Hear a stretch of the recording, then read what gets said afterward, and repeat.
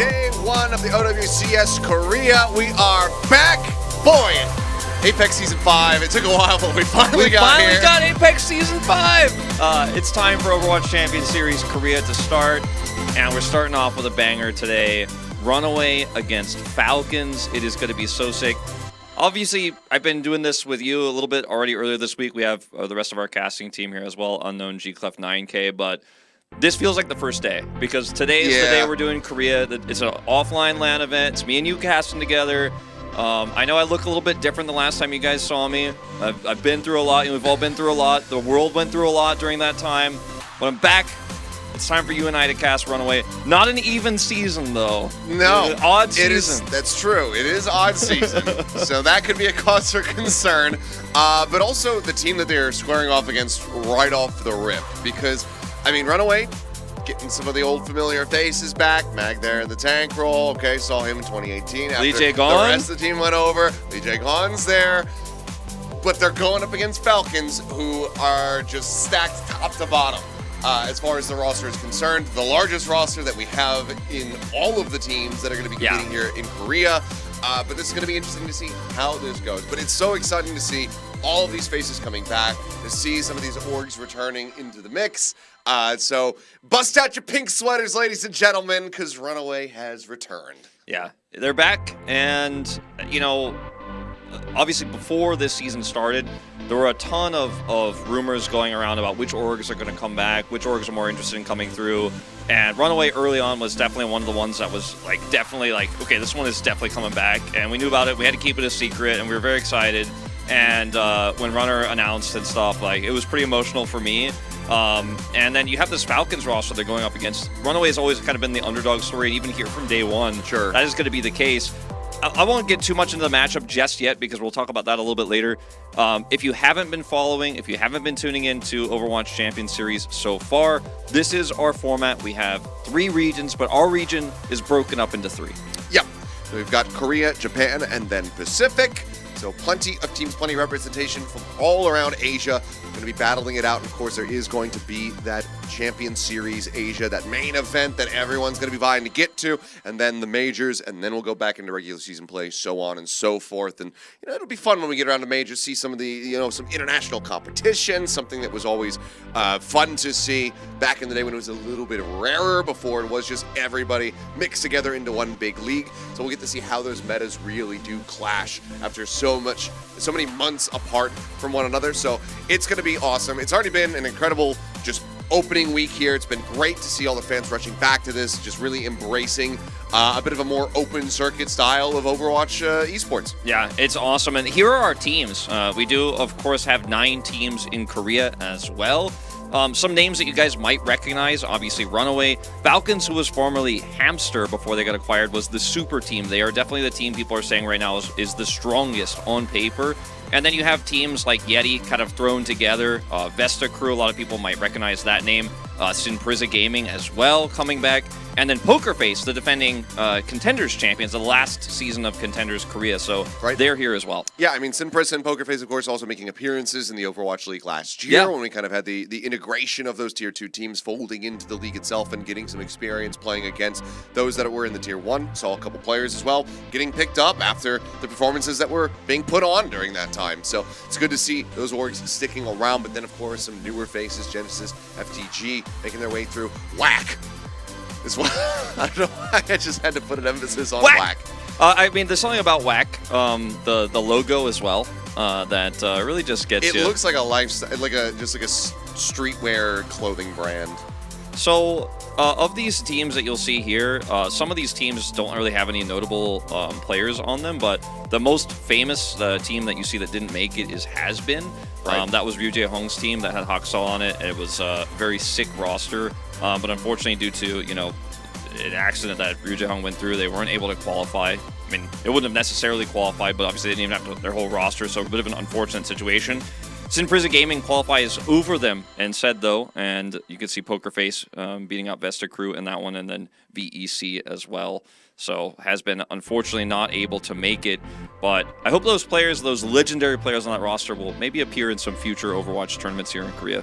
Yeah, for sure. I mean, all the best wishes, of course, to Jaeyoung as well. Hoping that, his injuries, whatever they may be, are going to be recovered from swiftly. But again, just in case you guys haven't been paying attention, we do have a map pool, the map draft, done in advance coming into today. But the teams can go ahead and they can ban away maps as we get ready to go through everything. And that has basically given a bit more openness and choice as far as what the teams can play. If you know that your opponent's going to be really, really strong on a certain map, that certainly is going to be one of the first things that you look to ban away, etc., etc. And I think with the depth of rosters we have in Korea, I mean, we've seen this a little bit in Japan as well, but the depth of roster in Korea means that you have players that are designated for certain types of playstyles, and we'll see, I think, very map-specific substitutions a lot here in Korea. What a day we have today. Falcons versus Runaway to start things off. SPG against Poker Face is the second series, so that one should be pretty sick. And then some real classic old school and VEC against From the Gamer as well there in the end.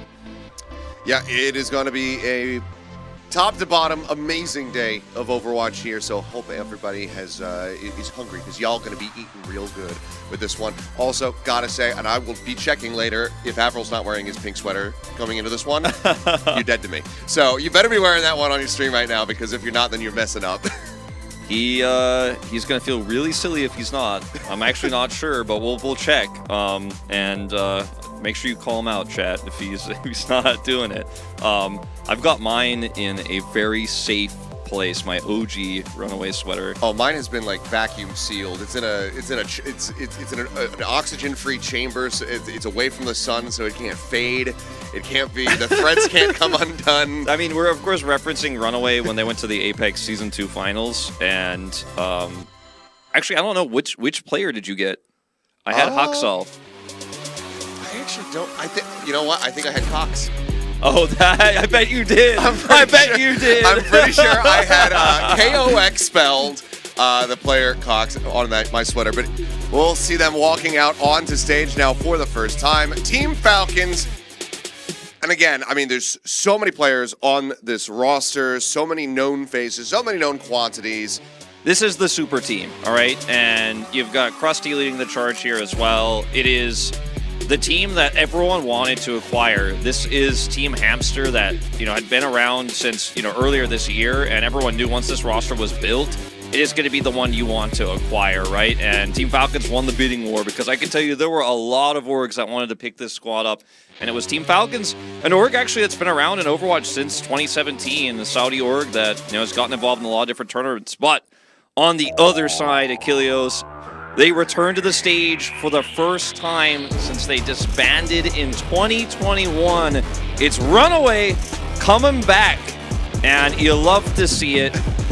Not wearing pink today, but the logo still stands. It might not be pink, but they do have the new team uniform. They're rocking the sweater style as we'll get everybody out on stage. And of course, I think as soon as the system was announced, well before the system was announced, mind you, Runner was looking to just bring everything back. So it's fantastic to see him back on stage once again. I mean, the last time that we were really getting to commentate the squad, he was in his active military service. Yeah, he was couldn't actually be on stage, couldn't be on a televised broadcast, so he was hiding in the booth. Poking his head out. That famous picture of him hiding in the booth trying to give coaching advice in between the maps during Season 2 of 2018 Contenders. I mean, we have seen this org go through so many different rosters. Let's talk about Falcons first, because this is the team to beat right now. In the damage role, you have Proper and Stalker, Tank, Smurf, and Hanbin, so really balanced tanks to start things off. Smurf will be the starter today.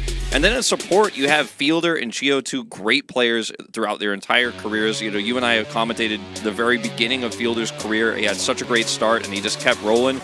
And then Sir Majet as well, who comes in here as, a pretty unique choice, an import to the Korea region. We didn't really see that throughout Korean Overwatch, and he's a defending Overwatch World Cup champion, and so we'll see what he can do potentially today as well. He's in Korea. He is with this roster, so you can see him on stage potentially, maybe even today. I mean, he was there on the walkout. It's just a matter of if he makes his way into the seat itself to be performing. But of course, Hanbin similarly going to be stepping back, waiting on the bench, Hanbin, something that we're going to be seeing a lot. If perhaps he's going to be coming in, we'll have to see how that shakes up versus Smurfs, if he's going to be playing it.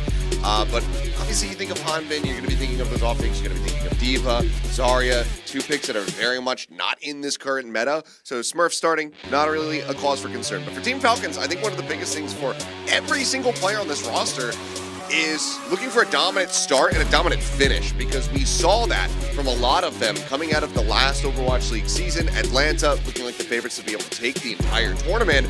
They go on to get reverse swept versus Hangzhou Spark in the playoffs and then bomb out versus London Spitfire. So Fielder, Chio, Stalker, not having the best of time. Proper as well, not nearly as strong of a finish with the San Francisco Shock. And Smurf, while he was able to hang on, stay in the playoffs for a little bit longer, just wasn't able to make that push to try to get into that grand final. So we'll see how hungry they're going to be to start things off very nicely. But on the opposite side, here's Runaway. On the other side, you have Runaway, right? And this is a roster that, as much as we are super hyped that Runaway is back, and they have been a team that has basically always been a top 4 contender in every tournament they've played against throughout the years, this is a roster that doesn't have any substitution, so it's very rigid. You have Zest and Prophet in the damage role. You have Mag only. He's returning to this roster, a familiar face. Love to see him back here on Runaway. And then Lijiang and Vigilante. It's a solid roster on paper, but all eyes are on the tank role right now. Right. Will Mag be able to play well in this meta? Will he be able to compete with some of the best tanks in the world is the question that everyone has. Most analysts putting this team bottom 3 in their power rankings right now, and I think the Runaway is going to have to change the narrative, because as hype as it is that they are back, I think the expectations so far are low. Well, I mean, for the side of Mag, right now, Ball being very centric to the meta does lean toward, in his favor just a bit. We saw, oftentimes back in League when he was in the Soul Infernal, running that Wrecking Ball, just even on maps where it wasn't even the most viable thing, and more often than not, being able to make it work at least in the regular season. But has he expanded that hero pool?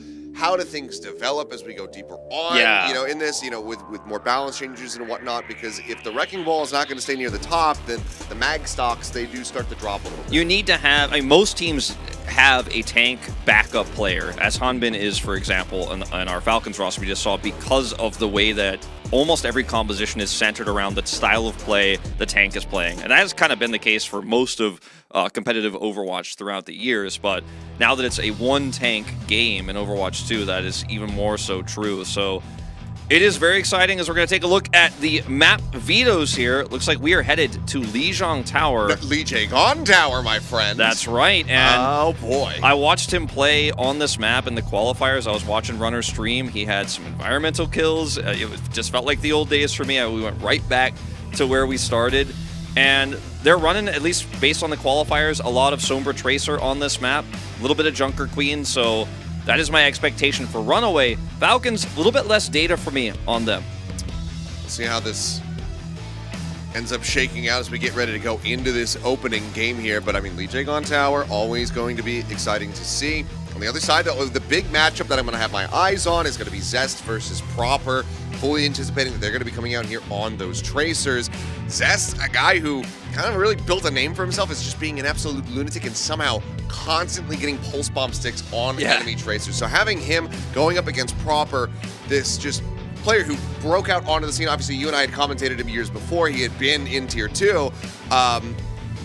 He just collected every accolade you could possibly get in your rookie season. I mean, it's funny to me, Proper, I always associate with Zarya because that was the first pick he was really playing, back in the day, back in 2018. And he was one of the first, Zaryas, when the Korean teams were starting to pick up Zarya, starting to play Reinhardt Zarya, before GOATs had really fully become a thing. And then obviously he became an amazing Tracer player. And Stalker also, I kind of associate with Genji a lot. So, I don't think we're going to be seeing Tracer Genji dive. It's not 2016, 2017, 2018 anymore. But, we'll see how they play today. Again, Falcons have been together for a really long time as Hamster. This Runaway roster formed a little bit later, so they should have a little bit more advanced synergy. They have Krusty, okay? So this team is definitely the favorites. I do want to make that clear, just because, Runaway right now, as there's so much hype around this team. Like, it cannot be overstated. They are big underdogs, and it's going to be an uphill battle. Yeah. Talk about getting value for your merch, though, because, I mean, if you were one of the fans who picked up the sweaters for the first time, picked up those fan signs and everything like that to say Runaway Fighting on it, you are still getting use out of this thing years later. Oh, yeah. I mean, we're on the better side of a decade, but looks like we're just about ready to get started. So Lijiang Tower, the first map here in this first to 3 series. How far can we go? We'll have to just wait and see, because right now there is no way of knowing. But I, for one, I'm jazzed up. I'm ready to rock. I'm hoping this goes the distance. Hell yeah, I hope so too, Achilleos. I really think that Runaway can, if they play well, if they bring back that Runaway magic, they could bring us to 4 at least. I don't think this is going to be a 3-0, but I do think Falcons are massively favored here. It all starts on Lijiang. Great map here for Runaway, even though Falcons picked it. We'll see if they can make it happen with that Sombra pick we saw them use so much in qualifiers, or if they're going to change it up today.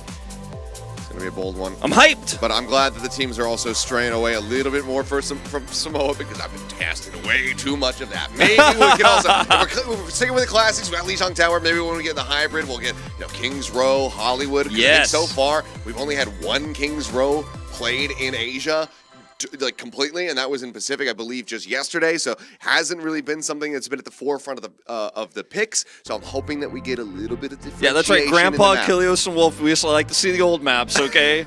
What can I say? Well, without further ado, ladies and gentlemen, I believe we are about ready to go. The players on stage, on cam, the fans there in the audience, ready to root for these squads, for these players that they have not necessarily seen on stage in a damn long time. So you bet your asses that everyone in that audience is ready to go.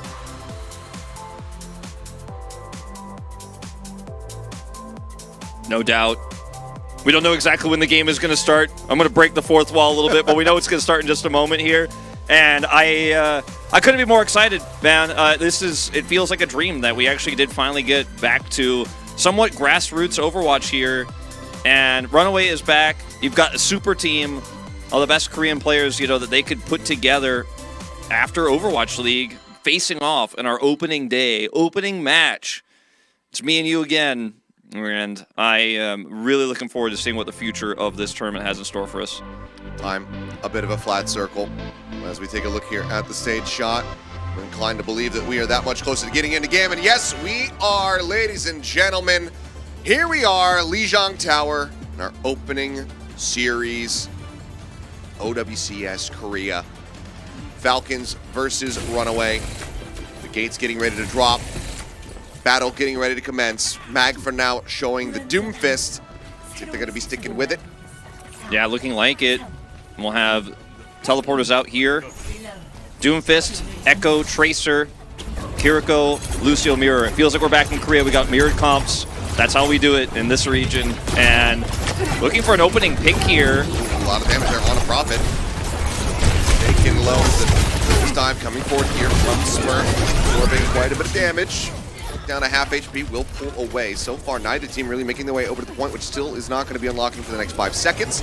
It's going to be a bit more of a neutral fighting coming through, looking for any kind of pick. Lijiang going to be going low. Smurf is well tagged up, as same could be said for Proper. Lijiang needing to survive. Backs away, looks, grabs that Mega Pack, is able to stay alive, but with no neutral kills coming through yet. Neither team still making their way over to the point, but as I say that, the sticky bombs go through. Smurf going to be taken down. Zest diving forward, also able to find Fielder. The rest of Falcons now needing to back away, and Runaway will be able to get the first cap. Falcons a little slow on the draw on this one. Stalker doing way more damage than Zest in that last fight after Zest went in and actually had a recall early, but they are able to get this first cap off of making the damage actually count and getting that initial pick on the Smurf. Now they have control of the point itself, and that ult for Vigilante going to be online first. They're looking for Smurf once more. Get him down to about half HP. Pulse Bomb already here from Stalker, so still doing a decent amount of work. Is out ahead of Zest in that regard. Lijiang going to take that punch, but Prophet able to find the better of Proper. Taking him out, getting that elimination. And now does have that duplicate online in case he gets himself into a rough position. But Runaway holding the point for now.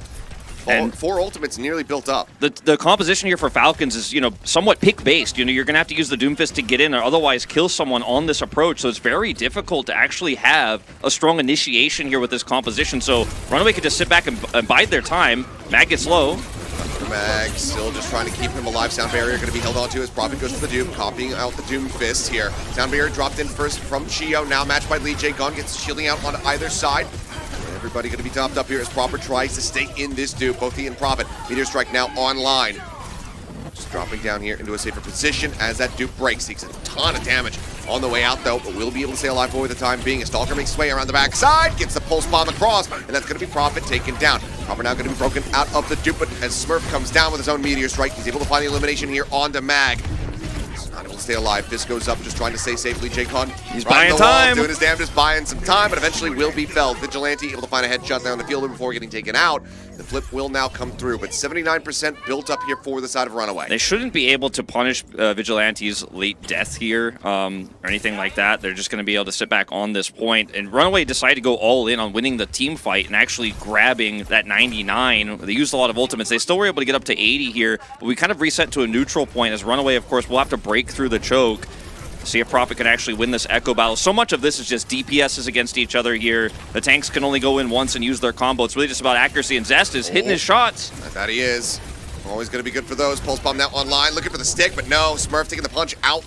Gets himself away from that one, but still is under fire. Still going to be taken low. Meteor Strike out from Mag, unable to come up, but then he kills. Now Prophet and Lijiang both going to be taken down as Zest is able to find Smurf. But with the beam coming through, Mag will fall, and that's just going to be the cleanup coming in. So very nice fight win here for the side of Team Falcons, as they will maintain control. Using the cooldowns, you know, obviously first to go in is what Runaway is going to have to do with their Doomfist engages, and that means Team Falcons can continue to just play defensively unless that pick comes through, because it was so close there for Zest to actually get that elimination, but he is unsuccessful, and then the turn is very good here. Proper just maintaining a really nice angle here where he can actually threaten the approaching members while also not being really damageable himself. You can see how awkward it is for Prophet. He has to expose himself here. Back now, gets a rush out of the fielder to work their way over to the point. Pulse Bomb from Stalker, able to find Prophet once more, getting that elimination and Fielder with a headshot, taking down Mag. Sound barrier will be built up, but it's going to be a last fight territory here for the side of Runaway to try to get this point back into their control, and you can see Falcons wanting to chase forward and find any additional picks that they can. Sound barrier advantage here for Runaway is going to be pretty massive if they can actually use that to get onto the point and actually win things out. I mean, you're either going to have to use it to approach the point or just try to rush in on the point and toss it down and win out the longer fight. Already jumping back though, but Proper is well with that dupe. Could turn the tides of things. The sound barrier is used just to try to get themselves over the point. The flip getting ready to come through. Nice punch back there is Proper. Finding Prophet, taking him down. That dupe now eliminated. Pulse Bomb from Zest, unable to find the stick. Proper in front of the headshots, takes him down, goes to the dupe once more here on the Mag. And it seems like Falcons, once they gain control, they will not let it go.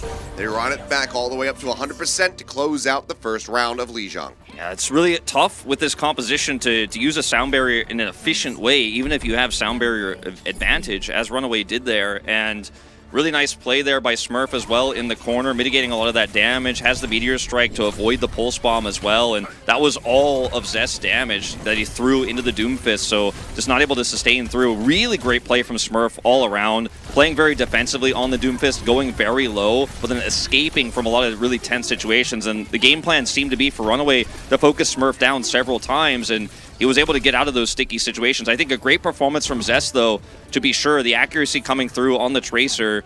And I think we got a close series on our hands here, potentially, if this continues. As compositionally, we're sticking with the same thing. And this is Lijiang's wheelhouse. Yes, this is the round where we have our eyes trained on him. Try to find some value, but there's on Prophet as well. A little bit of a rough time there on the opener of Night Market. Fight ensuing as the sticky bomb's just going to be exchanged right here on either side, with Smurf pulling well back behind the building. Stalker looking to try to inch forward. The dive in. Oh, it's so perfectly executed. They managed to find Zest, catching him completely off guard. Can't recall, can't blink away from that one. He gets taken down. Lijiang now trying to make his exit. Dive forward. Stalker getting on top of Vigilante. Mag able to find an answering kill, though. Does get the punish here on the Smurf, and that's a window of opportunity for Runaway to potentially find a very fast flip. Yeah, they're going to have to rush in for it, though. Lijiang going to have to speed them up and get them onto the point. Mag trying to get to this back line here. Not finding a ton of value, though, and the window, it feels, has been in some ways missed here. They're going to contest the point, however. Now Smurf back here. He's able to rejoin quickly. Punch across, not able to find anything, but it's going to be Chio taking down Lijiang. Proper under some fire, healing coming through, able to keep him sustained. Pulse Bomb lobbed in there from Stalker, not finding the connection, they got not the finding the kill, but yeah, the flip is there. Runaway now going to be in control, and Vigilante using this Kitsune Rush to try to keep everybody alive, but Zest still going to be found, still going to be taken down as Fielder finds that kill, and now Mag is going to get dropped as well. Vigilante so very low, will get finished off if the beam comes through from Proper, and even with the Kitsune Rush, It is not going to give them staying power. Team Falcons will get the reflip just after losing control, just after losing the lead. They'll regain it. And arguably, having the Kitsune Rush now defensively means that Falcons have a pretty massive ult advantage on this flip as well. And they have the advantage of controlling this choke point and the bridge itself, meaning that Runaway only have one real angle of approach, and it's going to be Zest who's going to come in first here and try to layer some of that damage on, but so difficult to crack this now. Sound Barrier, once again, for Runaway, their only option, and that's if they can get to the point. Sound Barrier now here from Falcons. They want to take the fight over towards Runaway, want to try to stomp them out before they can make their way across the bridge. Dupe here from Prophet, going for the Tracer. Close to a pulse bomb. Let's get some healing, still staying alive as Mag continues to try to lead the charge. And Zest as well with the pulse bomb of his own, works his way over towards the point. Kitsune Rush now here on the back end from Fielder. Laying that one in is Prophet, going to be taken down. Nation bound, Lijiang with the Sound Barrier, just not enough to try to save his life. And once again, Runaway heading for the hills. Duke committed in, just looking for some further staggers, and they will indeed be found. I mean, sometimes when you think about ult economy, you would never want to use a Sound Barrier like that in a lost fight like Lijiang, but these types of comps, you're just not going to have any other tools, unfortunately. I mean, he already used the duplicate Prophet did, so you have to win that fight or you've probably lost the map, but he does commit it, but it doesn't save him. A lucky pulse is what Zest needs to maybe get an opening pick onto Smurf. Pulse God. Smurf off? Smurf, yeah, looks like it goes off the side of the map there. A Stalker, Pulse Bomb committed, not finding any kills, and now Runaway with some bought space, managed to work their way forward. They need to get this flip. Mag with a 2-for-1 special, though. Takes out Fielder and Stalker. And that is certainly going to get them the flip. Falcons up to 96, however. Not 100% sure what happened to Smurf, but I mean, I thought Zest was going to try to pulse him there and maybe win the front to back after that, but instead he goes off the wall, and so they just get to push onto the point, and then it's free reign for Mag. Once Smurf is down, he can get anywhere he wants to be, and this is a really nice opportunity that Runaway probably didn't think they were going to get. Now they've got Kitsune Rush back up, and they can try to operate around this point. Proper free firing, though, uncontested. Just for the time being. Smurf again, presence here on the point. 50% about to be crested from the side of Runaway as Lijiang going to be going low. Kitsune Rush out from Vigilante. Stun there onto Smurf briefly as the pulse bomb goes down, but Zest again trying desperately to find the enemy Tracer. This time he's unable to do so, but Mag will be able to open things up a bit more. Smurf once more eliminated here. Geo builds up towards that Sound Barrier, has it online. Fielder close to the Kitsune Rush. Yeah, this Falcons fight, stacking up the ults. This fight is going to be what decides this round, 100%. And Runaway building up a lot of charge here, have control of the bridge. And let's see if Prophet can get some damage layered here. It's really just about whether they can put Smurf down. Sound Barrier committed already. Get now in, the Tracer going to be taken out. Zest able to confirm the kill. Sound Barrier expiring. Chio taken down off the back end of that one. Fielder not able to find that Kitsune Rush, and he's going to have to hold it, but they need somebody to try and delay on the point. Proper being hounded down, trying to stay alive. The Pulse Bomb here off the Dupe, looking for that elimination. Eventually it will expire as he takes to the skies, and now the Dupe has to come in just so Proper can try to stay in this one, and also get his way back over to the point and try to find the touch, but right now does not have the blinks. Fielder respawns, and the tag come in, it does. Overtime now going to be forced out as Stalker rejoins. Proper building up, Pulse Bomb at the ready to go, but Dupe going to be expiring before he can try to commit that one into the fight. Zest skirting around the backsides. Kitsune Rush out from Fielder. Sound Barrier in from Lijiang and Prophet. Finding Proper right off the rip. The beam comes across. He takes him down. Pulse Bomb from Stalker. Not finding any value. Now Prophet going to be traded out. Pulse Echo is going to be eliminated here from the fight.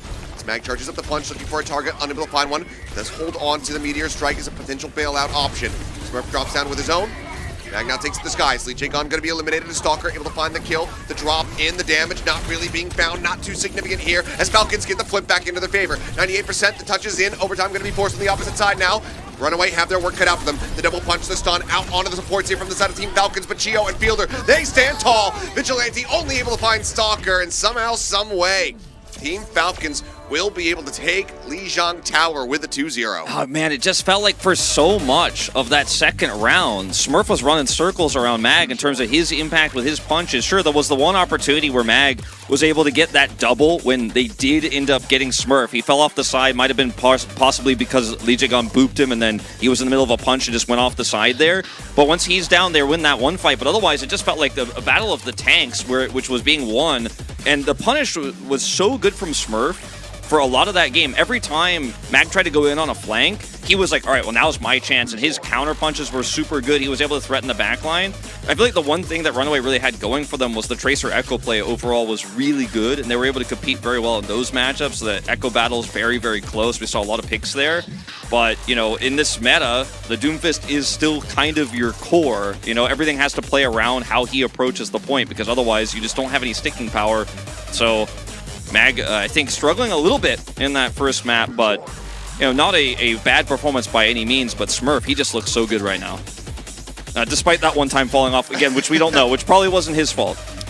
Everything else was pretty clean. I mean, it could have been a boo. I don't know that boo would have gotten kill confirmation. Never mind. Either way, yeah, just one kind of minor oopsie there from the side of Smurf, but widely everything else looking overall quite good here for them. So Falcons getting themselves into a nice position, starting things off with that map win.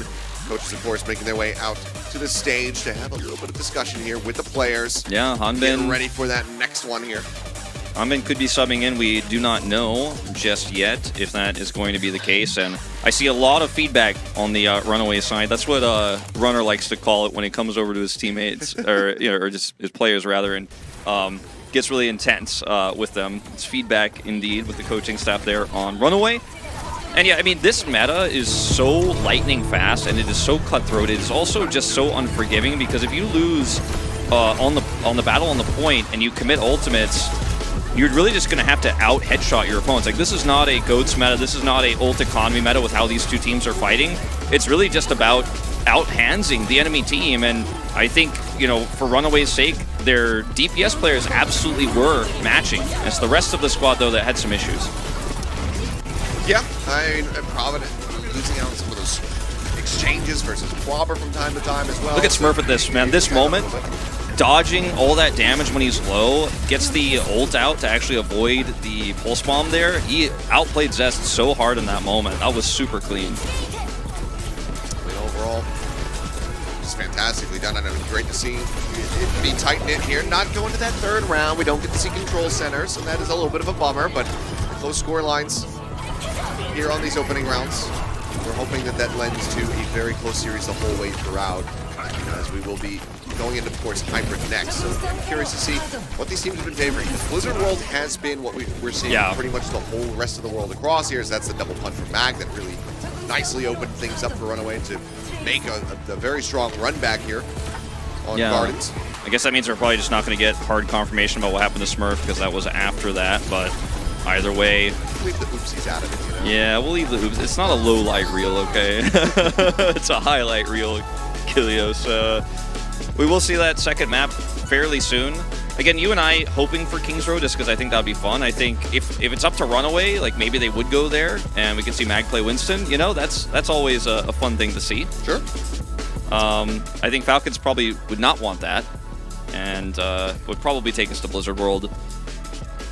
Only time will tell us. It's been so long since Runaway fans can actually go live into the arena and cheer for their favorite team, right? And there, as you mentioned several times earlier too, there are players on Falcons though who haven't been able to play in Korea for a really long time too. So even if you're not, if you didn't know about Team Falcons until they acquired Hamster, you might be just super hyped to see these players together. Smurf out for Hanbin. I mean, the ones that made it over to midseason Madness last year, they got to play out in Ilsan, just a little bit outside of Seoul. Yeah. But, so some of them, seen, but now you have a whole season. Yeah, now they're in a regular season round robin tournament. So the Hanbin sub, if I'm going to be a detective, leads me to believe it's going to be Blizzard World, and he's going to play Sigma. That is my theory right now. It's my working theory. Achilles. Could be the case. I could also see Hanbin playing maybe Junker Point on that map, but we'll see. But I mean, for Blizzard World, Point A is Wrecking Ball friendly-ish. I mean, this was one of the maps that we did see Infernal try to go for when it came down to Hybrid.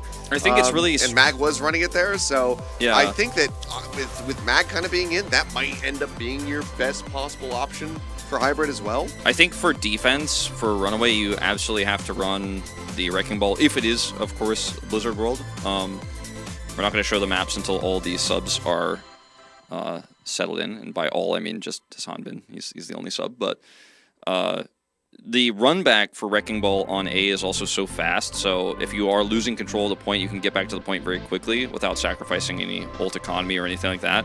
So that's another great thing. You can also look for the Kings Row teleporter. Oh, baby, yes! Okay, it's not at all what I had expected, just given the Mag is in, but Kings Row coming out, and I mean, it's Runaway's. Korea, it's Runaway's pick. What this meta is going to look like. It's Runaway's pick, right? And we saw in Japan, at least, Winston on this map played with some more classic dive style.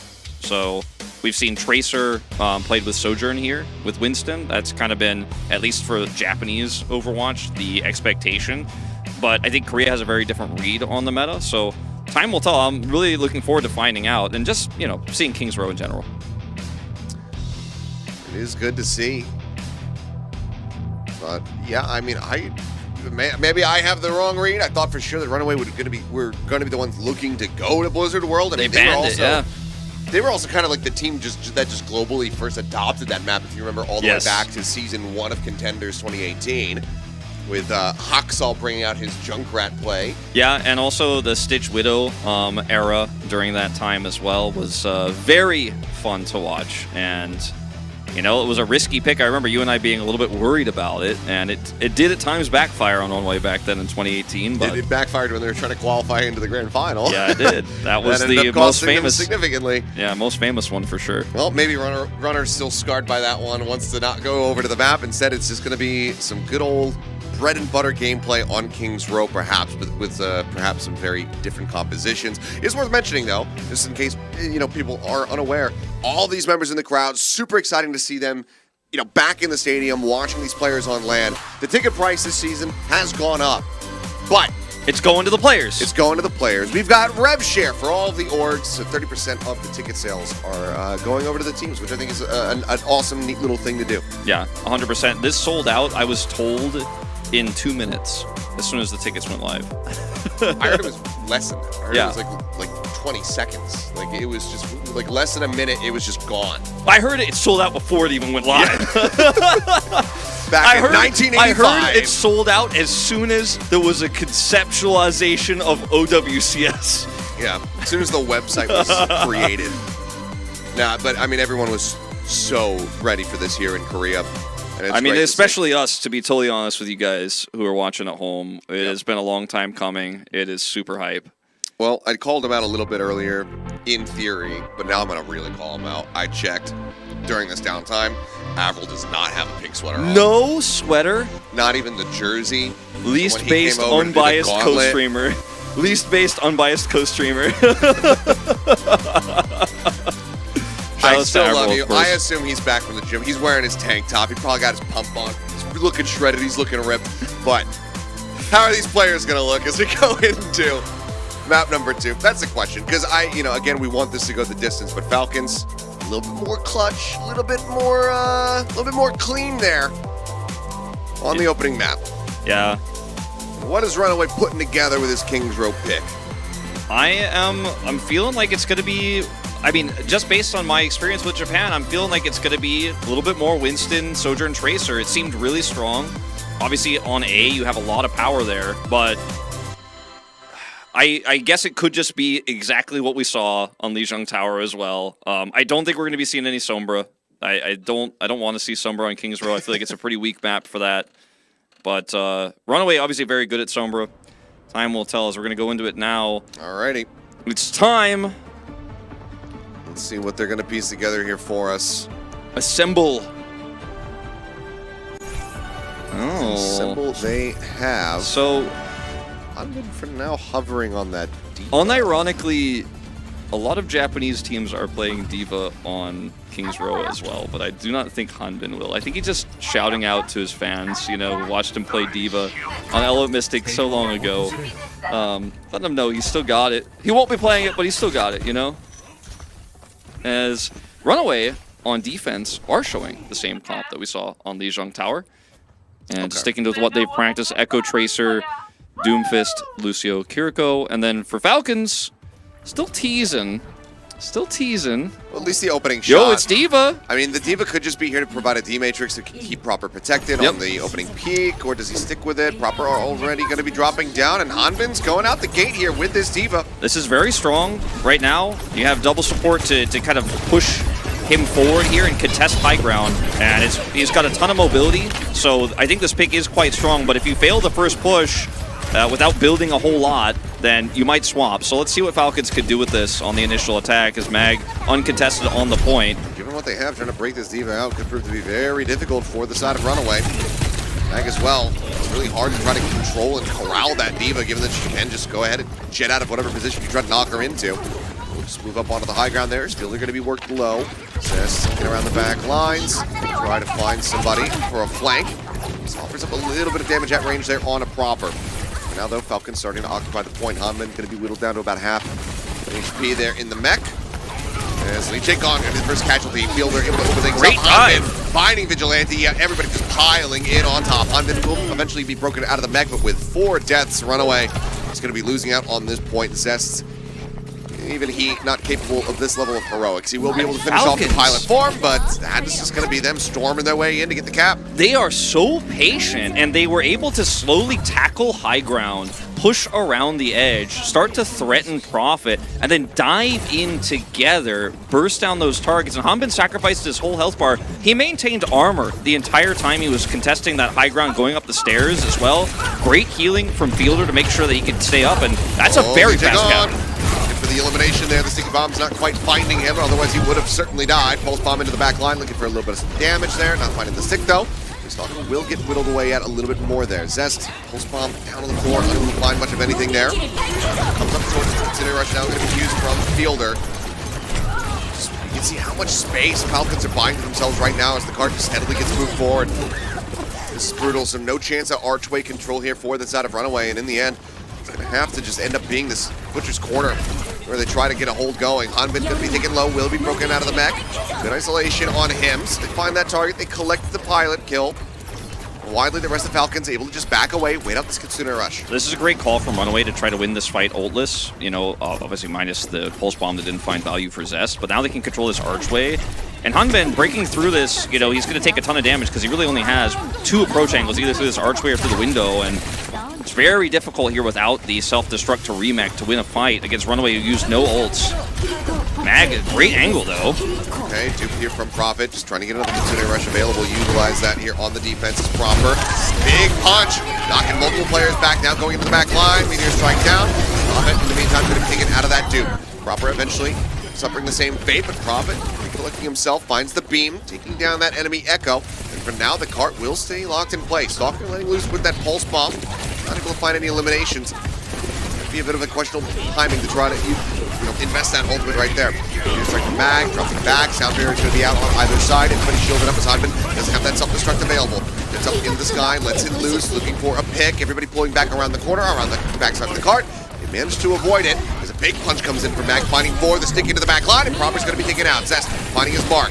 Yeah, this is really an extended fight here. Runaway buying a lot of time, but not really gaining much ground until now. Right there on a Prophet, taking him out of the sky. Lijiang Tower 1 shot away from death. Does pull all the way back out towards safety. The cart now opened up a little bit. It's been some time by so far here from the side of Runaway, but still Falcons plenty to work with. And once again, as the Kitsune Rush comes in, Falcons just are going to be respecting it, not wanting to suffer any deaths, not wanting to give up any extra ult charge. They all just back away.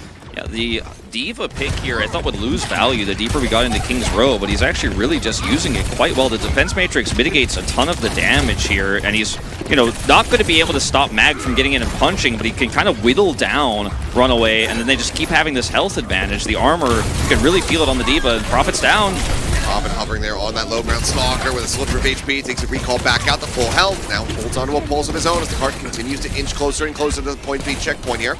It's not a poke comp, it's almost Phalanx-esque the way they're playing this, just grouping on the cart. And one more contest here from Runaway. 2 meters left to go. Pulse bomb looking to try to get the track in there on a Lijiang Tower, but it doesn't matter. Hanbin's able to find his mark.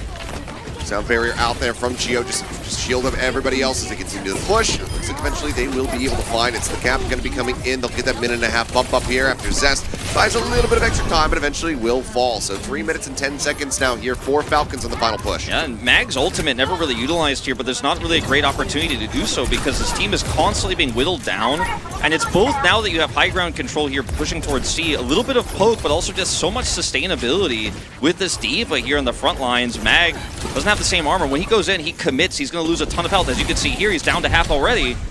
Zest low, got a bit. There's the dupe coming through. Prophet going for the D.Va, looking for some targets. Drops down. Kitsune Rush, however, there from Fielder.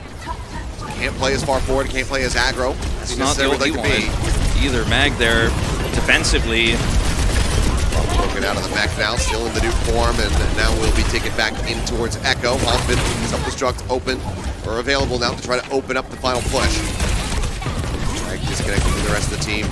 The fists up, trying to stay alive. Pulse bomb will be mitigated. Not going to be taken down by that one, but now still into the back line, falling so very low. That's going to be the sound barrier forced out there. Lijiang gone, able to keep him alive. Geo going to get picked as Hanbin using the self-destruct in this fight still.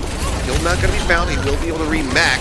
Can they try to turn the tide for this fight? I do not know. Geo just now respawning. Will be rejoining quickly here with the rest of the team as the stick comes in from Proper. Moments before he's taken out of the dupe, and he manages to find Lijiang gone. Vigilante now, everything to do is a continuing rush is going to be committed in, but the rest of the team here from Falcons having to pull back. Stalker dead in the back line. Pulse bomb lobbed in. Not going to be able to find anything as Hanbin just noms that one off.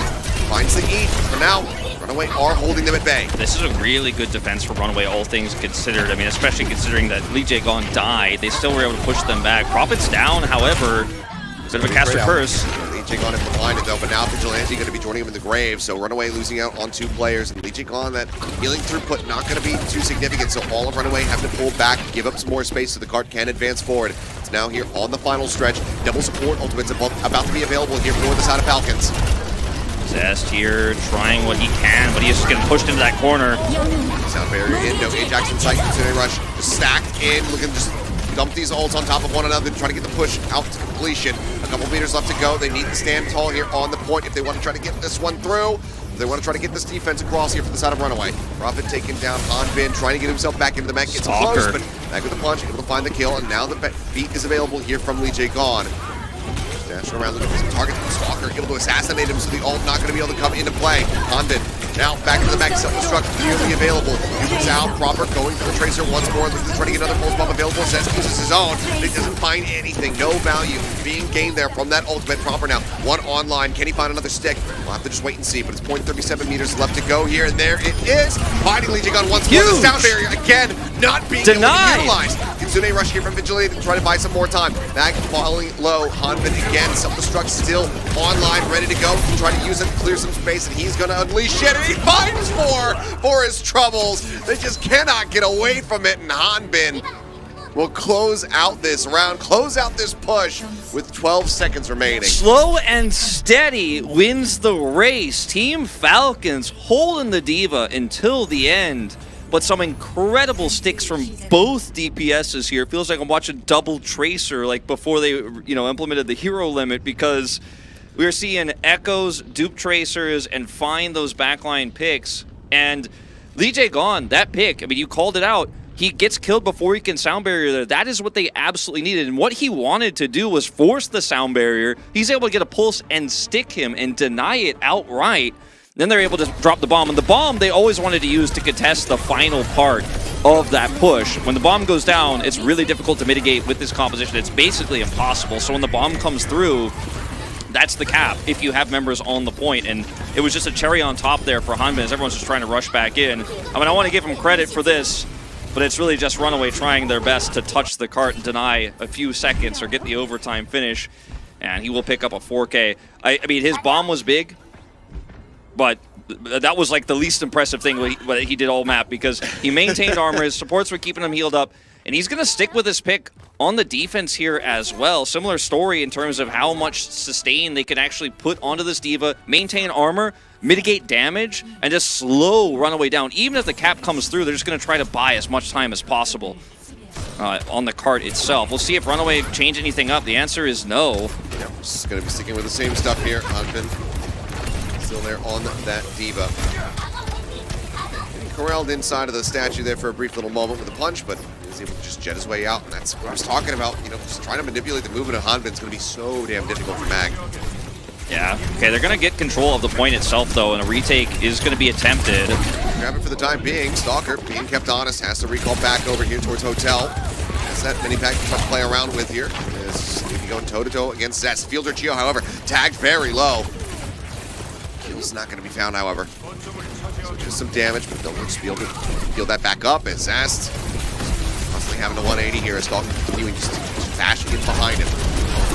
Getting built up. Profit, though, taken down first and foremost. Proper's able to find the opening kill.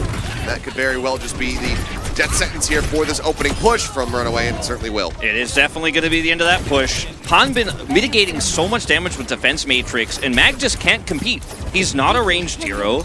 I mean, technically he can left-click people, and do some damage from range, but like he's not really going to be able to offer the same amount of damage back. So when they trade in these battles, it just gives so much of an angle for Proper. So much damage goes into a defense matrix. Proper wins the Echo battle. He's got duplicate for this defense as well. It's just so difficult for Zest and Prophet to play around Mag in this Doomfist comp against such a good D.Va. I mean, it's insane what Hanbin is doing. We know how good this guy is at D.Va, but I didn't expect to see it today. We're already past the point here from when Team Falcons capped on their attack, so we'll be working with a lesser time bank for Runaway if they can get this gap in general. As Lijiang gone, oh, he's so far forward, and of course he's going to be taken down. Hanbin able to find the kill, and now it's going to be ults abound from the side of Team Falcons. First one's going to be used, the pulse bomb, not necessarily finding the kill, but getting some damage there across onto Mag, who then will be felled by the sticky bomb. Zest going to be taken down as well. 5 ults being built up here for the side of Runaway, getting into a position to utilize them. That's what's proven to be difficult. And not to mention, they also have to play it into Sound Barrier, Kitsune Rush, like the ultimates that Falcons have, because they've been so ult efficient themselves, and they've just been getting picked straight up. It's going to be 5v4. I mean, it's going to be tough for Runaway to actually get the sticking power. They have to be so efficient with how they use the Sound Barrier. I think they're probably going to have to use it second to Chio's if they can get on the point. Okay, rush for rush, going out on either side. Hanbin stunned for a moment, taking down about half HP. Still has the self-destruct in the back pocket if he gets into a rough situation. Prophet holding on to the dupe, not using it. He had a Stalker nearly getting one clip there by Zest, but the kill just cannot be found. Self-destruct now unleashed. It forces them all back. Mag with the fist up. Himself safe for the time being. Now takes the skies with a Meteor Strike. Dupe actually comes in. It's not the D.Va. Prophet's going for that Kiriko once more, just trying to get another Kitsune Rush available. First tick getting ready to come through. The drip down. Actual contest there from Proper, and he dives into the back line and finally Lijiang gone. Now Vigilante going to be taken out as well. Cold supports eliminated. Zest finding Stalker. Now Prophet's dead. It's all just falling apart at the seams. It might just be a full hold here at Kilios. I mean, the attempt there for Mag to actually Ajax was so good. If he actually kills Chio, gets him out of the Sound Barrier there, if he has enough damage, then maybe they win that fight. But he's not doing anything to peel for Hanbin, who goes in there with the DPS line and rips through the back line of Runaway. Now they're ultless here. The Moira, just desperation. Maybe in a longer fight you can build a Coalescence. You've got that extra healing throughput. But this looks almost doomed at this point. It's going to take a miracle. Yeah, I mean, Prophet taking down the dupe. Still in the back pocket here for Proper. He's going to be able to rip to shreds. 25 seconds remaining. One last chance at a reset, but any additional staggers are going to be very deadly here for the side of Runaway, and Vigilante not in a good spot. Just fade his way back out to safety as Prophet now swapping over onto the Widowmaker. Does get the headshot to take down Chio, but has to go back over to the Echo. 10 seconds remaining. Chio going to be respawning somewhat soon. He can zip his way back over the point, so it's a very narrow window to try to work with. But now Hanbin going to be taken out of the mech. Proper going to be taken down. Maybe we're not done yet. Hanbin eliminated the pulse bomb from Stalker, finding nothing. And with the overextension, with that one shot coming through, Prophet taking fate into his own hands, saying, I've seen Carpe do this a million times. All I need is one. Clutching it out here. Runaway getting the cap here. Half the time bank to work with here at 230 that Team Falcons had in their bank, but see if they can actually make a heroic push here to bring us into overtime rounds. As Hanbin again sitting on that mech right now, about to or the remech rather, about to have self-destruct. They will be able to play around this choke point here post A and just kind of group and again just make this Phalanx-esque composition slow Runaway down so significantly, wearing down this Doomfist. If they play it right, it's going to take Runaway a really long time to get to B, and they just don't have time to work with. No, they don't. I mean, this needs to be an absolute steamroll for Runaway. As big punch through there from Mag. Suzu thrown down from Fieldage. Everybody protected. Proper already building up that Meteor Strike as he goes for the very fast dupe. Dive into the back line. Looking for Lijiang gone. He identifies this though. Slides away. So overall, Proper buying some space, buying some time, and that is still critical here for Falcons on this defense. No, it absolutely is. Still Coalescence ready to use to try to push through this, so they need a pick, and it needs to be Mag who sets it up. Kitsune Rush available, and obviously Vigilante having swapped over for the Moira in Desperation. Does have that full essence available, but doesn't have his own Kitsune Rush to try to match with. So Cole now going to be coming through. He's getting dove on into the back line, but while he's staying alive, at the same cannot be said for Lijiang. He's going to be melted down before he can get that sound barrier up. So Falcons going to win the fight. He'll be able to do so's Prophet. Going to be knocked out of the duped mech. Mag dropping down here near the archway to safety with the Meteor Strike. So a reset for the side of Runaway with 1 minute remaining. The tracking on Lijiang to make sure he can't sound barrier in these fights has just been so clean. Front to back is excellent, and Mag, once again, just kind of left out to dry. They're going to commit that barrier now. One last chance here. On the backside, Pulse Bomb at the ready from either of these Tracers. Could lead to a crucial opening as Zest tracks Stalker there for a bit. Loses him in the fight. Prophet, however, able to find Proper. down with the sticky bombs. HP bars right now getting whittled away out on the side of Team Falcons. Pulse bomb right there onto the lintel of the doorway. Not able to find any eliminations, but Mag will clean up Stalker on the back end. Self-destruct still going to be used here from Hanbin. Forces them back away from the cart, tries to get back into the mech. Zest will be able to collect the kill. Yeah, but if a whoopsie there, I think, on the remake, perhaps some miscommunication on whether they were going to continue to contest there. That's going to be a tool they don't have, and that's going to allow Runaway to maybe get some additional time here as they reach B, but still, it's a far cry from C, okay? We're taking every overtime finish that we can get at this point, but Runaway, let's see if Mag can set something up here. He's actually lurking on a flank. Oh, spotted. Yeah, I mean, just a bit of a pre-fire, honestly, Stalker. No one tendencies of these Doomfist players. This Team Falcons trying to come back in here for one last chance, but now Stalker dead. The Discord Orb comes in from Vigilante, and he never cleans say up never. Gio. Been taken down, and now it's going to be that minute and a half added to the time bank here for the side of Runaway. One overtime finish at a time. That's what we're looking at here for Runaway. They want their third here. 80 seconds left on the clock, and Team Falcons still sticking with this Diva. I don't know if it's 100% the correct call at this moment in time on the final push here, but Hanbin is one of his best heroes, and he's going to stick with it regardless. It's just not really utilized the same way on C as it is on the other points. Kind of put some high ground pressure on, as we can see here, and just try to push back Mag, who will have that meteor strike, but he won't be able to use it to contest C very likely if they force it out early, so he needs to try to hold on to this, because that's what they need to actually get the finish itself. And the big thing that they're lacking right now is going to be the support elements. Falcons, however, about to have hold of theirs available. Fielder already with the Kitsune Rush in his back pocket. Gio now Sound Barrier online. Vigilante can get that Coalescence up very quickly. We saw what kind of value he can get from it in the last fight. Can he do that again? Yeah, that's the real question. A bit unlikely, just given the spacing here on point C. Mag corner here as he tries to stay alive. He gets like Kitsune Rush comes in and Runaway. Just looking to drop back, just trying to stay alive, not wanting to suffer any additional losses here. 25 seconds now remaining on the clock. Prophet taken down as Prophet finds the kill. Moments before he would have died as well, getting that duplicate. I'm looking to build up towards that pulse bomb. They got to reset as soon as possible. It's 15 seconds left. Pulse! The stick this time, Lijiang gone. Not going to be able to get caught by this one. Vigilante hoping to break proper out of that too. Now they're right back into the fight. The Coalescence leading the charge, the fade forward. Just getting around the corner, looking for some additional damage. Overtime going to be forced out. Down there in from Gio. Lijiang on his own beat available online. Needs to drop this one in somewhat soon. Decides to pull the trigger on it. All 5 members receiving the shields. The push around the back. The pulse bomb in. Hanbin going to be broken out of the mech. This time does not have the self-destruct to try to buy some more time. Still so very far to go here from Runaway, but now they've broken open the defenses just a bit. They might be able to do this. I mean, they can just stop the spawns here. Look at the positioning of Mag. They're going to split out the other side here. One more contest. Stalker has this pulse bomb. Zest just let his go. He's being kept honest for the time being. Zest trying to hound him down and Prophet with a headshot. Able to find Gio. Stalker forced to recall out. 70% HP remaining for him as Hanbin makes his way back over to keep this card contested. But for now, it's inching forward, getting closer and closer. 3 meters left to go. Stalker again. Pulse bomb held. Let loose. Kill. Not going to be found. Hanbin. Mech is going to be broken. He gets taken down. The Baby Diva swiftly dealt with. Proper low on HP, but Prophet as well at the same time. Taken down. The sustain is coming through. Gio cleaned up. Stalker going to be taken out by the seismic slam. And my God, we are going to extra innings. I just did not see it, Achilles. I did not think we were going. A minute added to the clock for Runaway. Now it's just 12 seconds the difference as they somehow persevere to the end. I just did not see it. I didn't see it. I did not have my telescope out. I was not looking through it. But, you know, if you're a Runaway fan, are you really going to enjoy taking a map off Team Falcons if you didn't have to do it in a massive overtime push? Now, I'll give credit where it's due to Runaway. Fantastic push there. They stayed better coordinated in that final push than I think they have in the rest of the other 2 maps. I mean, the first half of this map and the previous one. But there were some serious mistakes by the Falcons. Hanbin as well, dropping his self-destruct there instead of using it for the final contest on C. Made it feel like he thought it was a foregone conclusion. Looking for a few weird remix and self-destructs there that cost them big in terms of contesting the actual points themselves. And Falcons definitely getting a little bit sloppy. And then once Hanbin got disconnected there, Falcons could never really regroup as 5 and use this comp the way they were using it on the attack and for most of the defensive A and B because they were too split. And that's when Runaway's DPSs really came online and started to shine through there. Mag also playing a little bit more with his teammates there on that final push as well. And now it's anyone's game to take, frankly. It really Could even be a draw. I mean, Vigilante saying, hey, you know what? This Moira thing working out for me, so I'm just going to keep running this one. As Prophet going to be looking for another headshot, but this time it's just going to be met with a mech. Mag now swapping over actually to the Junker Queen. When they have a bit more forward presence. Yeah. And I like this. I think this fits in with the Moira a hell of a lot more than the Doomfist does. Exactly, and it's going to allow you to potentially have some additional pick power.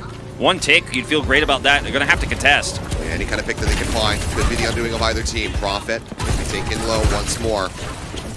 Down to half HP. Mag, very much the same. Heals streaming through. Fielder very quickly building up though. Nearly 50%, but a tick is going to be gained here for the side of Runaway. Now even more. As Falcons back their way off the point, just trying to get Hanbin back up to full HP, so continue to step up and keep this thing contested. You can see all the healing is going into Hanbin to try to maintain that armor, but he's losing out very quickly here. Proper, however, speeding his way up towards that dupe. 84%. Very rapidly having this one online, but the second ticket's now going to be coming in as 5 seconds remaining here for Runaway on the attack, and they make it happen. The push back in onto the point, they pull off again, 90% now built up here, but there's the duplicate as Proper goes for this Junker Queen. Immediately backpedaling, looking for a target. The knife goes in, he manages to find Zest. A crucial kill now coming across as Fielder gets the opportunity to rush online. Stalker setting up the pulse bomb, unable to find anything, but in the follow-up fight, does take down Vigilante. Mag, however, knife in, takes out the Baby Diva, tries to keep them alive in this fight as Lijiang Tower taken so low, eventually does get dropped. Bled down in the end, and now Mag will fall. Seems like the cap is that bridge too far, but 90.9%. Runaway in with a shot, but Falcons with a win condition. Trusting Proper's Echo and trusting the dupe was a great decision from Team Falcons. Well, at the end of the day, we could say that, right? Retroactively, we could say it was.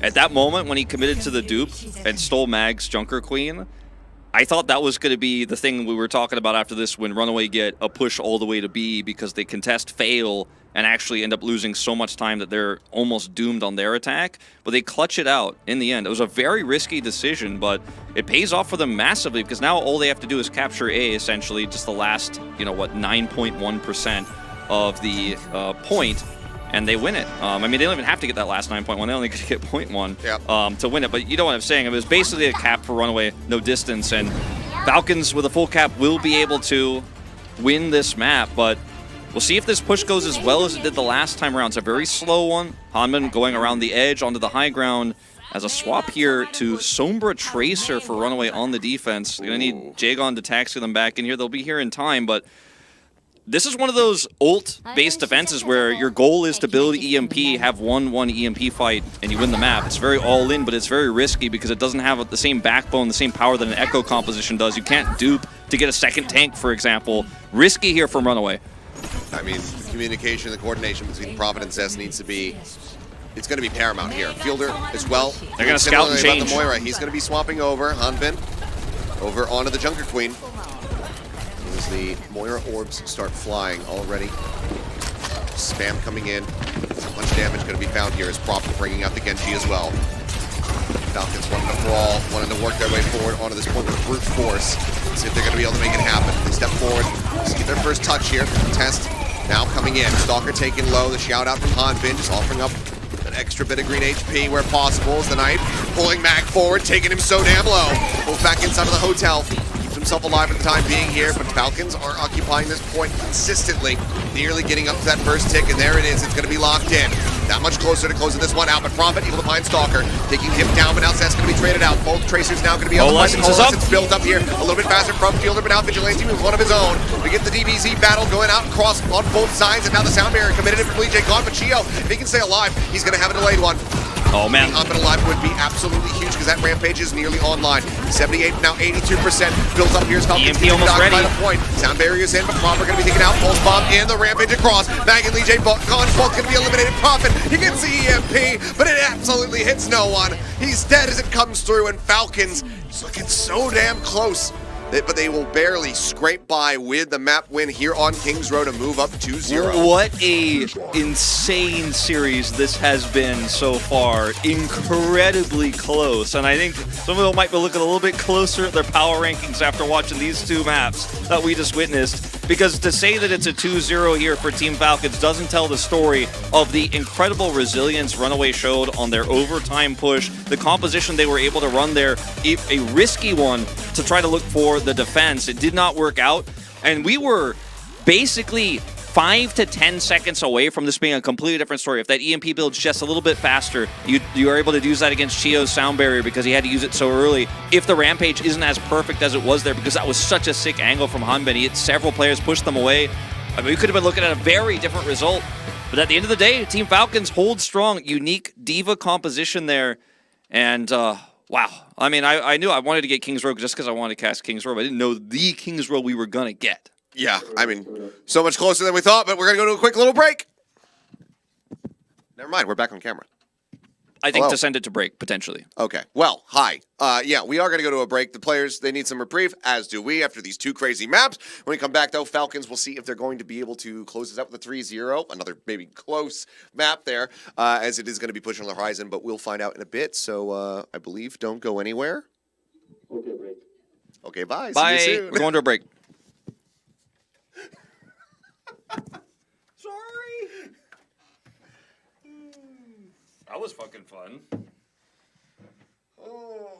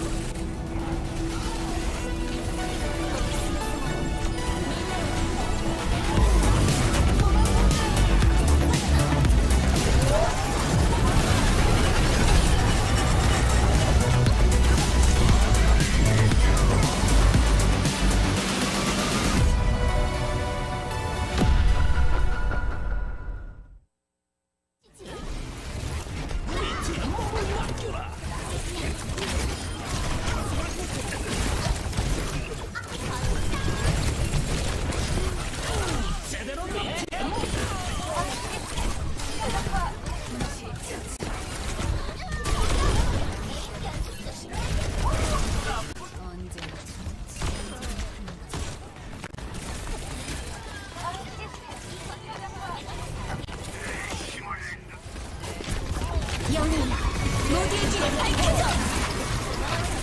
적응 상태로 네가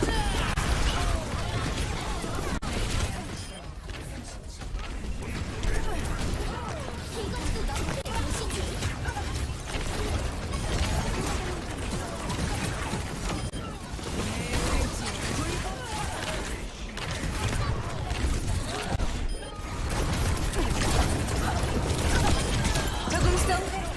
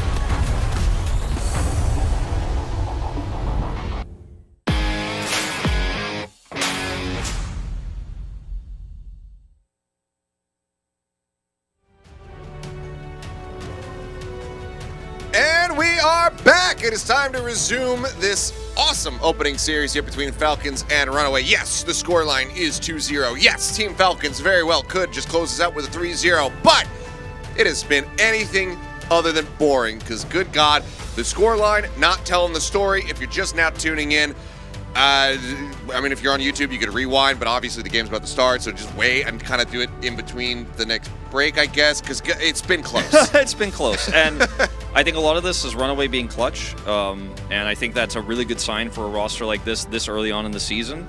And a lot of it was Falcons making some mistakes, and I think definitely, especially on the Kings Row, it's like the second phase of it, the second round, when they were trying to defend, like there were some really awkward moments, so they could have been a lot more efficient. But either way, they get it done in the end.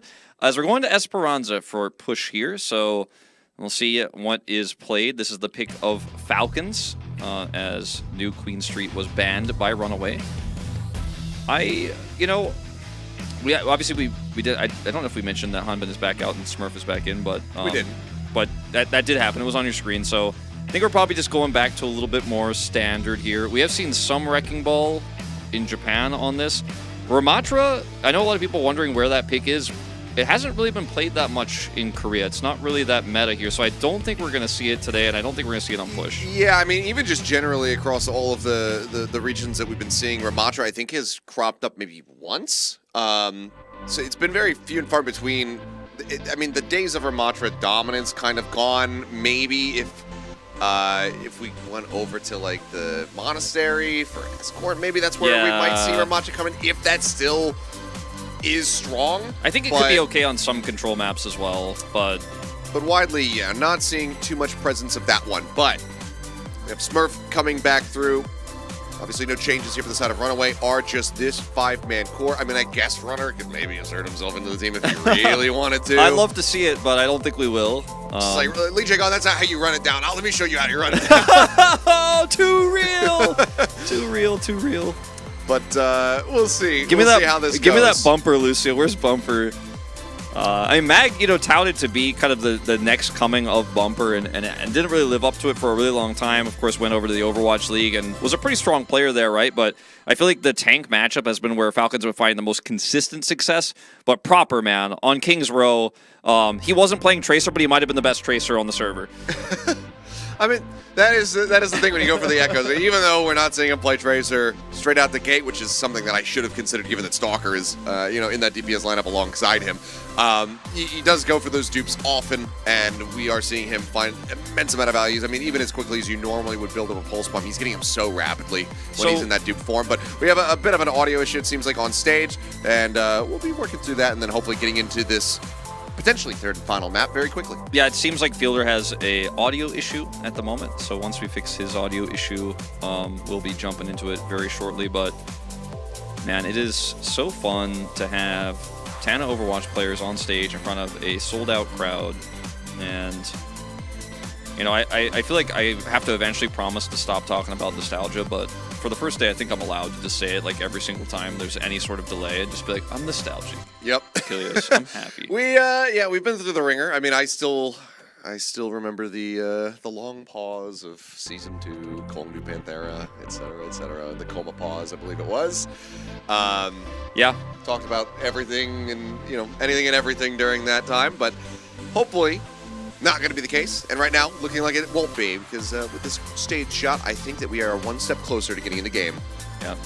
50-50 chance. Okay. Okay, we've got it. So here we go. Esperanca to see if Runaway can pick up a map here in this opening series, or Falcons are going to be able to run away with it with a 2-0.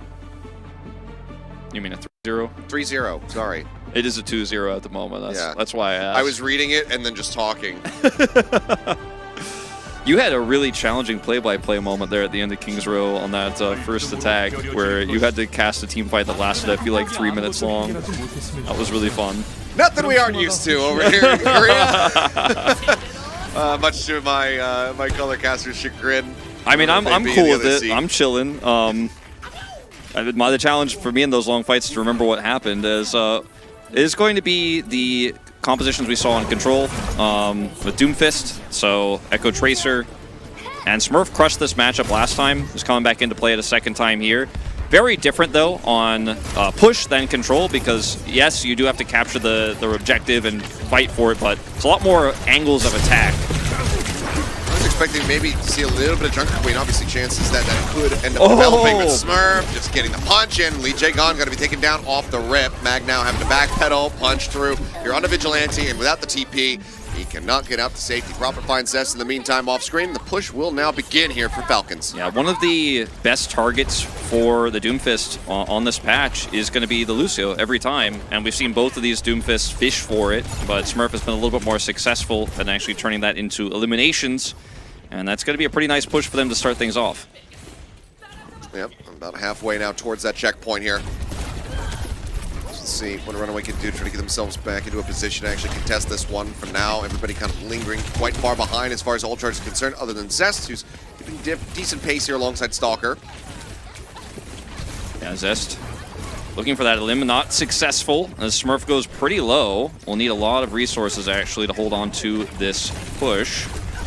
Up here onto the high ground, Stalker finding an immense amount of damage. Oh man, the attempt to drop down midair stick on the Lijiang Gone would have been stylish, but not able to find it. So now an opportunity for Zest to maybe turn the tides as his pulse bomb just now becomes ready to go. For now is being kept honest, having to dash back. Arms up, there's the stick in. Looking to try to isolate and get the kill there on a Smurf, but they do have that Suzu, so it's going to be Fielder able to help keep him alive. Today Rush coming through though, Vigilante hoping to lead the charge forward here as they find 2 opening kills. Prophet going to be taken down, but Runaway now starting to get themselves online and on the board. Yeah, really nicely played with the Suzu to keep Smurf alive there, but unfortunately still finds himself the victim of that follow-up push there from Zest. And so now we're going to almost equalize distance here. Very likely there will be a contest here from the Falcons. They will have Sound Barrier and Kitsune Rush, so both support ultimates, one above Runaways for this one, but again, this is not really an ult-based composition necessarily. It's all about how you play around this Fist and whether you can get a backline access with your Tracer. Eyes on Fielder here to see if he wants to commit that rush. That is the ult advantage that is being held at the moment. I'm sure the Korean casters are talking about it because it's the big edge they have. There it is. Rushes out, Lijiang Gone holding onto the sound barrier, but now dropping it right as Zest gets taken down. Big punch out from Mag, does manage to get the stun out onto 3. Fielder will be the first one to fall. So far the only one as well, because the beam just a little bit disconnected there, unable to find the tag. Big drop down there off the top rope, but instantly broken out of that dupe is Prophet, but it might not matter. Mag getting on top of Stalker, able to find a little bit of revenge there, but then Prophet trading out on the Echoes. Finding the kill.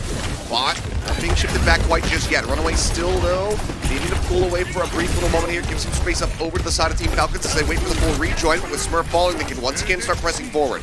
Yeah, this is an advantage Mag now. They should be able to chase them down. Great play from Zest. Has the recall, so can chase to guarantee the kill onto Proper. They're Proper not going to try to dupe for survival. That's a lost fight. And Runaway will actually take the lead here in distance now.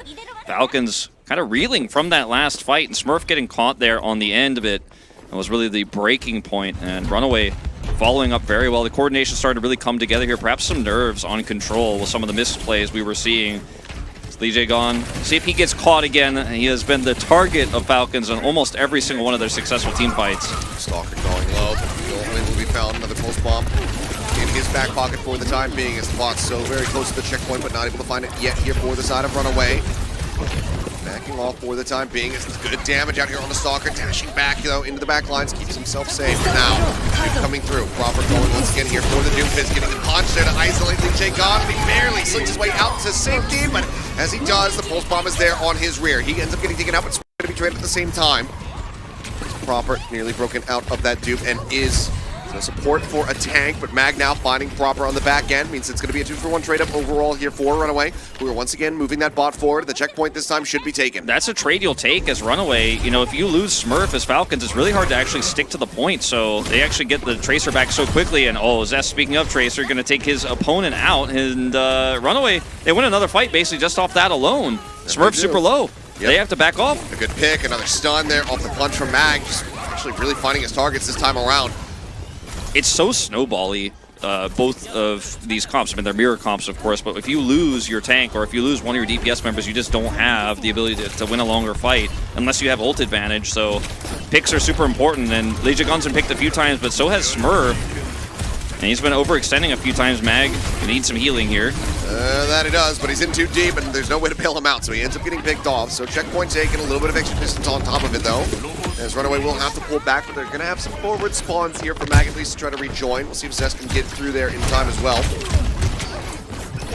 We'll be able to stop this bot before it starts threatening their lead. Smurf wants to hold on to this push as long as possible. Prophet will be able to dupe. And, you know, he might even want to dupe Smurf on this next fight. They have so much of an advantage here. Oh, Mag been spotted. Okay. It was scary.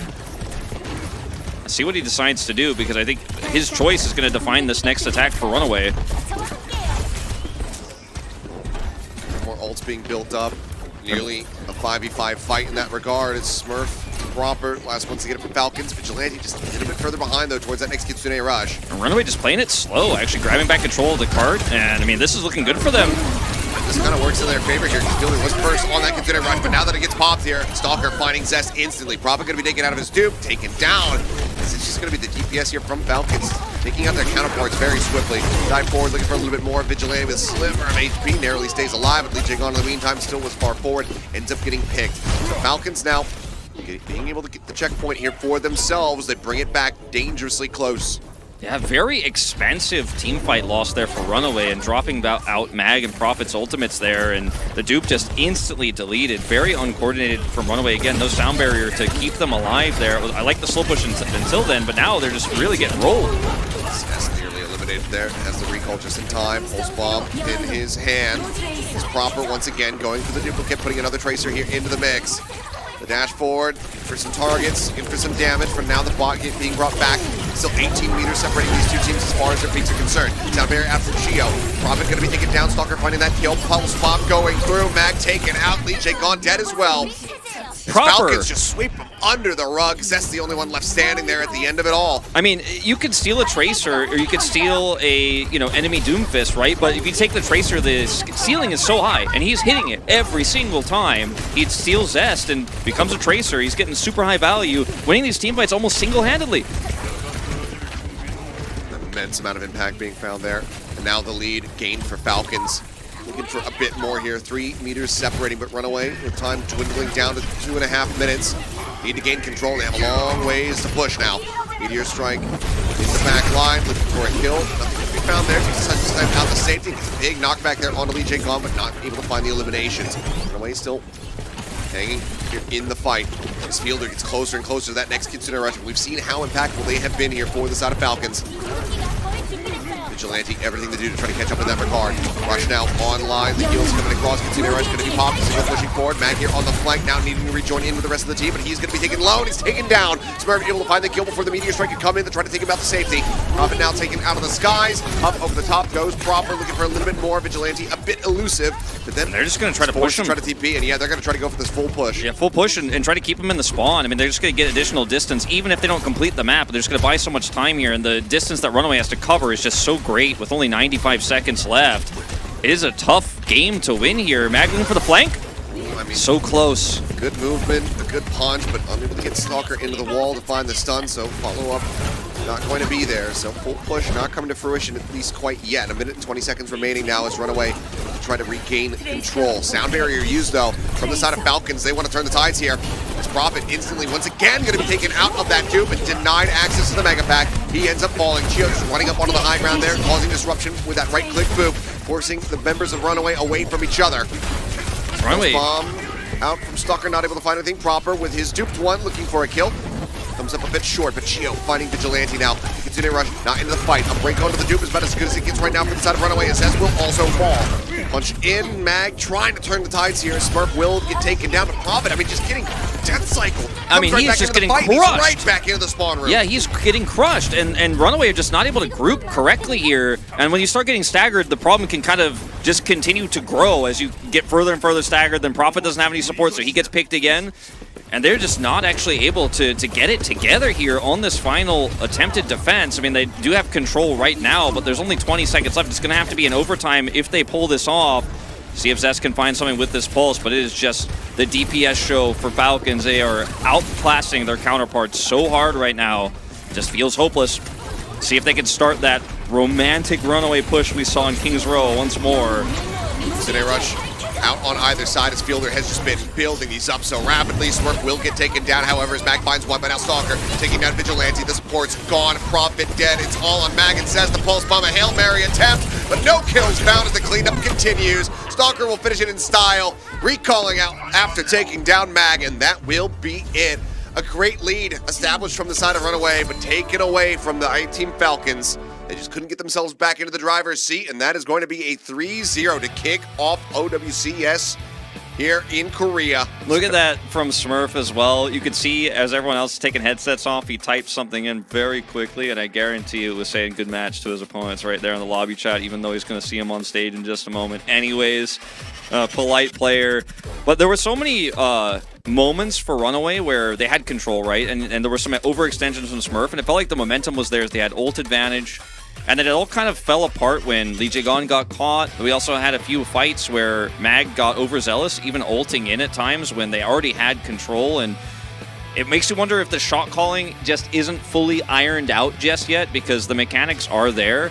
But I can tell you the mechanics for the Falcons DPS players are the highest we saw. And I want to give Fielder a shout out, because you and I were talking about this during the break. Fielder's impact on the Kitsune was insane, especially when Hanman was doing that diva push. But even in that game itself, he was outputting so much healing onto his tank Smurf so that the Doomfist could consistently kind of continue to go in. He was always healthy enough to look for re-engages.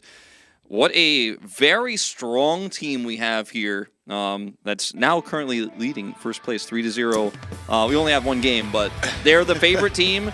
They 3-0'd the team favorite today, even though it was a close first two maps. The Falcons living up to the hype so far. Yeah, so far, but I mean also Runaway maybe pushing back against some of the non-existent hype, because, you know, a lot of people were saying this is looking like a bottom team, but they played this Falcon squad damn close across those three maps. So again, it's a scoreline that doesn't tell the story, but it's a tale as old as time. Proper's in the lobby. Proper gets player of the match. I did go for Fielder on this one, but Proper's performance still was top-notch. Yeah, I actually wanted to vote for a tank at first, you know, when I first started talking about it with you, but I mean, Proper was playing both first two maps very consistently, and then in that third map, I mean, and he was turned playing on tank when he was duping the Doom. That's true. But he was usually duping the Tracer in the really big impact plays and was becoming the best and most successful Tracer on the Rift, on the server. Look, Achilleos, I think Hanbin showed us a diva. That was super fun. I think we obviously got to see better Doomfist play out of Smurf. I think Mag's still working it out, even though he's played a ton of Doom in the past. But for Runaway, there are some clear weaknesses that need to be improved. I think Lee Jae-gon's positioning and coordination overall as a five-man squad is what they need to work on, whereas the Falcons, they already have such a strong base. And this roster's been together for a while. They got picked up when they were hamstered by Falcons. And I think that, you know, will they be the most dominant team for the entire season? That's tough to say, right? I think teams will improve as it goes on, but they just did not disappoint at all today. Yeah, I was curious to see how Proper was going to be performing, because, I mean, even though, you know, overall still was a strong player in the last season, wasn't able to hit the high highs that we had kind of seen from him before. I mean, it's always been that kind of, you know, as team-wise, you know, always the bridesmaid, never the bride. A lot of second place finishes throughout the previous seasons and whatnot in the Overwatch League. You know, even while collecting many an accolade for himself. So I was curious to see how he was going to look coming into this one, but damn if he wasn't still very much on point. I mean, some of these plays here where he just runs down Prophet, runs down Mag, like he was just popping off on the Tracer. Actually insane. And I think his performance was across the board the most consistent. All right, well, we got LAN. We also have interviews, so we're going to go ahead and pass it over to the stage, as well as Unknown for the translation.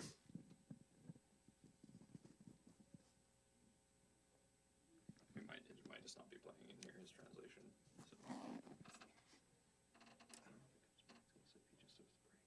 Probably comes back to us, I imagine.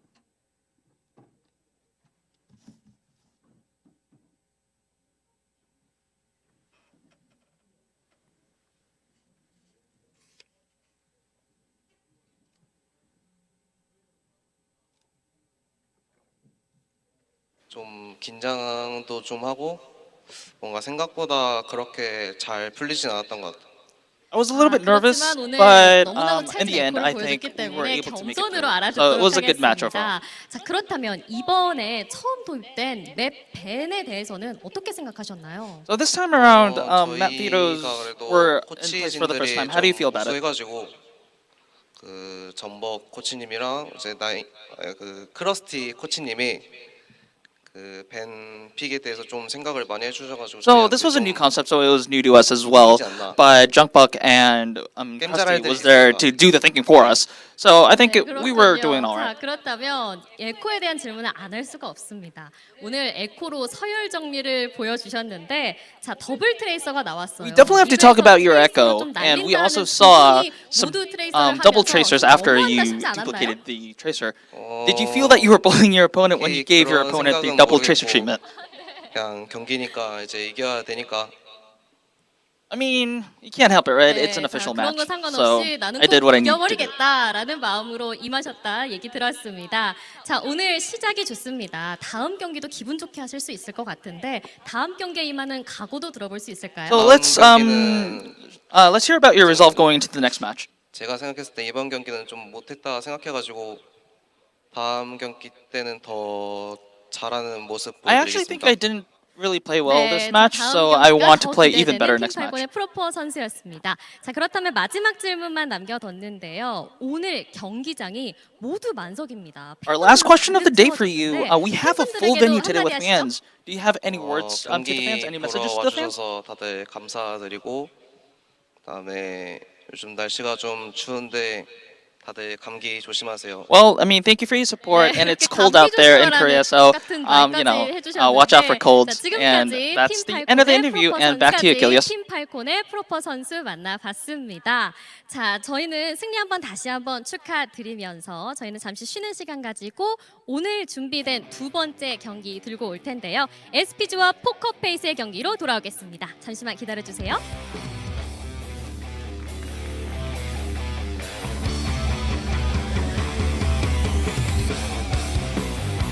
It is damn chilly today. But guys, we're just getting started. We've got Sid and Prisa going up against Poker Face coming up next, so don't go anywhere, because if you do, you're crazy!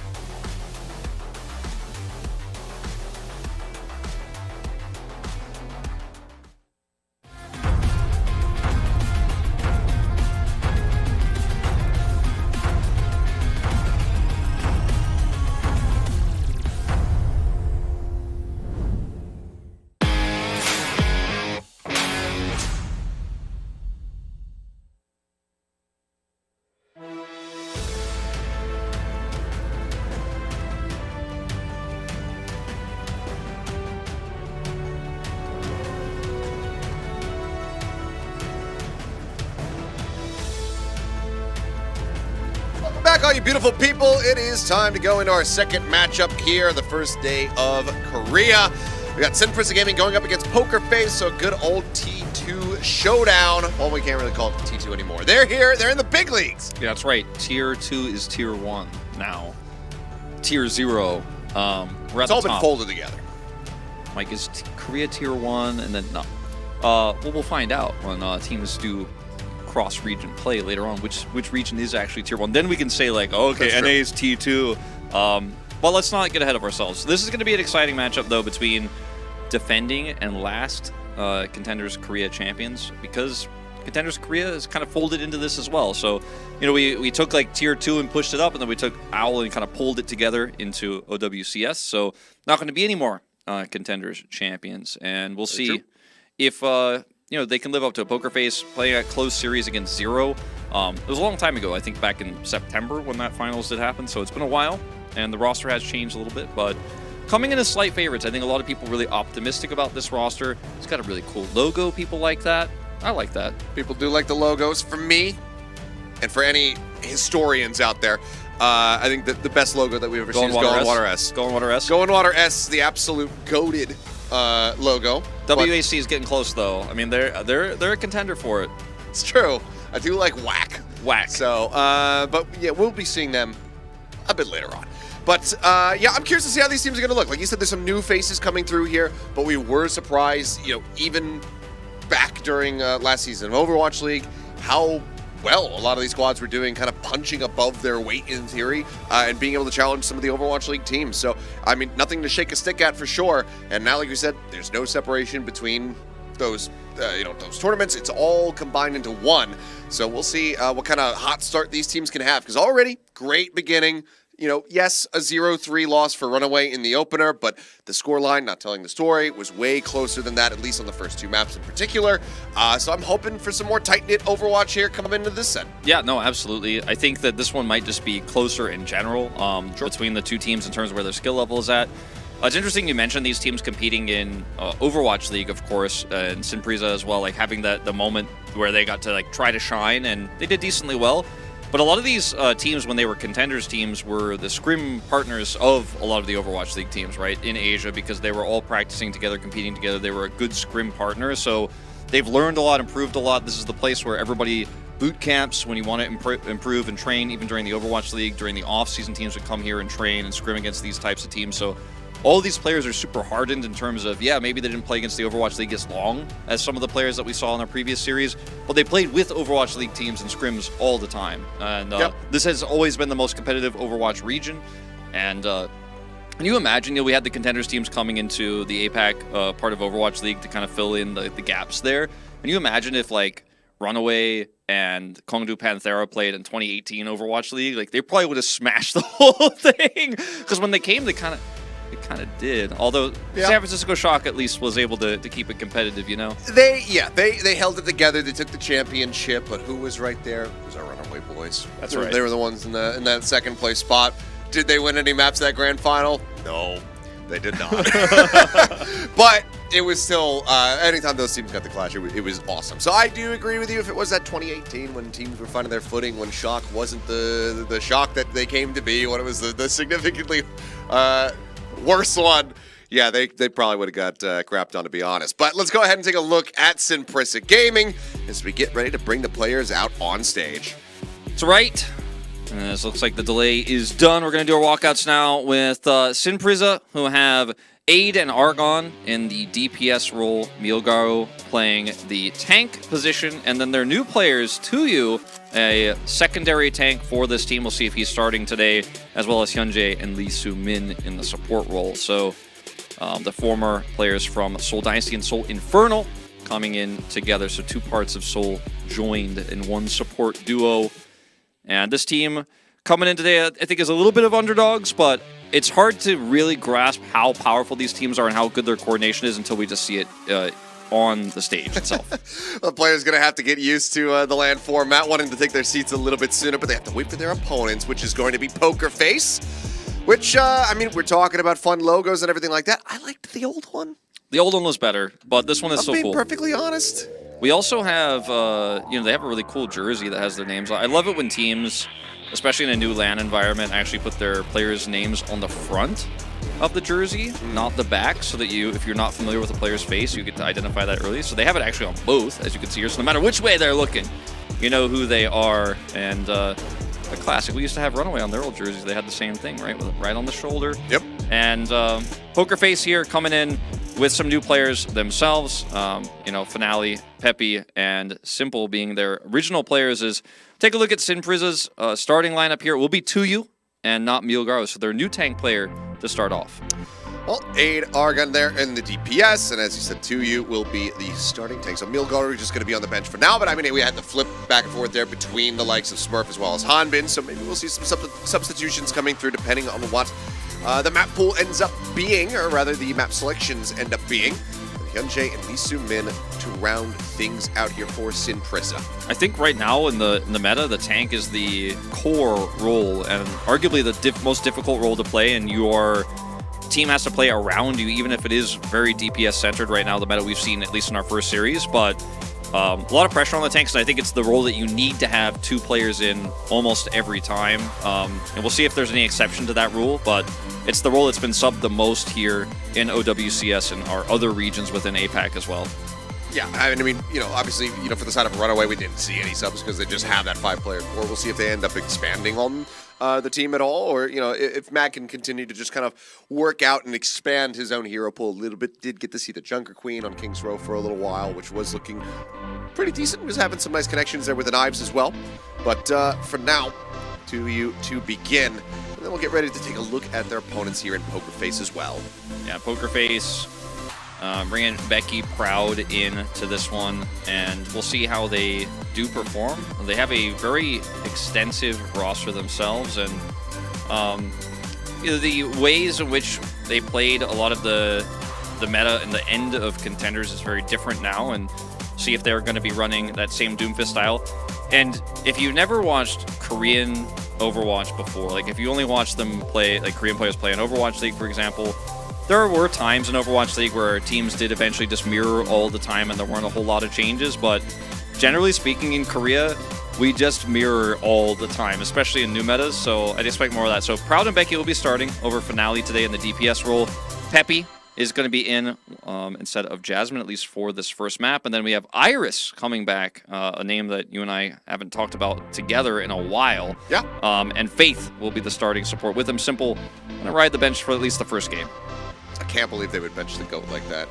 He comes over to play Overwatch for the first time, they're going to bench Simple. It's crazy, man. Unbelievable. And changed his spelling of his ID as well. And also, he's like playing for Poker Face instead of Falcons when he's on loan. That's so bizarre of Simple. I can't believe he would do that. So wild. I can't believe My that. CSK. Anyway. Yeah, I mean, like you said, there's plenty of new faces here for both of us, but also some ones that have been around for a very long time. And you mentioned, Iris, and that's one that I basically had forgotten that you and I had actually casted forever ago. Yeah, I mean, he was one of the OGs back in Overwatch 1 back in 2018, and he was very good at flex support. And also in that meta where he was playing the most, it was very common for flex support to swap to Widowmaker or Roadhog, actually, and he was very good at those as well. One of my favorite players back then. And you fast forward, 5.5 years later here to 2014, and the man is making it onto the big stage again. So glad to have him back, and we will see how he performs today, as I don't think we'll be seeing this guy subbed out. Yeah, that one, it feels like he should be having a bit of a mainstay here, but you never know. Maybe they've got something up their sleeve. But let's go ahead and take a look at the map veto, and it looks like we're going to go back to some flavor of the month territory here, as Samoa will be the selection. Bans on Ilios, which I think we still haven't seen across any of the regions. I don't think so. Doesn't lend itself to the meta at all, kind of from what we've been seeing. So this is just going to be Samoa, our latest controlled map coming in. I think a lot of teams don't like Ilios because it has the most variance, and it feels like even if you're the better team, sometimes you might get knocked off the map. The environment of Ilios is very annoying to deal with. Not so much on Samoa, on the other hand. Now, we've seen a lot in Japan of Wrecking Ball on Samoa. We're not really seeing the Doomfist that much, so I just want to put that out there.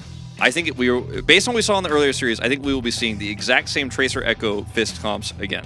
I like Poker Faith, he's got faith. Poker Faith, and it's Kermit the Frog screaming their support at the team. Yeah. And it says, Super Frog! I'd stop myself. I have actually never done a Kermit the Frog impersonation. I don't think that today is the time to start trying that blindly. I mean, on stream. I believe in you. He's not ready. Yeah.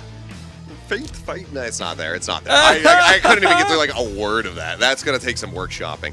But, if somebody comes out with maybe like an Obama fan sign, we could do that. But And it was a Faith fan. I thought that the implication was that they were just saying they had faith in the squad, but actually looking up his real Korean name just to confirm, and yes, it was a Faith fan there. As you could have faith even if you weren't a Faith fan. And yeah, it's time for Overwatch to come back. And that is what this girl is implying with this sign. Thumbs up. thumbs up. Hell yeah. Overwatch is back. It's back. Can't hold out any longer. All right. Samoa first. Achilleos. I know you and I are... It's only been a week of OWCS. We're a little bit ready to move on, but yeah, I guess these teams are not. We saw Lijiang, we saw Lijiang Tower earlier on, so it's fine. Now we go into Samoa. We'll judge more heavily when we get into the third series, because then if it's Samoa again, then we're like, oh, come on, man. Somebody be bold. Somebody play Ilios, you know? I think the truth is a lot of teams are practicing this map because it's new, so you really need to master it so you don't have to waste bans on it. And so you start practicing it a lot, you start screaming it a lot, and you're like, well, I'm pretty comfortable on this. We've practiced this one the most, and then naturally we end up here a lot, and people don't want to ban. So... We'll just be this again. So I'm curious to see if anybody's going to have any different takes as far as what they're going to be piloting, but given that this is Korea, it's probably going to be some pretty similar compositions coming through on either side, but it's more a question, I guess, of is it the ball, is it the queen, or is it going to be the fist that we get to see? Yeah, that's the question. My expectation is Tracer, Echo, Doomfist again. And then some supports will probably stay the same, Lucio, Kiriko, but we might see, as Zenyatta come through, we might also see the swap to the Moira in dire straits. Looks like Lee Sumin may have a small issue, so be patient with us as we do sort this out. Peppy headset off as well here. Headset back on. Oh, got it. Maybe he's just making sure that it's nice and cozy over his ears, because you want it resting over top, not on top. Yeah, you don't want to be pulling your hair the whole time. If this goes to 5 games, you're really not going to like that when you wake up in the morning tomorrow, when you touch the top of your head and you've got that really annoying headset pull hair. Hate that. He's got the shoulder itch too. I mean, Lee Sumin's just going through all the stages of getting comfy on stage right now. Look at him warming up his mouse hand as well. Flicking it. Oh, he's absolutely flicking like a madman. Gotta check the get the seat upright. Yeah, Hyundai is making sure. Everybody checking now, making anyone sure they're else? nice and comfy. All of you at home, posture check. Posture check. Hydration check. Hydration check. Make sure you're good to go, but it looks like this might take a little bit longer because they're coming back to us on camera. Oh, I didn't know. All right, well, now I got to check my posture and I didn't like know. Now we are aware that we're coming here. Alrighty, so we'll just be coming back to us here. So it seems like might need a little bit more time to get things squared away, but that's fine. That's okay. I mean, not only do we have, as it talked about earlier, a ton of experience going through tech pauses just between the two of us, we also have a lot of recent experiences as well. Yes, and I don't want to get too deep into it, but we actually have you guys right here with us as well. I want to let you guys know for this broadcast for Korea, there's no delay because it's not online. Yeah. So we can interact with you guys directly if we do have these types of scenarios, and we're trying to keep the broadcast a little bit casual, more than some of the more serious broadcasts you and I have done in the past. I thought you were going to say we can interact with you if we want to. Sorry, I thought you were going with that sentence. Also, yes. Because we could just completely disregard your presence on the monitor. I could just hit a button and it would just go away. Yeah. So... yeah, but for now, we'll keep you guys. We'll keep you guys here. We'll see how everyone's doing. Hello as well to you guys. We see you guys. We can see you both Twitch and YouTube. We have vision on both. They really enjoy these casters. That's what they said. Thank you very much. Oh no. Well, Tuss Leopard just mentioned surge pricing. Oh no, Wendy's on the Korea broadcast. I wasn't even planning on bringing up the Wendy's debacle again because I was like so excited to just focus on Korea, but he had to just go ahead and bring that back into the conversation. He had to ruin it. Nobody brought up Nozzle Roadhog yet either, but I'm just gonna do it. We need to know who you think the Kobe of Overwatch is. I mean, if that by that you mean like, what? You mean Prophet? Where does Kobe even rank? Because most people would say like Michael Jordan for like the GOAT of basketball. Do we have a Michael Jordan of Overwatch? I don't think we do. I mean, it would be Prophet. Prophet would just. I mean, look, we'll just take that to mean the GOAT. Some people might have disagreements as far as who the GOAT in basketball is in the NBA. I don't watch the NBA. I'm not Mr. X, so I won't claim to be an expert. I feel like Overwatch, even though it's got a long history now of basically 8 years of professional play, I feel like we haven't gotten to a point where somebody is actually the Michael Jordan of Overwatch. You can be the GOAT, but like you can't be Michael Jordan. Just because you're the GOAT doesn't mean you're Michael Jordan, right? You see what I'm saying? I get what you're talking about. I think we would have to say Prophet though. I think we've always been pretty clear on this one. There's been there's always been a conversation, people saying Carpe and whatnot, but Carpe was always nipping at the heels of Prophet, trying to catch up to the kind of figures that he was able to put up, even though we didn't, for the outset, like Prophet was just incredible. I mean, his debut season, he got MVP of the finals. And people forget about that because they only think about his time in the Overwatch League. Yeah. But actually, he debuted incredibly well, and like performed on every roster he was on. Goes on to be MVP of Overwatch League finals as well. And yeah, I mean, there was some funny moments with Prophet throughout his career where he dipped down in form. Like when Echo first came out, that was not his best moment, but no. But he recovered. Yeah. And I'm honestly sad that he retired. But, he just decided he needs his break from it. I saw his retirement post. He mentioned, like, I started things off on GC Busan. I got all the way here. I accomplished so much in my career, and I'm ready to kind of hang up the mouse. But when he said that, and he said, like, even mentioned GC Busan in the statement, it just reminds you, like, how long this guy's been around. So it's got to be him for me. That one tugged at my heartstrings a bit. But yeah, I think we would still. I think we'd still go with him. I think that if you were going to break things down by role, you could have a lot of a much more wide conversation about GOATs of each position. I'm sure for support, a lot of people would be throwing like Violet's hat into that ring and whatnot, just given his dominance, his performances, even outside of the stage, but just in game in general. I saw that I think Platchat recently did like a every hero iconic players. Literally, well, technically this morning for us. Yeah. So I saw that list, and then before I looked at the list, I read some of the comments, and I saw one of the top comments was they didn't put Toby for Lucio, and then I just closed it. I didn't read the list. They didn't? No, they didn't put Toby for Lucio, so I just closed it, and I don't care about it actually. Avril, I'm gonna call you out again. I know you're on that episode. I saw you. Is what you, Johnny, McGravy, it's somebody else who I don't remember. You done goofs. I did, but I will give some credit because the only thing that I glanced at because I saw kind of the thumbnail was they did put Miro in for Winston. So yeah. You get some points back for that. I mean, the thing is, like, if they didn't remember Toby, do you even have to remember who's on their show? Like, I don't think so. I don't think you have to remember. They didn't remember Toby, so whoa. That's a fair point. Whoever that fourth mystery man was on the show, I don't apologize. Anyway, let's go ahead and get ready to get into game because we are finally ready to kick things off. So let's dive in here for Samoa. So, you know what it works out really well is that we were joking this is Apex Season 5. I think we can almost colloquially call this Apex Season 5. It also works out for the odd-even thing because 5 is odd and we're in the first season, so that's, it's an odd number, which is only relevant for Runaway winning championships or not.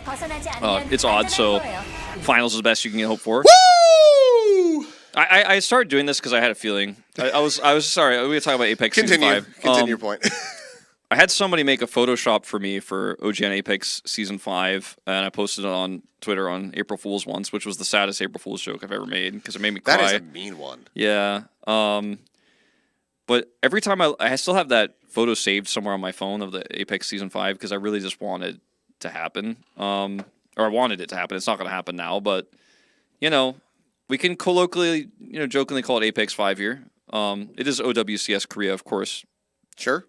I mean, hey, for all of our lovely co-streamers that are out there, if you wanted to perhaps implement some of the old music into your own co-streams to kind of give it that flair, I don't think that I think we'd be pretty cool with that. I did that when I was co-streaming Overwatch League and other tournaments, it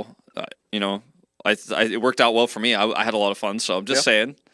Good idea. There's some people in the chat saying Wolf having LCK flashbacks. Dude, we're having contenders flashbacks right now. This goes well beyond LCK the last couple days. I mean, this is as far as we know, peripheral / sound issue. So sorry, audio issue. I have production by here. Audio. So it is an audio issue. So now that we have that confirmation, these are not the pauses that scare me. Yeah, the pauses that scare me are some sort of controversial disconnect at a really pivotal moment. Like, those are the ones that you know are going to go a long time. It's going to be a lot of discussion about fairness and stuff like that. We just got to make sure somebody's headset's working properly. This will be quick, man. 30 minutes tops, and that's worst case scenario. I'm saying probably like 7 minutes maximum would be all I'd say. If somebody asked me, like, you think we'll be in the game in 7 minutes? I'd be like, if we're not in 5, I'll be surprised, but 7 is the longest. 30 is like, okay, we got to get some new tech people. Like, what's going on? But you had recently a quite long pause with audio as well. So. Yes, I did. That one was about 6 hours. It was a whale of a time. If you know, you know. Shout out to Carpe. That's all I'll say. Anyway, looks like we are back into this one nice and quick. So let's get things started. And from the outset, it is going to be that Doom coming through. And the Doom Tracer Echo with Lucio Kiriko? I can't believe it. Is it Korean Overwatch? This is the only comp. All right. Well, in we go. Right now, it's just going to be Jade and Becky going back and forth here in the skies, trying to whittle away at each other. Sticky Bomb's not going to be connecting there. So Lisu Min going to be taken very low. As we see Pepe going on the hunt. Proud getting jumped on here. I mean, Hyunjae just really getting up into his face here. Then he will be able to find Ain, and now right in front of him, Lisu Min looking for the kill, and they will be able to find it. Becky collecting 2, Proud finding 1 as well, as the cleanup will continue. I mean, Proud they first locked into the point, going the way of Poker Face. Proud just hard carried that fight, and I think Sin Prisa didn't really handle it very well. Hyunjae kind of turning on him there, but losing a ton of his health, and once the damage went out there for Proud, Becky just dropped from the sky and finished them off, and that's first control to Poker Face. Very strong opening volley. I mean, Lisu Min getting bullied around as much as he was. You can see down by 14% towards that Kitsune rushes. Iris, I might flip between the two just to go ahead and say that to everybody before they get tilted. Dangerous close to having that rush online. Yeah, very, very close. Becky just still maintaining. Oh, Proud have to recall. That's not ideal. Good punch to force out the cooldown. Pulse bomb down the floor, not able to find a thing. Argon now with one of his own, trying to see if he's going to be able to find a target. Proud in the meantime, right back into the fight, finds Hyunjae. Pepe diving forward, gets Lisu Min. So now supportless here, the rest of the team going to have to back up. It's just that Kitsune rush being committed here from the side of Iris. And that's going to be Poker Face now getting ready to push past 50%. Yeah, crushing victory here for Poker Face. Kitsune rush committed, but otherwise just really using their advantage positionally. As Proud is going to look for a drop-down attempt here on those members. If he could actually force Argon's recall, which he did, massive advantage for them. And the mini is down now as well. Proud again recalling as those sticky bombs connect onto his face. Nice push forward here from Sin Prisa. Decent odds given the ults that they do have here, but Hyunjae, not to get that beat online, will be matched by Faith on the opposite side. Meteor Strike first going to be used by Pepe, though, taking it to the skies, keeping himself safe. Kitsune rush comes in from Lisu Min. Dive back forward. Popping out here. Duke onto the Doom Fist. Becky putting another tank into the fight, but it might not matter because Faith and Pepe both going to be taken down here. Now broken out of that Duke. As the cleanup does continue. Aid down to a sort of HP, 24 remaining here for him, but he'll be able to get healed back up, and the flip should come through here for Sin Prisa as the kills are finished off. Yeah, and they did it very ult efficiently as well. Poker Face only getting 90 here, and we'll have to build back up. Still, not the end of the world for them, because they did get that 90%. If this was like a 45, you'd be feeling terrible, but Argon now going to look for backline access here, maybe try to force a Suzu. Actually already burned there, so Suzu, I believe, going to be down there from Iris, but Pulse Bomb still held. Argon not trusting in the opening that he found. For the Doom Fist there for a brief little second. Now he slaps it down on the floor, but won't be able to find the stick. But it doesn't matter, because Iris and Becky both going to be taken out. HP bar is falling low. There's just only so much that Faith can do here. The rest of the team going to have to be backpedaling over towards the spawn room once more. So Sin Prisa, again, efficient. You know, one ult used, didn't find any value off of it, so didn't really even need it. Nope. They managed to hold the line. Let's see if Tuyu is going to catch any members here on the approach. Nope, just going to go back defensively. Like this position, just hold the point itself and let them come to you. Buy more time. You don't actually have to be the defensive engager. Oh, Argon. Stays alive. Recall here again from Proud with Epi Good in the punch. meantime. Able to find Hyunjae. Yep, taking him down. Proud around the corner. Takes out Argon. 2 opening kills and A. Just no way to stay in this dupe. Will get broken out very quickly. Back up into the skies to try to find some kind of trading kill, some kind of trading damage. But it's actually going to be 2U who opens things up a little bit more here for the side of Prisa. 2U! And manages to double down. Finds a second kill. Proud going to be eliminated. Now Becky going to be gone. Without the supports, without the DPS, and now without the tank, Faith once again sliding back over towards the spawner, but actually no, he's on coast side, grabbing that mega pack to try to stay alive, and now has to jump into the drink to go for the quick little reset. 77% here for Prisa. I really just didn't think they were going to be able to do it off of 2U's ultimate. I thought it was a really optimistic choice, but he was confident he was going to be able to get that follow-up punch. He takes down 2. They buy enough time, and it's actually even on the sound barriers, believe it or not, here for these two right now, and it's really going to be about the opening pick on this next fight. Very likely to decide everything. Pokerface, slight ult advantage, but the sound barrier might just, basically make that nothing. Argon staying quiet, pushing up here, putting some damage down. Quanta Era says that Kitsune Rush does come in. Widely just kind of trying to ignore the Tracer and just continue plus forwarding. In the meantime, they do get pushed off the point. The flip is there. Back and forth battle here between the Tracers, but now, Faith, he intervenes, he gets involved, ruining the 1v1, but Argon does get dropped. Spear strike down here on top of this fence way. Not able to find too much damage. The sound barriers get dropped in from both sides. Damage flying through. A dupe now out onto this Kiriko, looking to try to build up a Kitsune Rush, which would be critical for them here to try to win out the rest of this fight, but Proud is still doing God's work out there for them. Finds 2 kills, Hyunjae taken down, and now OT gonna start bleeding away as they start getting cleared off the point. The stick is in, so is the Suzu, so they cleanse it off. Kill not gonna be found. Things become that much more difficult here for the side of Prisa. The rest of the team resetting, trying to get themselves in here, but they get off the point for a brief little moment, and that is going to be 199 going the way of Pokerface. Proud having a really good game on this Tracer thus far. There were some shaky moments, you could say, kind of in the middle of that first round, but I think overall making a very much larger impact than his opponent on the other side, Argon, on the Tracer, and that really ended up being the deal breaker.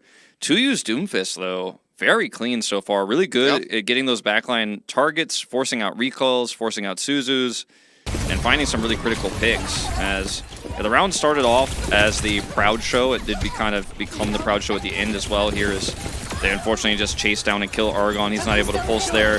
This call here from Becky to actually steal the Kiriko is quite nice because it gives him a ton of extra sustain, and also Kiriko does a decent amount of damage herself too. Oh yeah, especially if you're going to be connecting with those right clicks. The kunais can do quite a bit of damage to the opponents. Things opened up the neutral fight beginning. Becky taking quite a bit of damage, pulls back here behind the stairs, but no, actually drifts up into the air for a brief little moment, and then gets taken down. And hey, look at that. A pause in the action. In my Overwatch game? A pause? Right, so let's see who it is. Looking like right there. It's going to be Faith. Looks like it's going to be Faith. Okay, it's a peripheral issue this time around. Yep. So we'll just unplug it, plug it back in. Hopefully that works. Update the USB drivers, whatever. Anyone know that Windows, that's what he's hearing right now. The little disconnect, reconnect sound.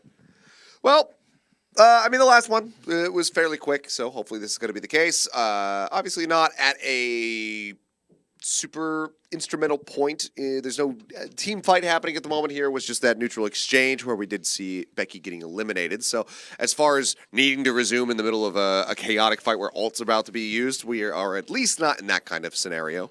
Yeah, it should be fine. It is significant in where it occurred. So we could talk about this in terms of, would we ever regame here?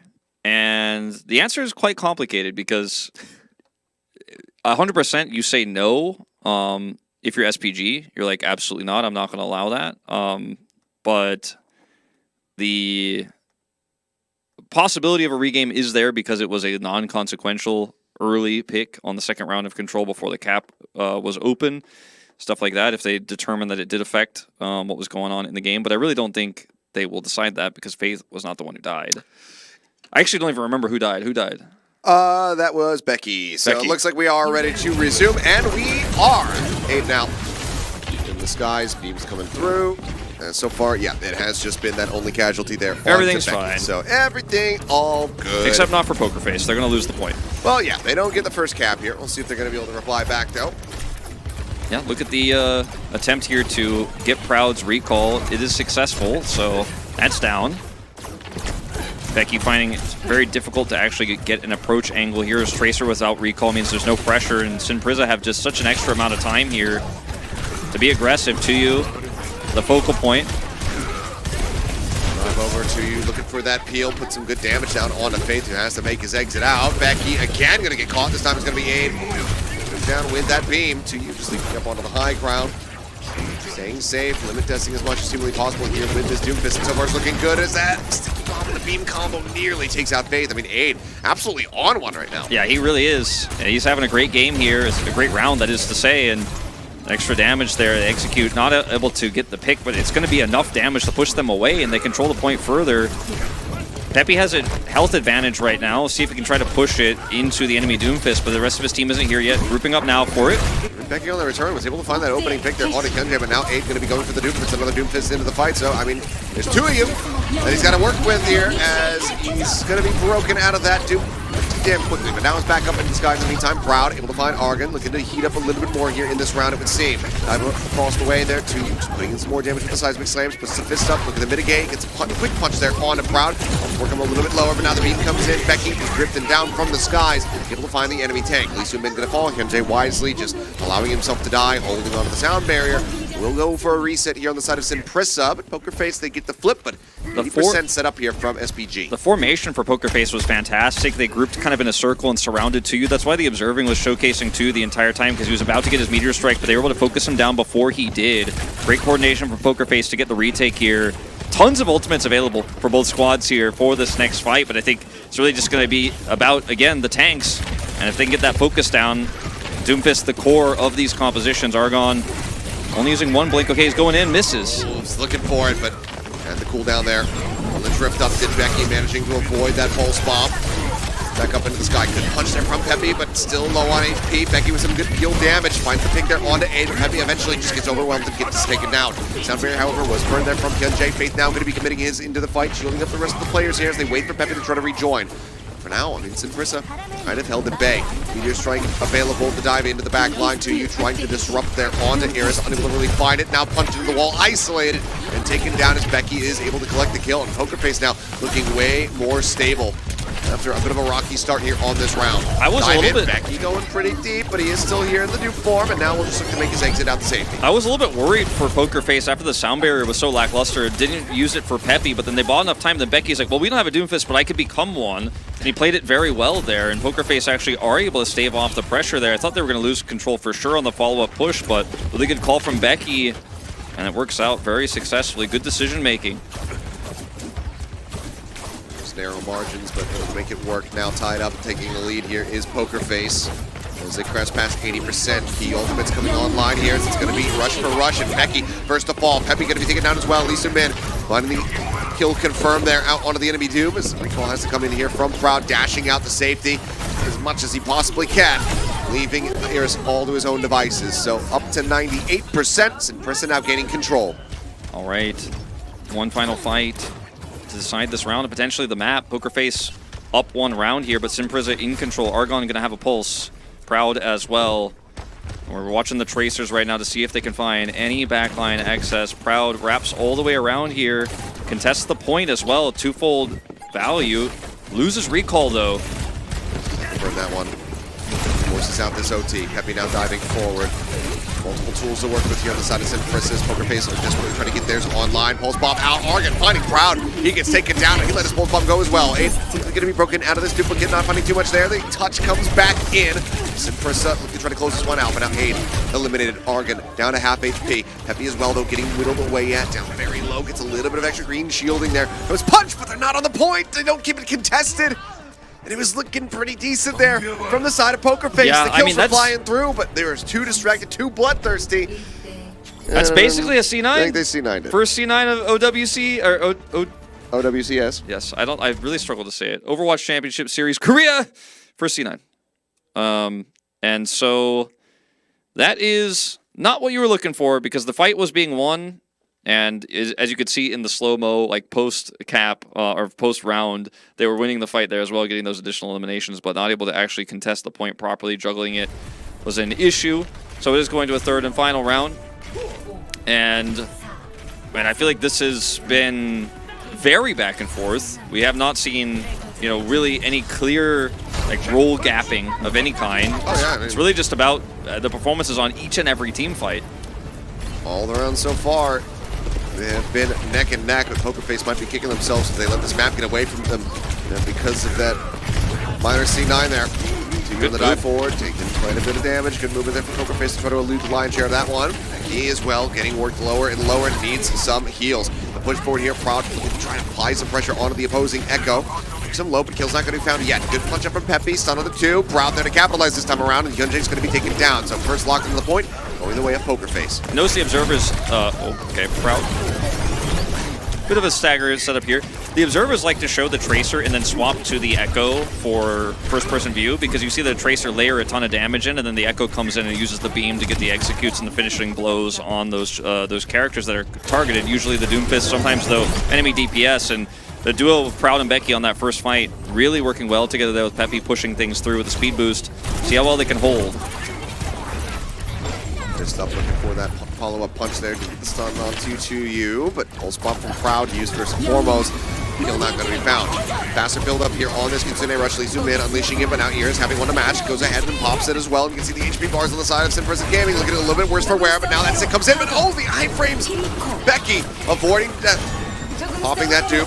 Gets the copy there onto the enemy Kiriko to keep himself safe and alive. Now Hyunjae taken down once more. And not much that he can do here, having gone for the Doomfist, will eventually just be broken out and now needs to try to exit out the safety, but with no HP, he will fall. The cleanup continues, and Pokerface looking very firmly in control this time around. Yeah, and with the sound barrier advantage too. I mean, by the time we get to 99, Hyunjae should be able to build one, but still, the fact that they have this early means they could win a pretty decisive fight here and take it on their terms if they're able to identify Hyunjae does not have barrier. Gonna use it, that's what I'm talking about. Start it off, push them off. Pushing all the way forward here, just to keep them at bay. 75% now for the side of Pokerface. The knocked into the corner, but has the punch set up to safety. Keeps himself alive. Ritual ultimates getting ready to come online here for the side of Prisa. They're going to have to throw everything in the kitchen sink at this point just to get the flip, just to get the percentage ticking up. In the meantime, Proud into the back line looking for some targets.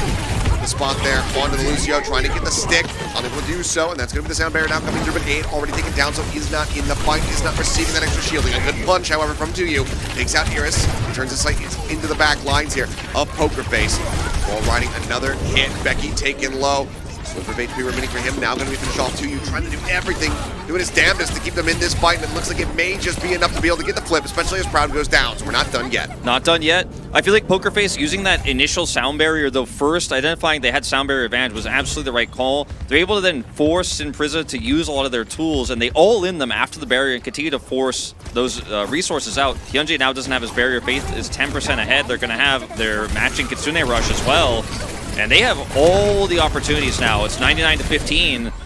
Recall forced here. Attacked up, taken down, Proud able to find the kill. Now the rest coming through once more here from the side of Pokerface as they look to finish out this map. Forward to take these guys there from A. Trying to build up towards that dupe. Proud somehow surviving, managing to pop that recall. Right after being stuck into the wall. Keeps himself in this fight. Most DPS ults here for the side of Prisa, but they need them to go off, they need them to find value. And once again, it's going to be duplicate here onto the Doomfist, diving into the back line. Down to about 100, the break is in. Aid right back out, taken down, right back into the spawn room as Becky finds one. Argon eliminated, Proud able to find the kill.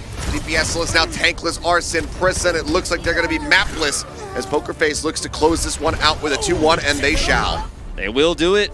Very much a decisive win on the final round here from Pokerface. Looking very clean and utilizing their ultimates very well and constantly trying to threaten and pressure the backline. And when they had sound barrier advantage, which they were able to basically maintain throughout that entire round.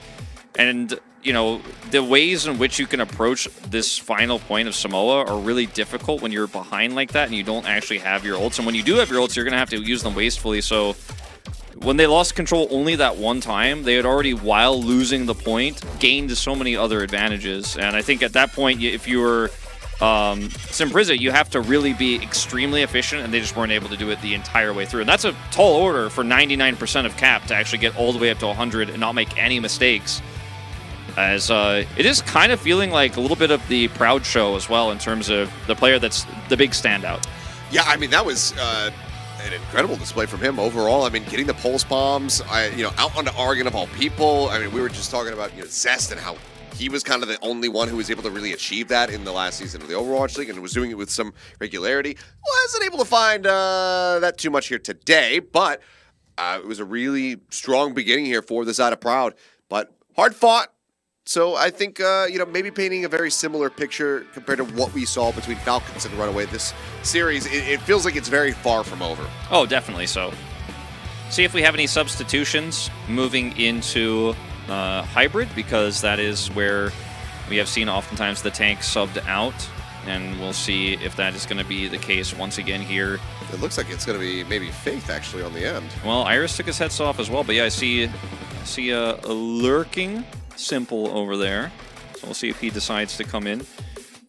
I don't think it was a bad game for Faith by any means, but definitely I think getting outclassed in some parts of that second round.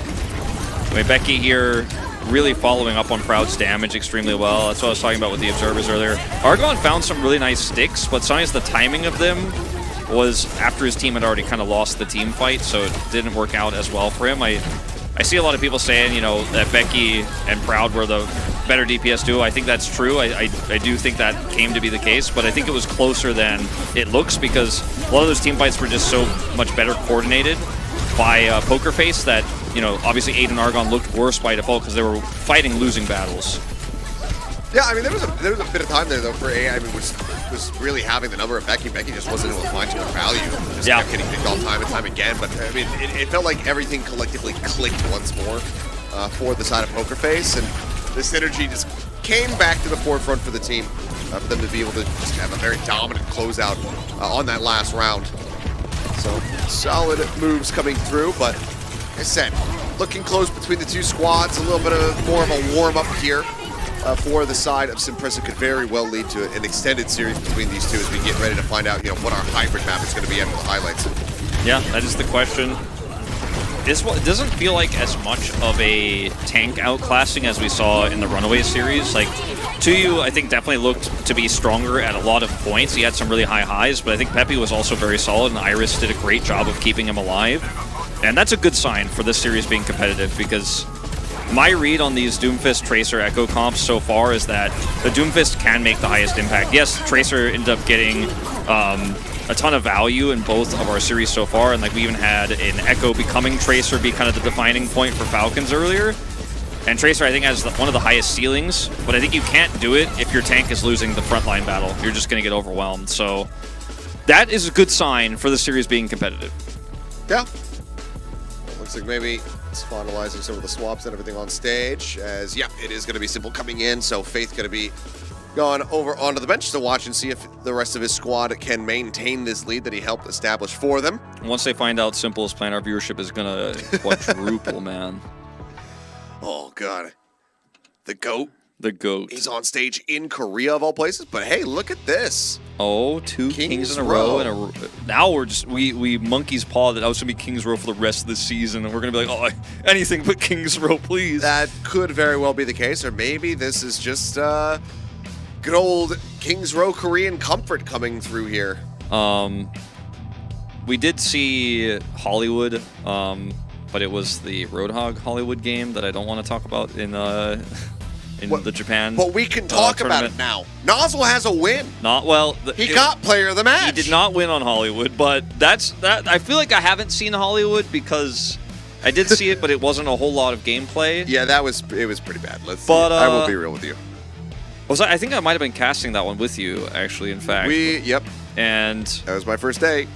Yeah, let's see if it does happen in this tournament. But otherwise, we obviously have seen the most of Blizzard World, and no tank subs, so I think that is a sign that we might actually just be going both teams. Doomfist, Tracer, Echo. That's kind of been the name of the game, hasn't it, Achilles? Could be. There's a proud fan there in the audience as well, cheering for him, and for a good reason. It's quite the performance there at the beginning. See how it maintains, but I'm right there with you. I think we're probably going to be seeing exactly what we just got between Runaway and Falcons, as well as what we just witnessed on Samoa. So any change-ups would be somewhat surprising. Though I guess I should say, you know, we did have Hanbin in. We did see the Diva. Yeah. So I don't mind. think we're going to see that here, but I Yes. would love to. I don't think anyone's going to be able to adapt and copy Hanbin's strategy that they showed on King's Row that quickly. In my brain, I was just like, no, that was Doom v Doom. But I'm thinking of a lot of the duplicates that we kept having from the Echoes are freaking the middle of the fight from time to time. But let's see what they do have for us and whether or not maybe another just butterfly effect Widowmaker shot can happen here as it did in that previous series. I mean, we'll have to wait and see. Looking forward to seeing Simple, how he is going to perform. And looks like we don't have any issues this time around. Get your headset on, Becky. I'm not going to have an Uber moment here. This is just, we're just getting into map 2. Yeah, we just want to put your headset on, son. We're about to start the game. It's time to begin the game. Looks like some final checks here, perhaps, from the refs before we get things underway. Any loading screens? I think that they're probably just booting into the map now, I imagine. There's no one taking the headsets off anymore. King's Row time. 2 for 2, Achilleos. 2 for 2 and maybe 3 for 3 because, of course, we also do have a third series here That's right. today on the opening day. I mean, we're pretty much going to have 3 series just about every single day. Yes, So almost every day. we'll just be will be a regular thing for y'all to look forward to. But, of course, you know, tons and tons of Overwatch. 50% more Overwatch than what we used to cast together before Overwatch League here in the past. Yeah, very true. We're upping it for you guys. Up in the ante, up in the regions, because it's not just Korea that we are, of course, covering. We do have just Pacific as well as Japan as individual regions that are competing alongside Korea, which will then funnel into some international competition. I wonder, some majors throughout the year.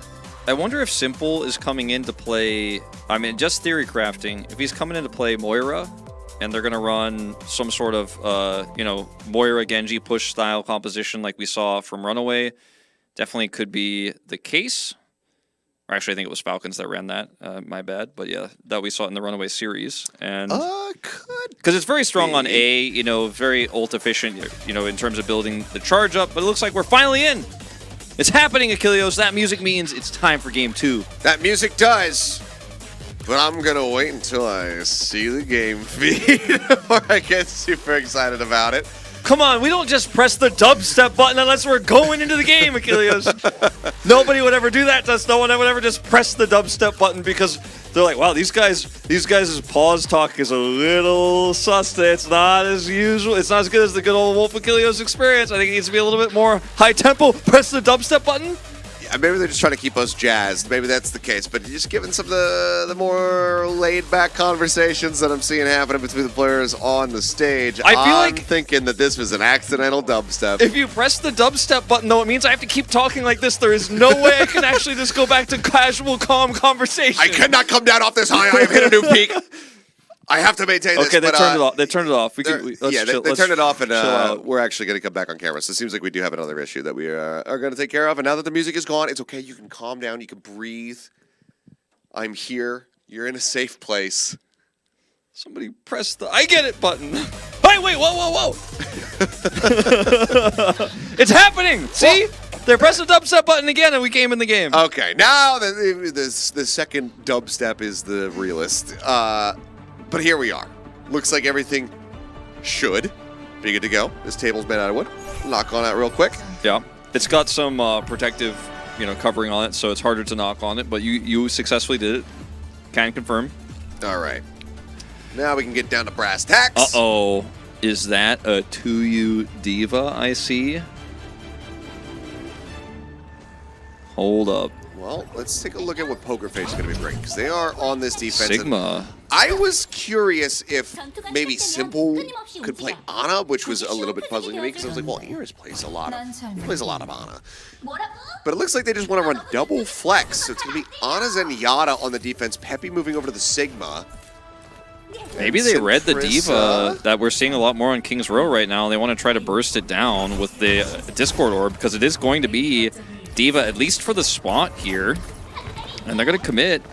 So let's see if they can actually discord this D.Va and burst her down. That's something Runaway wasn't able to do. They didn't have the counter composition. It's also Reaper here. Yeah, very different looks here between the two teams as Aid does come out with that Reaper. Argon over onto the Genji. 2U already going to be taking a lot of damage, but Argon diving in, able to find Simple. Yunjay antied out for a brief little moment there. Does get sustained back up to full. Iris is able to find Aid. 1 for 1, but a very slow hover back from Simple to rejoin the fight. That's Zenyatta as Argon's pushing up on the high ground, looking to try to contest them out of this window. But Swap coming through for Aid as too well. much here as 2U getting on top of Iris and needs some heal, but it's just none to be found. He just goes pushing through. Able to find the elimination there. MJ in the meantime going to be traded now. Lee Min going to be taken down as well. So both supports gone from the side of Prisa and also have not really been occupying the point too much. Everybody's been playing away from it. Everyone's been looking for that high ground control, which Look at the health on Aid and 2U right now. Yeah. They are so low, and they're going to have to back off. So that should be enough time for Iris to get back to the point, which is really critical because Ana is going to take a very, very long time to rejoin, and she will be able to arrive in time for this defense here. She does, but because they don't go for any health packs, Lisa Min gets himself so very close to that Kitsune Rush as he respawns, just getting to you back up to full HP. Becky going to be taken down there by the D.Va. Pulse bomb already here from Proud. So he's going to be able to find a target, but again, dealing with this D.Va. Now you have to worry about that D-Matrix. Beam in, Peppy eliminated. That's another slow run back here. I mean, it's just... I think that's the cap. yeah, I mean, the team is unfortunately for the side of Poker Face just so damn slow. They can't really do anything quickly. So that is going to be the cap, just shy of 5 minutes here from Prisa. Yeah, I think the slow runbacks just mean that attacker's advantage for Prisa just allows you to pick somebody and then overwhelm. They wanted to try to play back around that archway until Iris got there, and he arrived, but then they weren't on the point, so they couldn't get anything on. And Prisa are able to make this push work without Blade, without sound barriers. So extremely efficient for them, and that means they actually have great tools to use to contest B if they can push through this archway, and so far so good. I mean, ult's being built up on either side of it. It's going to be the Flux first and foremost. For the drop down, and it's helping to deny, and now, speaking of deny, 2U just nomming up that pulse bomb, taking it away right out of the hands of Proud. Push forward here off the back of the Kitsune Rush. Deflection going to be used, just opening up space. Not finding too much else though, as Proud will fall. Now the dive in, Nano going to be committed here on the Peppy to try to keep him alive in this fight. Now there's another Sigma in the lobby. Aim going for the duplicate, being over. Will get broken out of that one very quickly there by Becky, so unable to build up towards that Flux. Becky in the meantime, sending out the self-destruct, unable to find too much of anything there as he's got that. Got the melee hit, plus the anti in onto Argon to shut down the Dragon Blade. That one does not find much value at all. I think it's time to swap. Well, I think it's time to see a good old D.Va stagger. Yeah, we're definitely going to see that. As will not be remaking.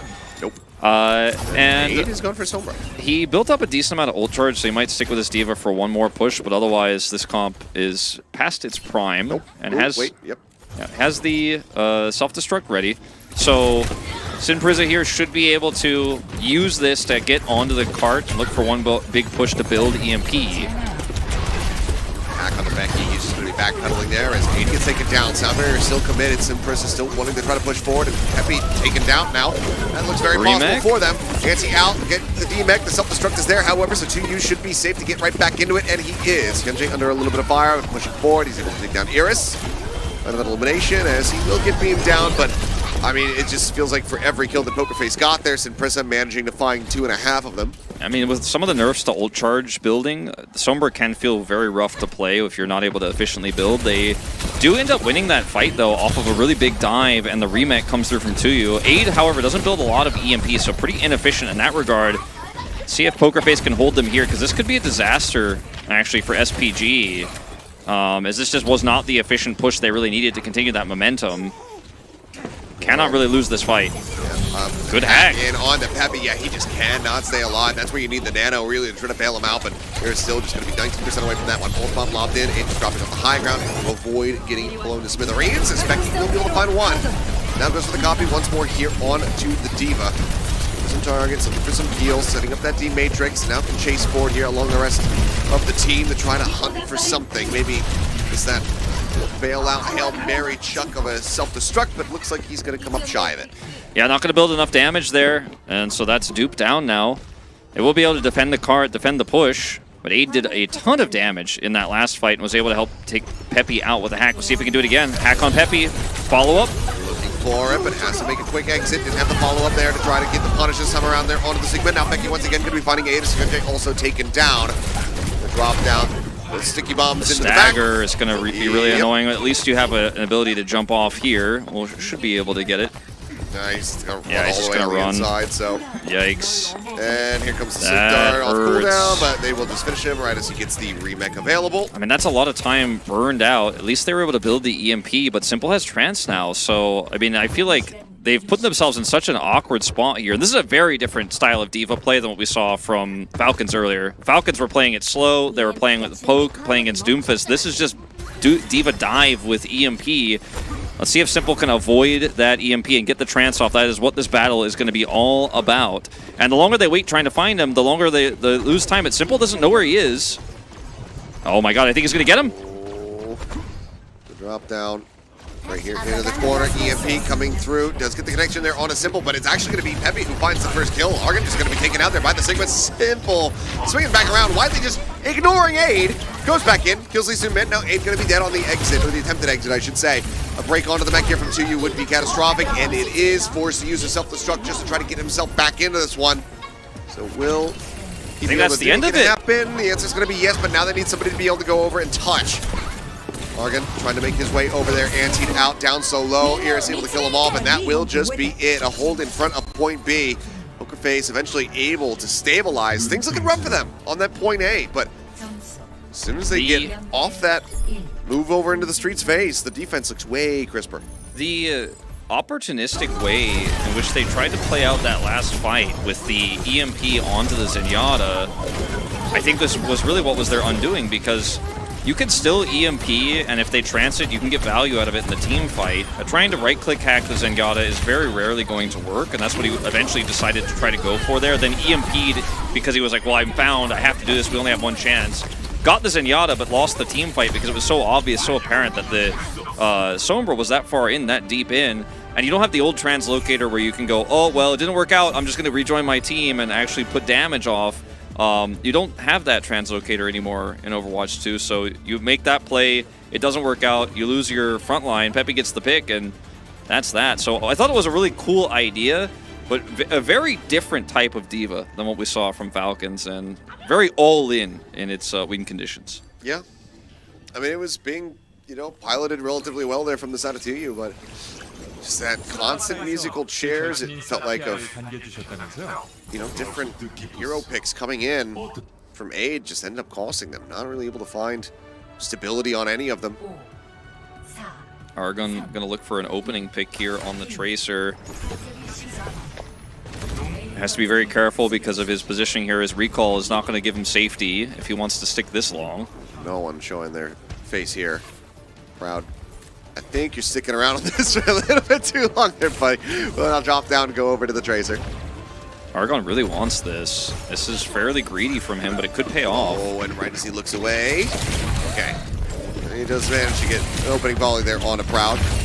But he's got that Orb of Harmony here to help him win out the fight. Recall going to be burned.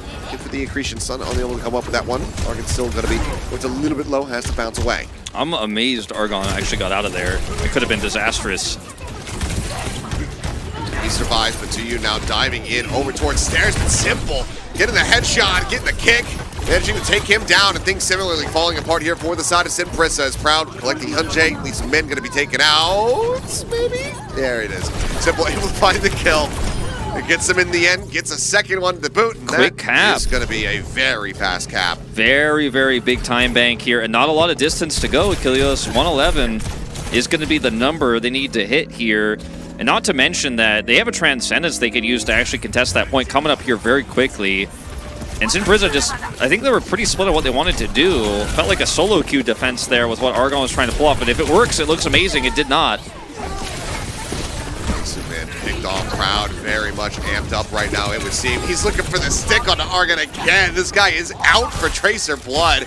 He is not able to find it this time around. Argon able to slink away with his life intact. Becky up in the skies, Dupe at the ready, just waiting for an opportunity to strike. Aid not that far behind though. It's tough to actually find a target as 2U as well because the supports are so far away. You're not dealing with Lucios here, and the Ana can sleep you if you try to go in, so you'll just die if you commit to that. He just doesn't have a whole lot of targets, to be honest. I mean, slept anti-decretion. Exactly. Those things right there make for a very dead Doomfist, so he does have to be very cautious, very careful in his approaches here. As for now, it's going to be Nano out onto Peppy. So much free push. Yeah, going for the copy as well, though, pushing down, wanting to keep this cart locked in place for the time being, and 2U finds his opening. Gets on top of Simple, able to find that elimination, now goes up to the Meteor Strike, as there's just a sleep here. On to 8 in the meantime, Meteor Strike down into the alleyway, and well, it might not be the Meteor Strike finding the kill, but Ira still gets dropped, Sargon joins the fight.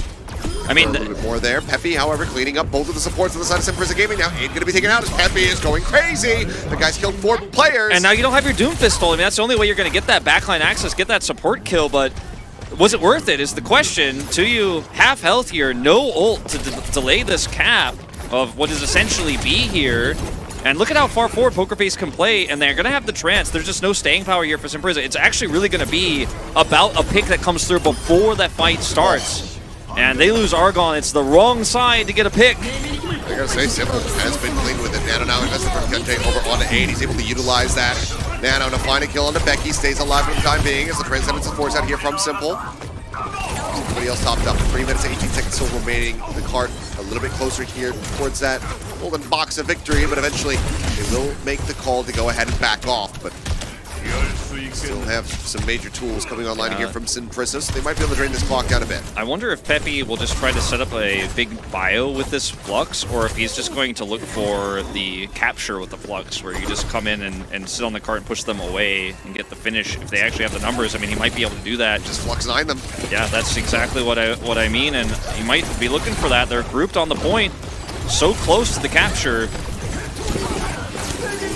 Ready, Flux. Did it get the catch? Yes, it does. Finds the zoom in. 2U in the meantime going to be taken out, and this is just going to be things very much spiraling out of control here for Simprisa. The dupe on to that Zenyatta in desperation. The recall out Aid with just basically no HP.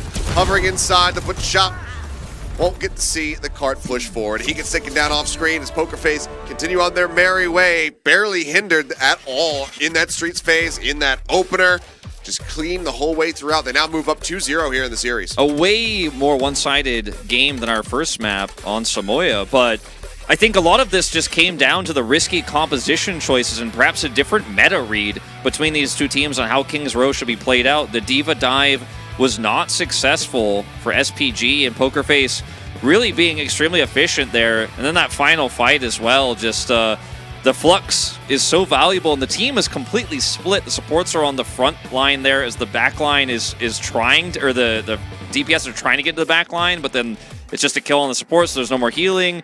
They get outplayed. Very, very disjointed. I think really frustrated with how that initial Diva dive didn't work and the Sombra play did not work, so perhaps just a little bit disheartened because I think the level of play we saw from them on that defense was not really similar to what we saw on Samoa, so a little bit unfortunate.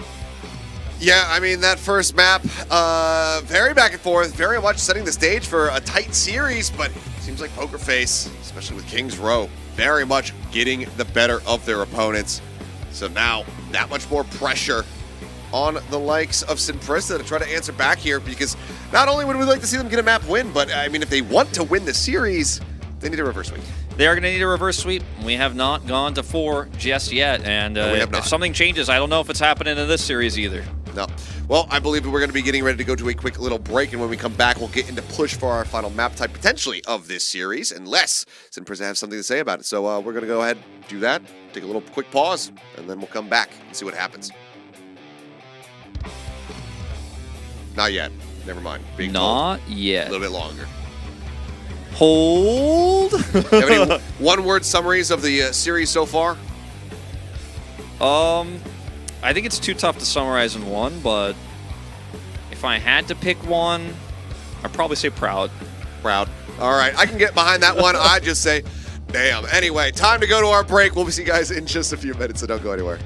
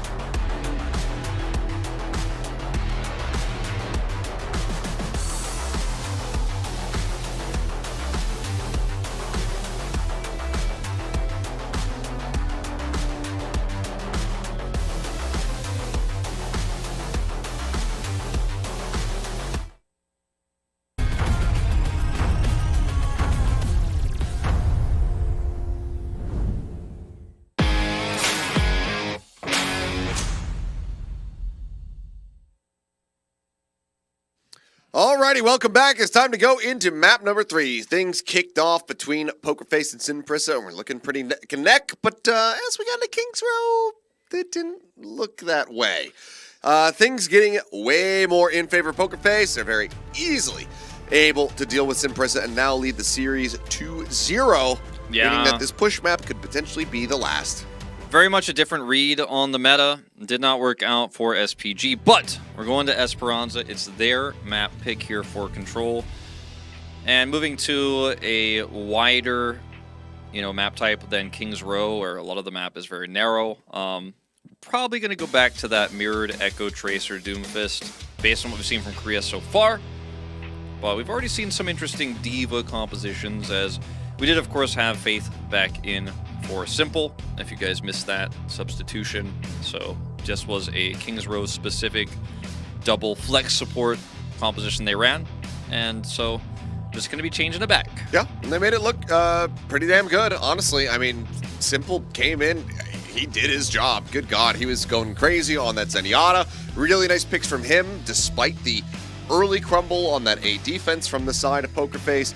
They managed to rally back and had a very tight-knit hold over at B, and then from there the push was just as strong. But now we'll see if the push can be just as strong as we go into push. That will be the big question on everyone's mind. I think that the tank play overall, like Pepe looked very good on the Sigma, but I think his Doomfist looked a little bit weaker than Tuyu's. But like I said, it's not a huge gap between these two, which could be disastrous. From Apex to OWCS. Yeah. Runaway fan to the end, but also rocking the Soul Infernal jersey. Yeah. So could be a Mag fan. Yeah, could be. But yeah, we are going to Esperanca. I was just gonna say, I think maybe this is where we see a bounce back for Sin Prisa with Tuyu playing Doomfist, if that's what he's gonna play. It's wild. We haven't seen any Wrecking Ball today at all, even though it's been so prevalent in other regions. Yeah, seems like Korea so far just straying away from it. I thought for sure if anybody was going to be playing it, it was going to be Mag, but him not picking it up, maybe it just means that it's Dej. And you know what happens when Korean teams don't play stuff and they start a meta? Everybody copies them, so it might just be Dej forever, Achilleos. Any EMEA and NA teams watching this right now, and Japanese teams watching this right now going like, that's not what we do. Maybe we're doing it wrong. I think maybe week 2 will look a little bit different. Nah, NA will just say like, oh no, like it's them that are wrong, and it's not us. Yeah, but those 2 Korean imports on most of those teams are going to be, I think they might have a strong feeling about it, Achilleos. Well, we'll see. But we're also looking to see if Sin Prisa can get back into this one, can even things up a bit more like we were seeing on the opening game there of Samoa, or if this is going to be another 3-0 coming through here at the hands of Pokerface. I mean, right now, momentum definitely in their favor, but after the quick little break, maybe that's enough for Sin Prisa to get ready. But either way, let's go ahead and jump into Game 3 as we head back over to Esperanca once more. You ever hang out at Cafe Caravella? Yeah, that's the one in Dongdaemun, I think, right? They all have weird names like that in Korea. Oh, what was it? Okay, so I was just working over in Seongsu last week. Yeah. Which is a big cafe district in Seoul. Yes. And there was one, and I don't know what language it was. It could have been French or German, but there was one, and just reading the cafe named, it looked like its name was Gutlut. And it just made me laugh, because it's like, yes, anyone want an Americano from Gutlut? I mean, that sounds like good loot to me. It is going to be mirrored Tracer Echo comps, by the way. We didn't really need to state it, but I guess I will just remind everyone that this is the meta in Korea right now. And so, see if Tuyu can survive here. He's very low. Back over onto the Doom. This is where he was looking the brightest on that first map. We're now going over the pond, connecting onto the wall, not able to find any of the players on the opposite side as the neutral fight does continue. Beam out from Becky, looking for a finishing blow there, but Tuyu taken low, but not going to be taken down quite just yet. Proud as well, tagged up, just relying on the healers here.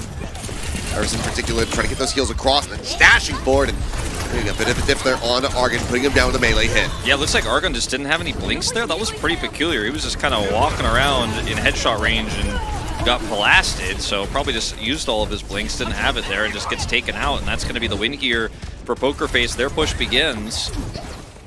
And unfortunately, losing out on that neutral fight means Prisa have to go back to the drawing board here.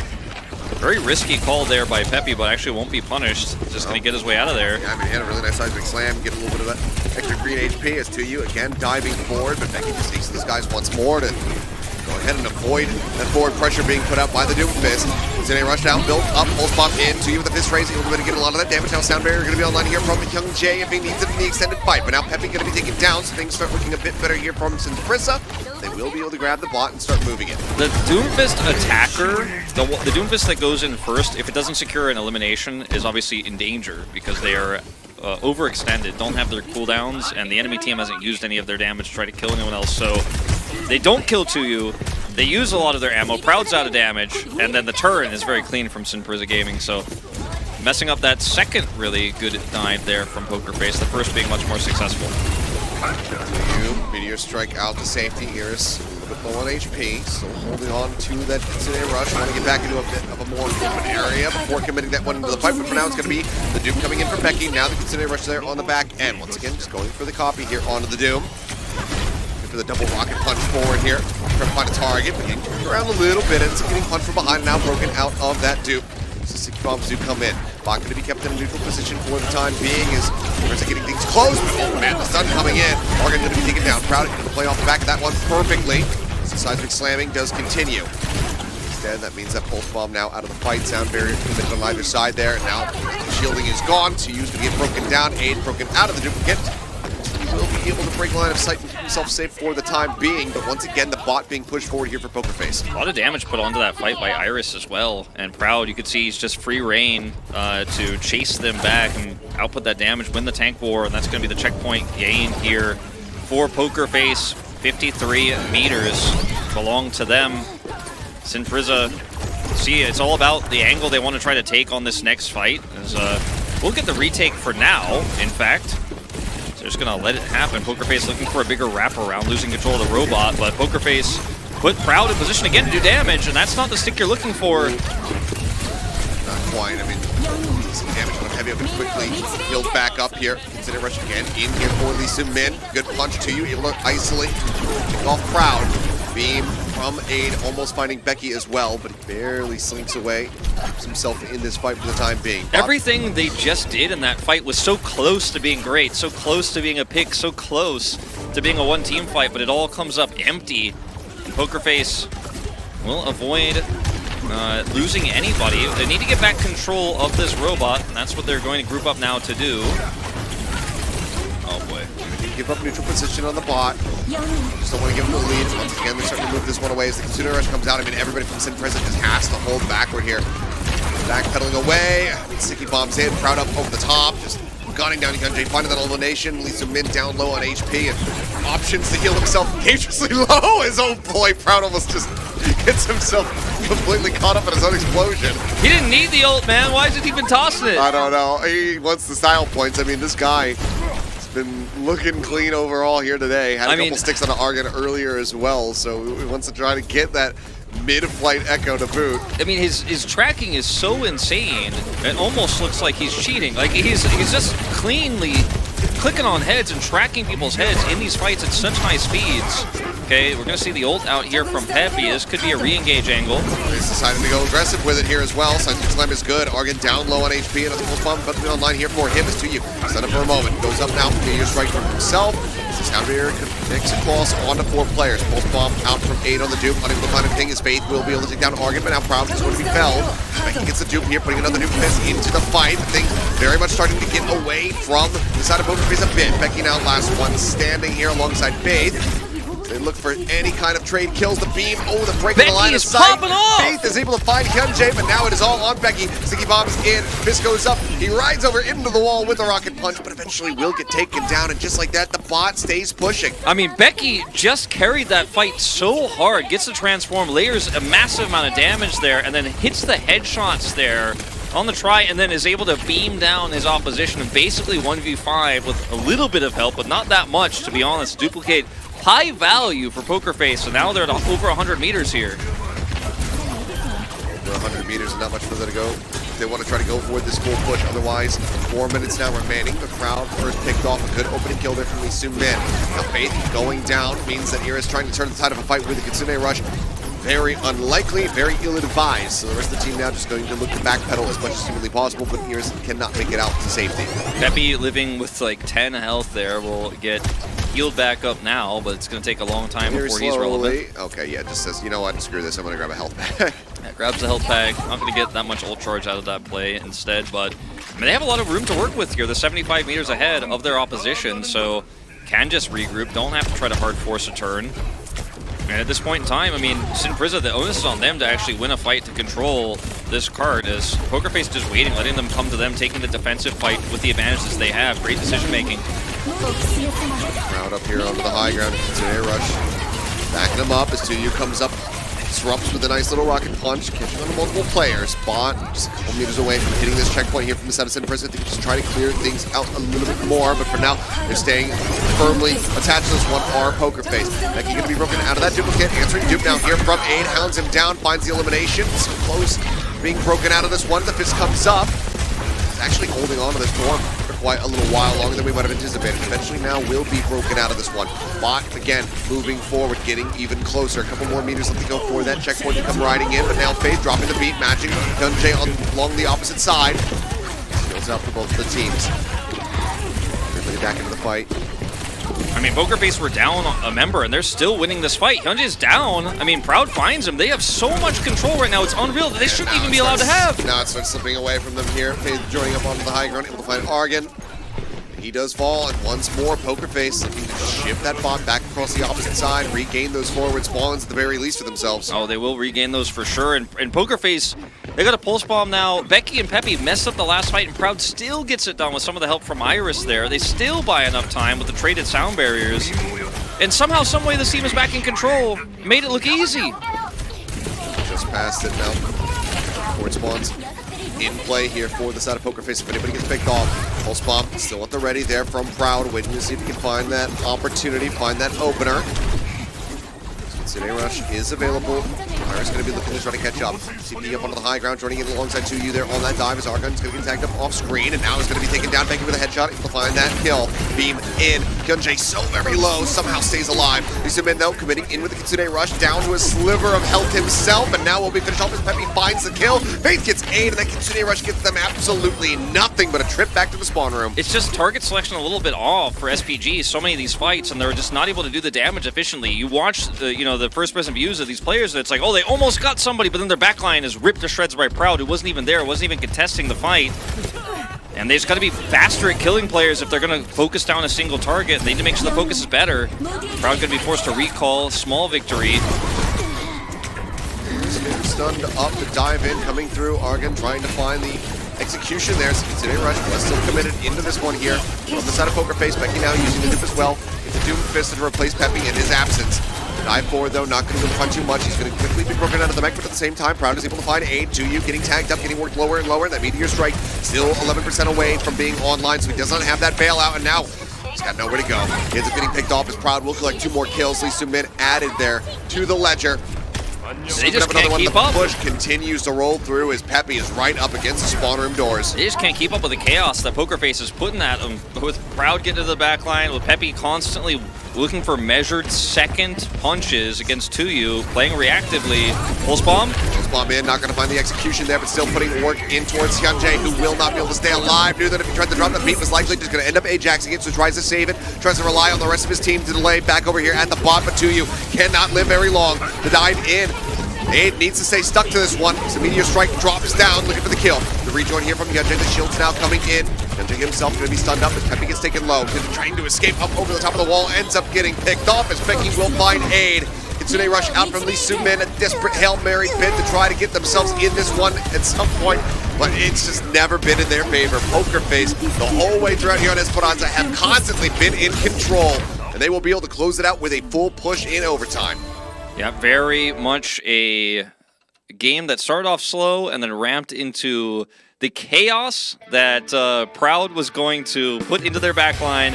And Hyunjae, he did not have a fun time on that third map. He was obliterated. He was constantly being hounded down. Wasn't a lot of peel there. And, I mean, it's a 3-map series. It's a very fast one. But it felt like almost at the end of that map that SPG were just fatigued. Like, they couldn't keep their coordination up. They were not able to keep up with the pace of the game. They were getting split and not making calls together. And not for one moment did Poker Face stop making all the right decisions, stop playing as a team. And every time Prisa tried to go for a play and they failed to get the eliminations, it was like instantly on the other side of the kill feed. Like, you could just see the kill feed pop up of what was happening in the other fight. Like, oh, they lost the back line while they failed to kill the enemy front line themselves. Just not able to keep up, unfortunately. And it's another 3-0 on the day here for OWCS Korea.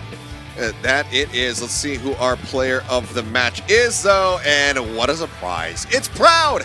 I don't think this is going to be a shock to anybody. This guy from the outset was putting in some incredible work with this Tracer. Very clean with it. I mean, like you said, at times, it felt like he did have some kind of aim tracker on. There were times also, because he was so conservative with his blinks, there were times where he was actually killing his enemy counterpart in Argon, while Argon's like blinking around, and Proud is just like straight up normal walking. He's like pressing W towards him and killing him, while the other Tracer is just blinking around and having to recall.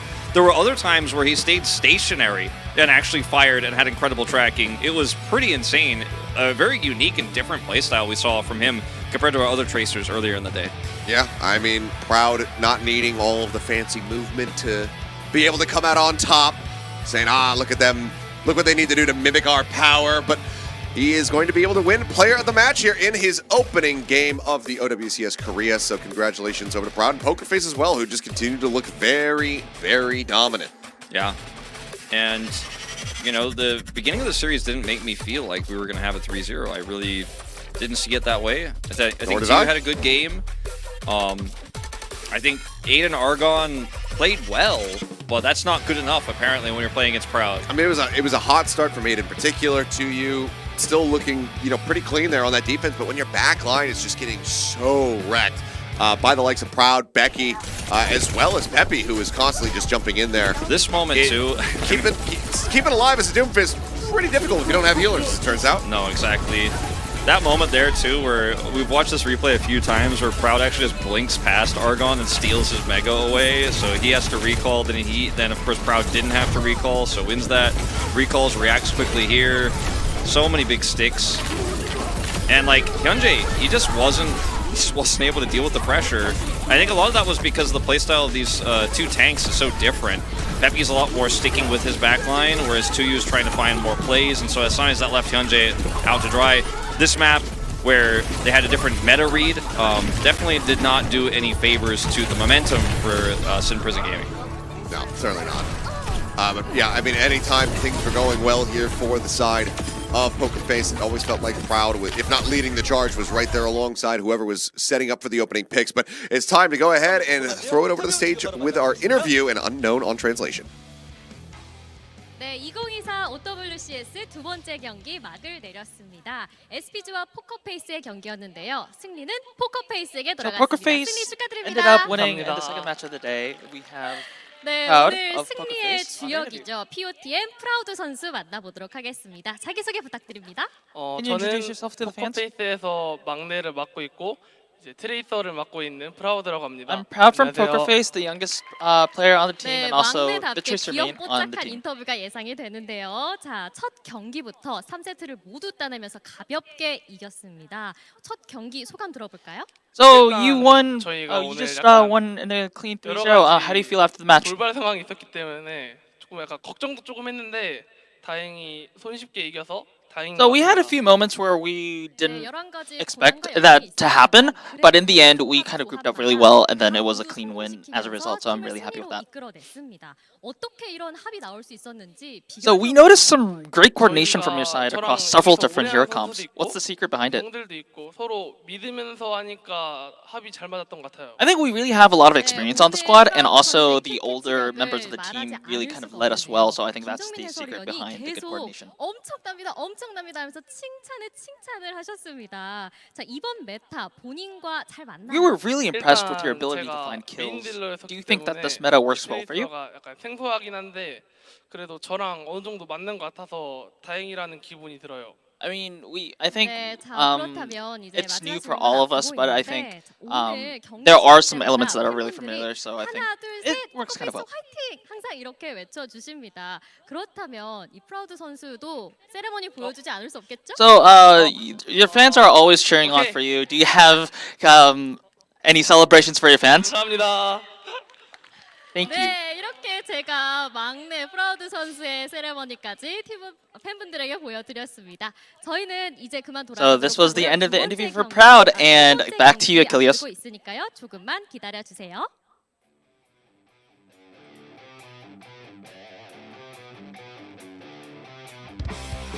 But that is okay. Hey, sorry about that. Anyway, thank you for the translation, Min Song. Great to hear from Proud. Congratulations to him and the rest of the team on the win. But we are, of course, just getting started. We have yet one more matchup to go through here today. So we're gonna go to a quick little break, and we'll get ready to dive into game number 3. So don't go anywhere.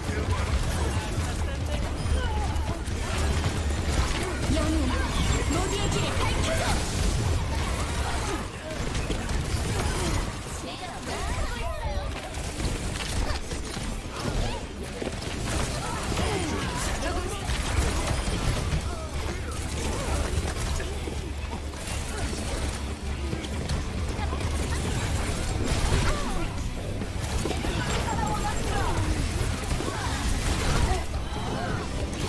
적응 상태로 가동.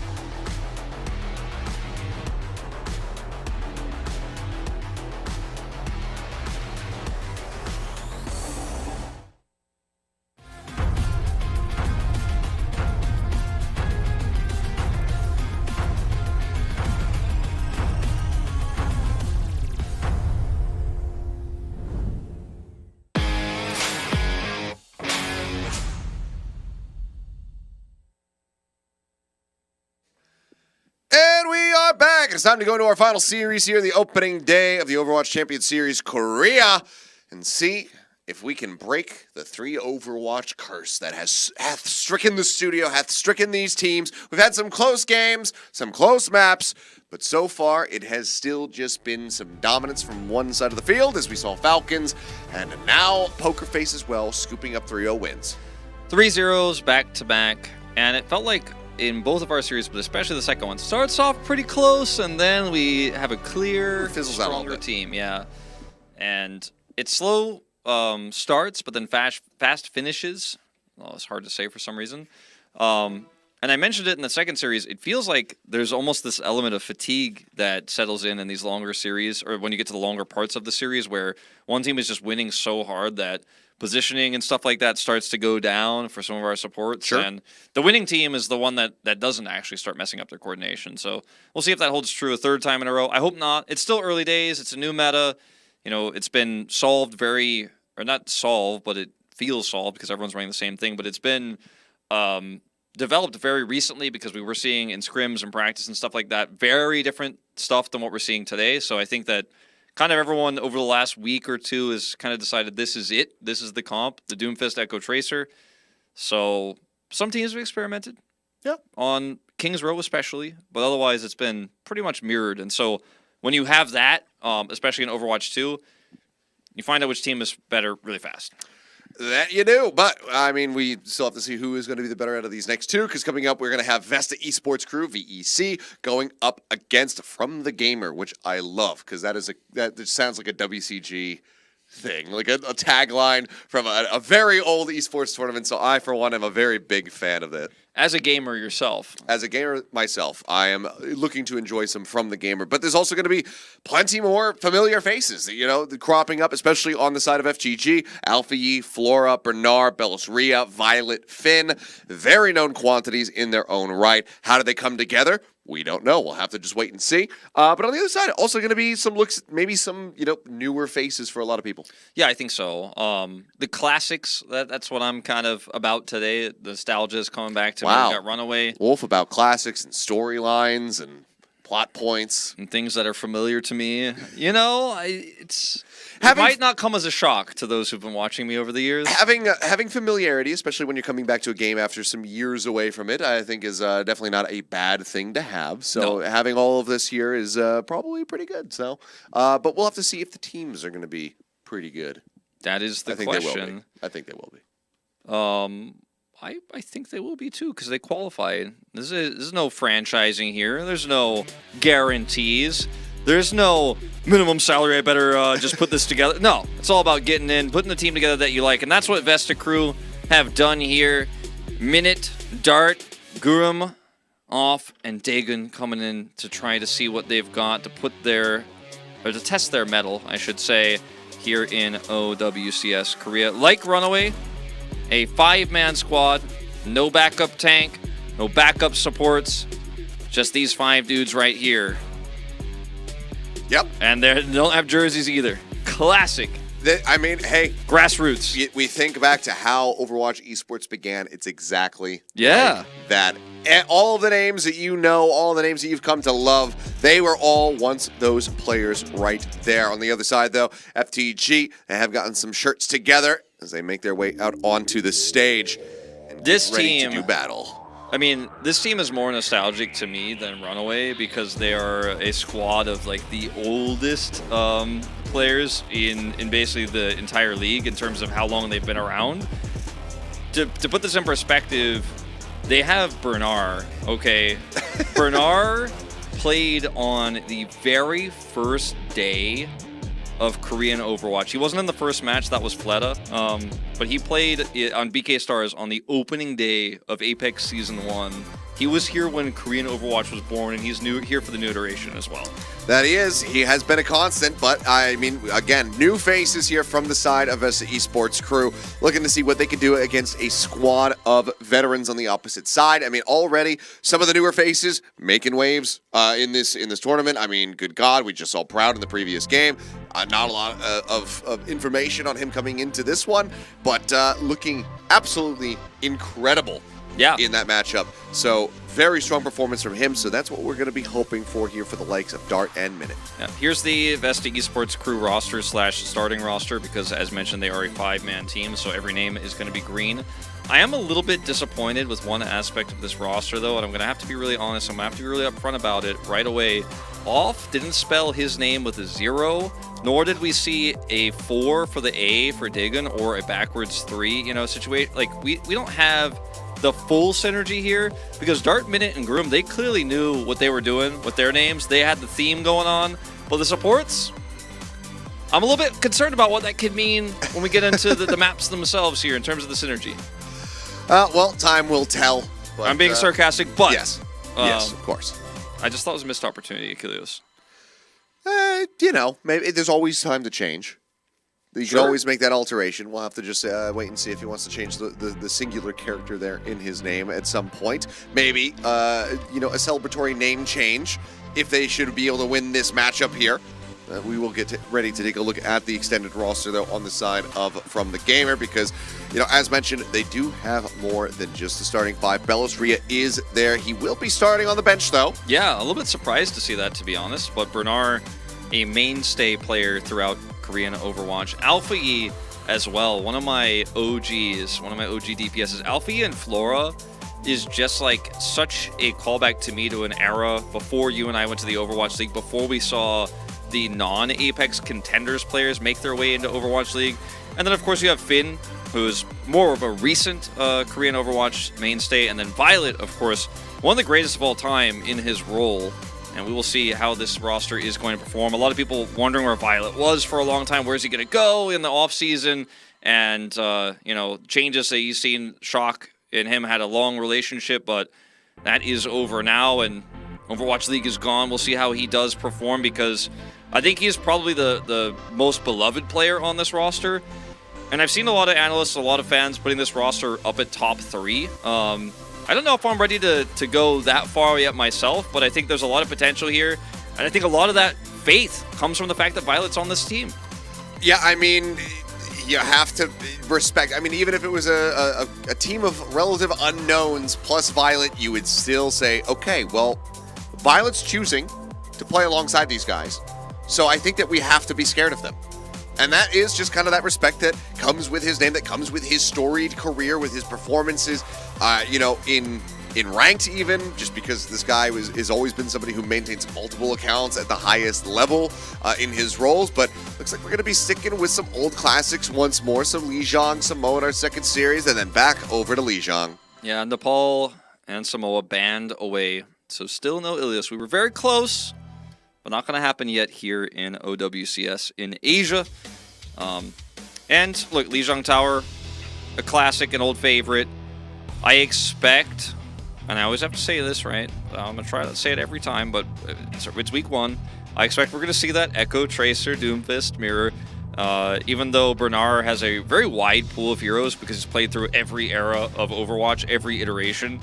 I think he's a pretty good Doomfist player too. So, if it was going to be Wrecking Ball, it would have been Belosria. And Wrecking Ball there. Also, we have seen a smattering of Orisa from time to time. And that actually has been on Lijiang on Control Center, I believe, in particular, where that was kind of coming through. Belosria, it's worth saying, had an absolutely cracked Orisa. It felt like every single time he was throwing that spear, he was just nailing someone to the wall. So, if that is going to kind of come into the mix a little bit, then that's where I fully expect that Belosria is going to find a lot more play time. But as you mentioned for Bernard, to kind of put it in perspective in case people are really unfamiliar with him, he's like Paul Giamatti. He's always been there. Yeah. He's always been pretty damn good. Whatever role he's in, whatever movie he's in, you're just like, oh man, what a memorable performance. I really like that actor. I don't remember his name. He's never been the guy who's breaking blockbuster records and everything like that, coming up with these huge turnouts to the theater. But he's always been present, and he's always in bangers. You guys might be familiar with the term that Monty coined, the Big Bang, where you use Zarya ult and a Tracer puts a pulse bomb in it. He was the first Zarya ult. It was him. He was the person who made that happen. So he's been around since the birth of this esport, and I think with the changes to how people are viewing esports longevity for players, you know, if you had asked me in 2016 if I thought anyone playing in 2016 would ever be playing in 2024, I would have said absolutely not, hell no. No one has a career that long. But Bernard is saying, yeah, I do, and I am. And so we're seeing a lot more older esports players and players sticking around. Love to see it. Love to see it indeed, and love to see this game getting ready to go underway. So Lijiang Tower, again, going to be the thing that kicks things off for us. Will we get a close series, or will the vets be able to separate themselves a little bit from the young guns? This is going to be, you know, again, a fairly high-pressure situation. Got to talk to 9K just the other day when we were casting the Japanese League, and he was saying, you know, even if you're a veteran that first time, no matter how many times you've been out on stage, when it comes around to that new season, you're going out, especially in front of a crowd for maybe the first time in quite a while for some of these guys, that pressure can still get to you a little bit. So we'll see if they're going to be affected at all by that here on the side of FTG, as well as if, you know, VEC, if they're going to be able to just step up and kind of ignore those opening pressures. That'll be the big question. I really hope that we see a good showing for both of these squads. My money is definitely on From the Gamer tonight in this final series. I think they have the stronger on-paper roster, but sometimes these new rosters, these young guns, the guys walking out with non-branded hoodies, sometimes they're the ones you have to be afraid of. They're the ones you don't fear. They're the ones who surprise you. They're the ones who make the upsets happen. And that could be what we see from the Vesta crew. And I'd love to see it, you know? I don't predict it, but it is what I want. Yeah. It would be a hell of a way to kick things off, come out here and beat down on some of the more legendary names in the scene in this tournament. So that would be a very big way to just kick things off and get some wind in your sails. But I think we are now just moments away from getting things underway. There it is. The dubstep button has been pressed once more. This means that we are going to be going into game here. It looks like Control Center to kick things off as we jump into Lijiang Tower. Here we go. Let's see if our theory about the comps is correct. Not necessarily. Okay. But Good still for now. probably, actually. I mean, the Junker Queen, I mean, we've been seeing a lot of it again over in Japan, and it has been finding great value, running that with the Lucio, having this kind of more brawl style. The Kitsune Rush also really lets you just get on top of your opponents, so I think that, you know, Vesta running this. I mean, it's definitely a real thing. Good show, yeah. Yeah, it's definitely a real thing. It pairs very well with this. I think you're really reliant on getting the point capped first, because if you do not get that first cap, it is going to be a very, very long road, but they are going to stick with it, so that is the big difference here. Only the tanks, everything else mirrored here. All eyes on Groom. He's the one who's breaking the mold, going against the grind of the meta. Knife going to miss. Not able to find the opening one there, trying to get the pull forward onto Bernard. Thanks for now, Finn just playing out along the walkway.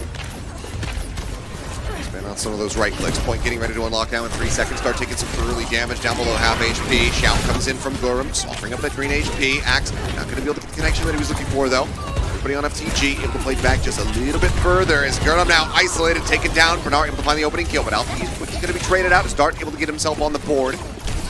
Finding a quick elimination back, but without the tank, that means they can't play forward as reliably. So FTG will get the first lockdown here on the point as the damage continues to fly. Yeah, not a good sign that Groom is the first one to go down here. Oftentimes you can sustain better than a Doomfist, but they used the green health early, as you mentioned, so once that's down, he gets picked, and that is going to be the cap going over to FTG, as Dart really, being the best performing player on this team right now, nearly has that duplicate online. He's putting off a lot of damage, but no elim. Hasn't been able to confirm the kills yet. Minute as well. Out in front there, ahead of Floor, but Violet very fast to build on the sound barrier, match by off. He's going to be dropped on either side, but now the Container Rush a little bit sooner there from the side of Dagon. Able to drop that one in. Dart finds his first kills. Bernard will get dropped. Pulse Bomb stick. Do a second kill for Dart, beaming down Violet. And that's going to be Vesta getting themselves on the board here. Only 36% established here for FTG. Great performance from the DPS players here of Vesta Esports crew. We'll see if they can maintain this control as Flora is looking for some potential backline access here. Really nice wraparound. Now Kitsune Rush, having not been built up and used in the previous fight, helps escort them forward here onto the point where the flip is nearly in for the side of FTG. Now grabbed up, so not even losing the lead here. They regain control. How long can they hold it for is going to be the question. Dagon out with a nice lead, having pulled the trigger earlier. He's going to be around 50% towards that next Kitsune Rush, which is going to be instrumental in trying to find this reflip back into their favor. But for now, things are getting away from them a bit. Punch pull charged up there from Darts. He goes for the duplicate. Now going to be matched by Alpha on the opposite side, and he's going for the Jungle Queen. Wrapping around. We're just going to get a nice little echo battle here, it would seem, in the Duke forms. It's going to be Alpha. It's lasting a little bit longer. Can't get the knife to pull back out, but still, the kills are going to be found widely here from the side of FTG as they get the team kill. Fly the graphic. And that's going to be them moving up past 70%. So Groom's ultimate here is really the only thing that they are going to have to get onto the point with, because otherwise... We don't have the graphic anymore. The team kill graphic, it's gone. It's gone, rip. All right, so let's see if he can actually get this push going and then build up Off's sound barrier, because if they lose one fight, it's over. I mean, we're at 86% here. It's last fight territory for FTG. And they also have Bernard's ult, so they can stick to this point for a long time. The ult here from Groom has to be efficient. It has to hit multiple targets, or there's just no hope here. Yeah, I mean, the sooner the better, because the sound barrier can counteract a lot of that anti, a lot of that bleed damage that'll be coming through. Beat going to be dropped first here from Off now. Sine Rush going to be lobbed in as well. Looks like Goodham wants to see if they can try to win the fight out with these support ultimates rather than commit the Rampage, but they have cleared space, so point going to be in their control for now. Yeah. Now they can have the Rampage for the reapproach here from FTG. Oh, he's got a really good angle for it, too. Waiting. Sune Rush in. Violet taken down to the back line. Nice dive forward from Dart. Able to find it with the sticky bombs. Gets Alpha Yeet to boot. Off so very low. Eventually will fall here to Bernard's hand.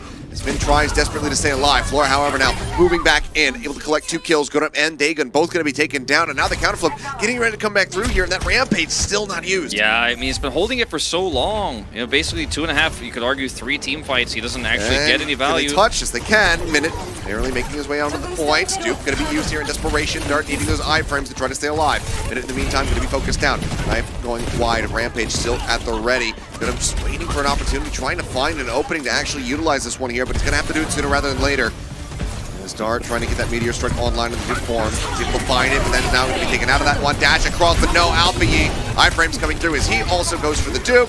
Doesn't get Rampage, does not get blood down. Violet's still going to fall. Dart able to find one, but with just 3 members left standing, it just doesn't seem good as Gurum will get dropped. Minute will fall, and the OT will bleed away. And it looked like Gurum was saving it for round 2, Achilleos. And then when he uses it with the iframes, as you mentioned, he doesn't hit anybody. And I was worried we were going to see the duplicate Rampage end up getting more value there from the gamer, as he was just holding it for so long. And, you know, opportunistic plays like that can be what decide the round for you. And you've got to play as if you're going to win every fight without using it when you're that far behind in percentage. But unfortunately, just didn't get anything out of it. And being so hesitant, looking for the perfect Rampage for so long sometimes means you don't get any Rampage. I just thought about it. I think it would be great. And this may be a sponsorship opportunity for them if they were called the Vespa Esports crew. Yeah. And every broadcast day, they rock up to the studio all riding Vespas. That'd be cool. I'd be down for it.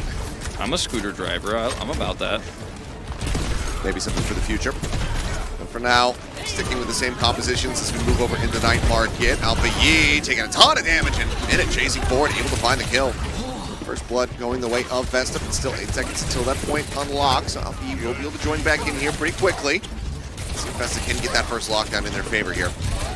Yeah, it is going to be a tough battle if you lose control of this one early. Okay, Vesta actually do get the secure, and I mean, let's see what Flora can get done here. He's already got half a pulse bomb. Dart gonna leap over.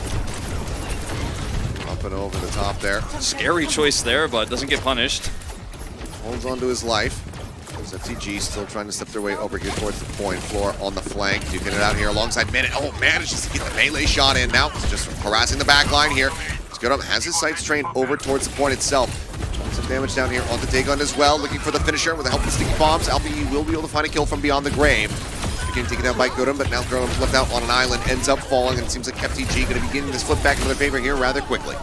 Yeah, just trying to operate on that health pack as well. Flora, even if they try to collapse onto him, I mean, they already lost the Tracer. His Minute's dead. He takes Minute out. Then nobody could stop this guy. He's just out of control. And no one could actually access the Mini either.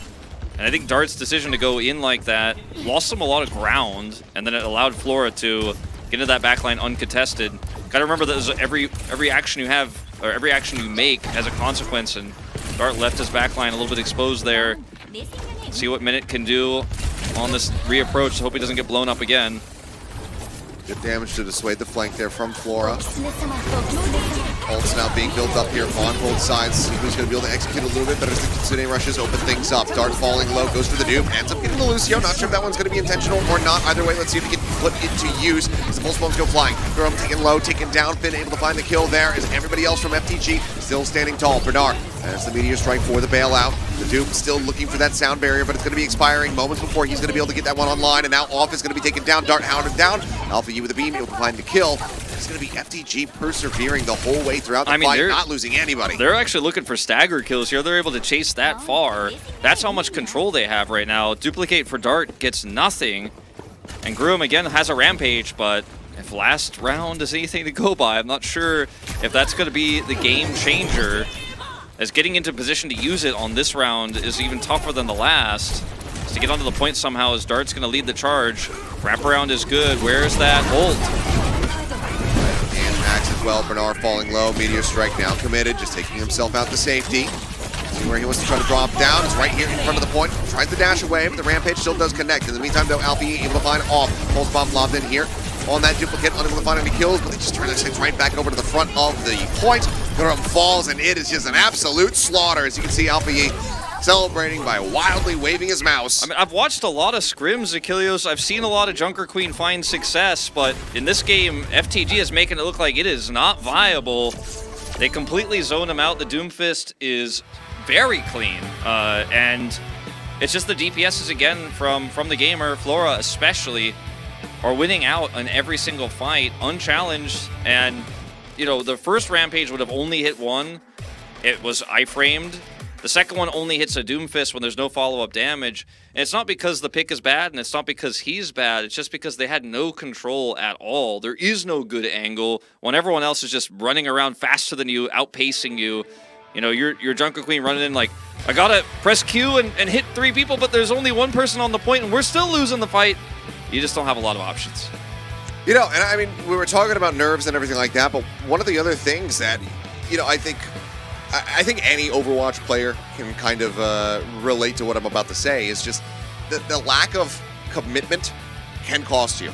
Wanting to have that perfect ultimate, saying like, oh no, now's not the time, I gotta hold it for the next one, that can have that kind of snowball effect that ends up working against you. And I think that had we seen the Rampage committed to a little bit earlier on that control center, especially on control center, you know, maybe they don't win the round, but perhaps it does get them into a position where it's a lot closer. They have that opportunity to potentially take that sub-map and make things a bit more even. But it seems like some hesitation, some lack of belief in that moment, in being able to pull the trigger, ends up costing them a little bit. So I'm curious to see if they're going to be a bit more concise here going into the next map. When you consider, too, that every time you don't ult in a team fight, that's one more team fight worth of ult charge towards a second one that you could have been building as well, that you're losing in those moments.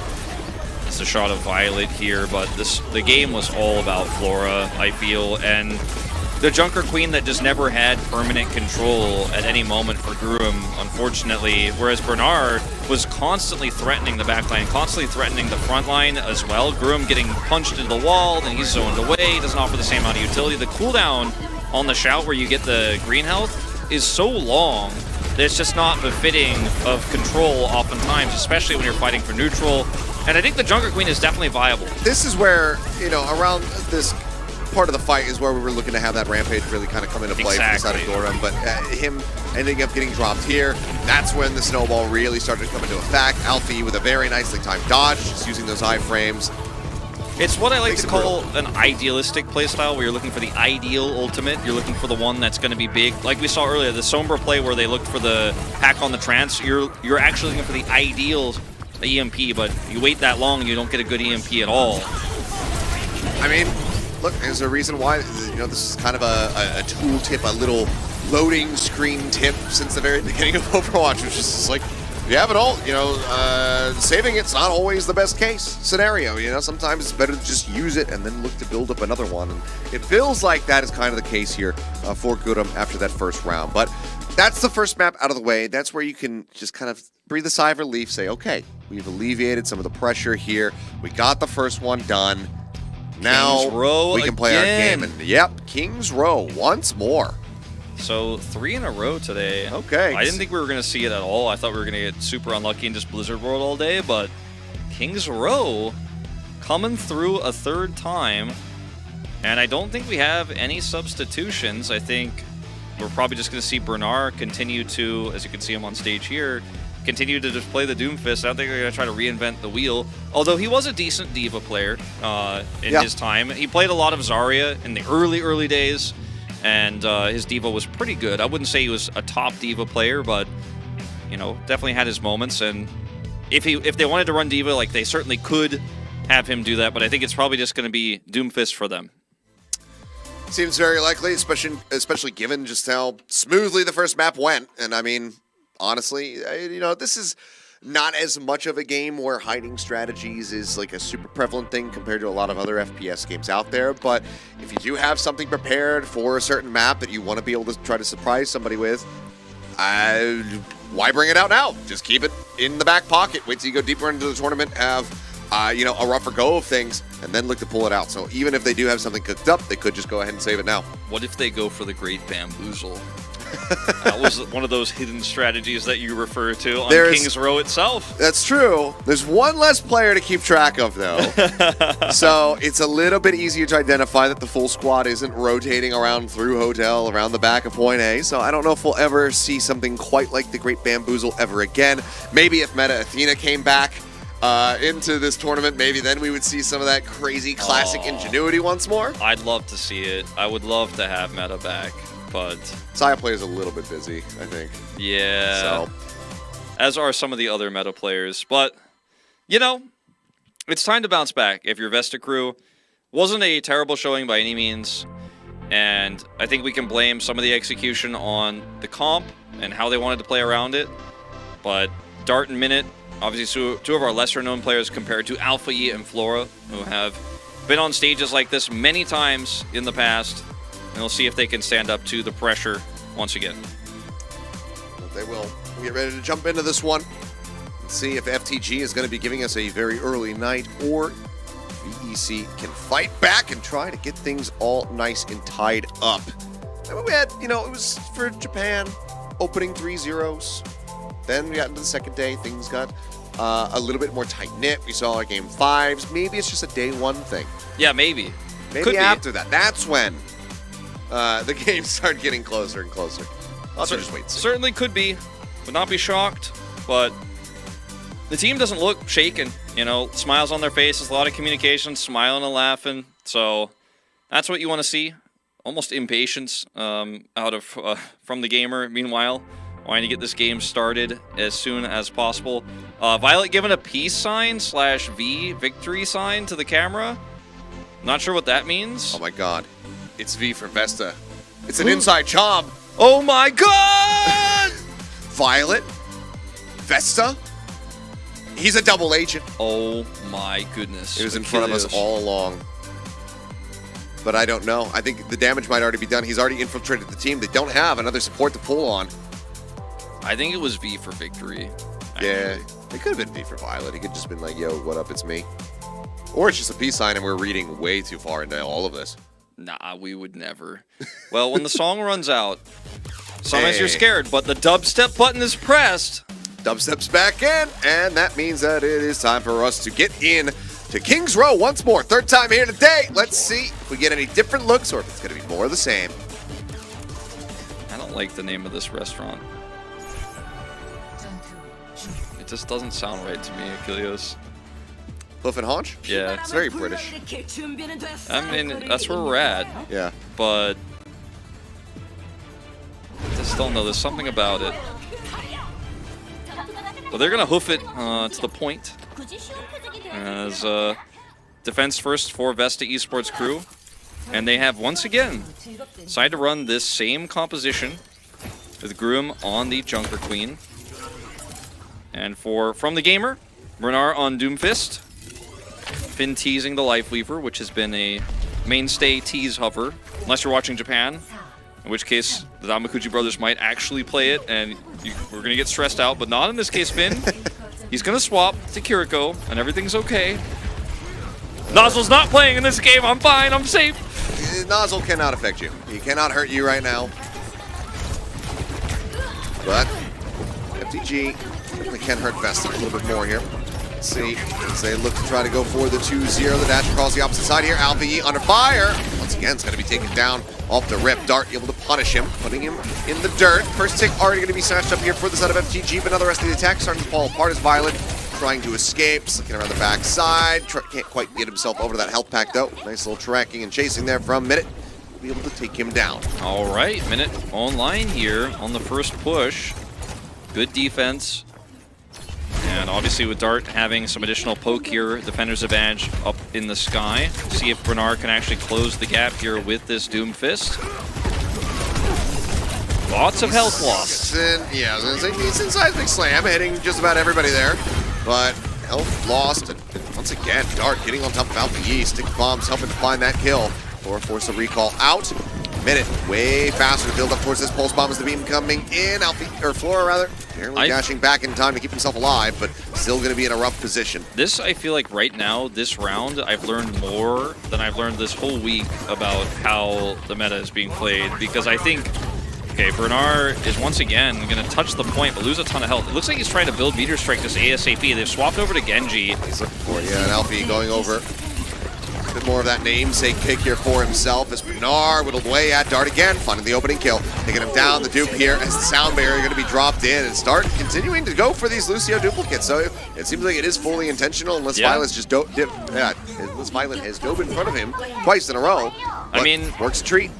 I'm actually starting to see why people are not playing Doomfist here, because you can't actually get access to the high ground very easily. You can't get access to the Echo, and so you just kind of get into the point and get burned down and then have to reset. They're trying to use him, though, to get the Doomfist ultimate online as well as the Dragon Blade, and that's going to be the timing FTG are looking for here, but has not been time efficient. I think one of the biggest things is just Lore not being able to get into the back line and really harass nearly as much as we were seeing on the opening map. And now Penguin going on that flank, throwing down the Container Rush, ends up getting punished. And, well, right as we started building them up, talking about maybe some of the shortcomings here on the side of FTG, they managed to break through. Rampage is going to be committed nice and early here, but with two members already taken down now, joining them in the grave, it seems like, unfortunately, it's not going to lead to much of anything. Everybody else stays alive. It doesn't draw an additional ultimate out or anything like that.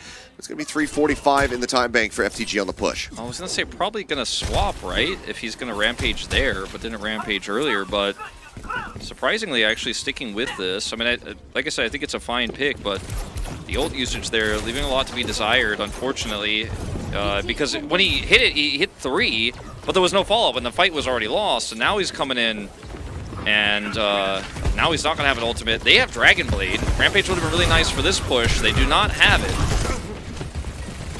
Are taken low. Meteor Strike does come through. Flora dashing forward, setting up the Pulse Bomb. Going to be taken down as the Blade as well. Over the Slice and Dice Dart. Find little cubes. Finn will get traded out here, but they go now.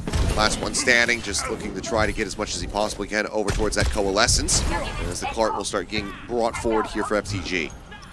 Really nice push for them.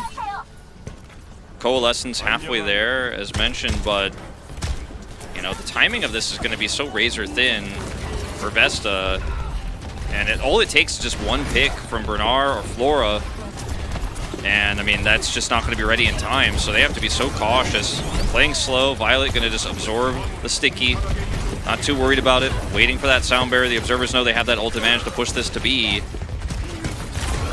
They can hard dive if they commit the sound barrier, if they're aware that Off doesn't have his yet, which they should be. Shout coming through, Violet committing the beat as he gets whittled down a little bit. Alpha Yi just trying to get the beam through here, and Goodham will eventually get taken down with that rocket punch. Comes through from Bernard, finding the elimination. Coalescence cleaning up Violet, however, now Alpha Yi going to be taken down. The dupe out from Dart, the jump forward on the seismic slam, finishing off Bernard. Big swing of momentum. Win. Yep, going the way of Vesta, and that sound barrier out. I mean, the timing was so razor thin on getting there and winning that fight and getting B. They identified, at least it seemed like they did, that Violet could actually get that sound barrier advantage, and they thought they were just going to steamroll their way through, but the timing of the Coalescence just enough. And as the barrier fades, they have enough damage there in this choke point where everyone's stacked up to win it. And now they have their own sound barrier advantage here, so Vesta Esports crew should be able to buy a decent amount of time now on the defense. Will be sound barrier in response to the Kitsune Rush, or vice versa. Those bombs on the ready from either side. Let's see if the Tracers can find any kind of opening pick as the beat does get dropped in. Minute taken dangerously low before that shielding hit him.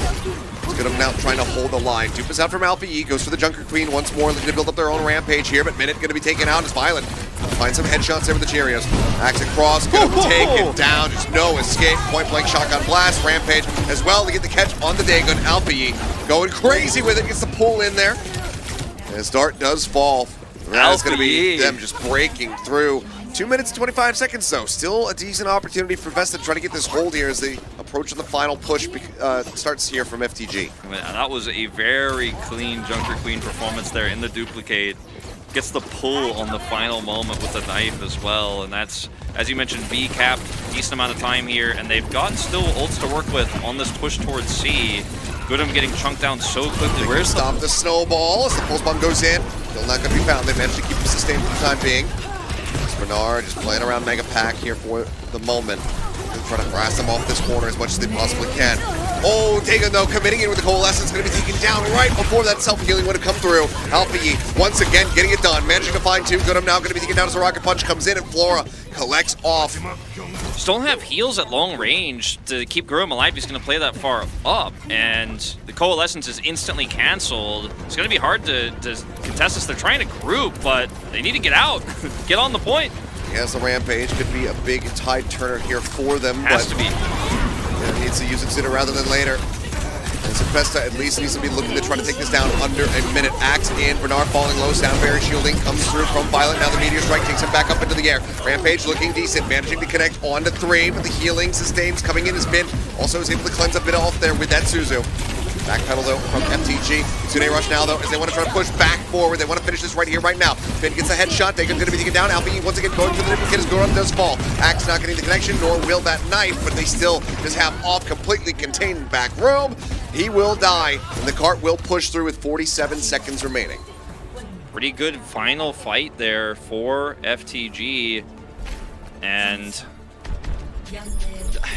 it's not that it's not viable, the Junker Queen.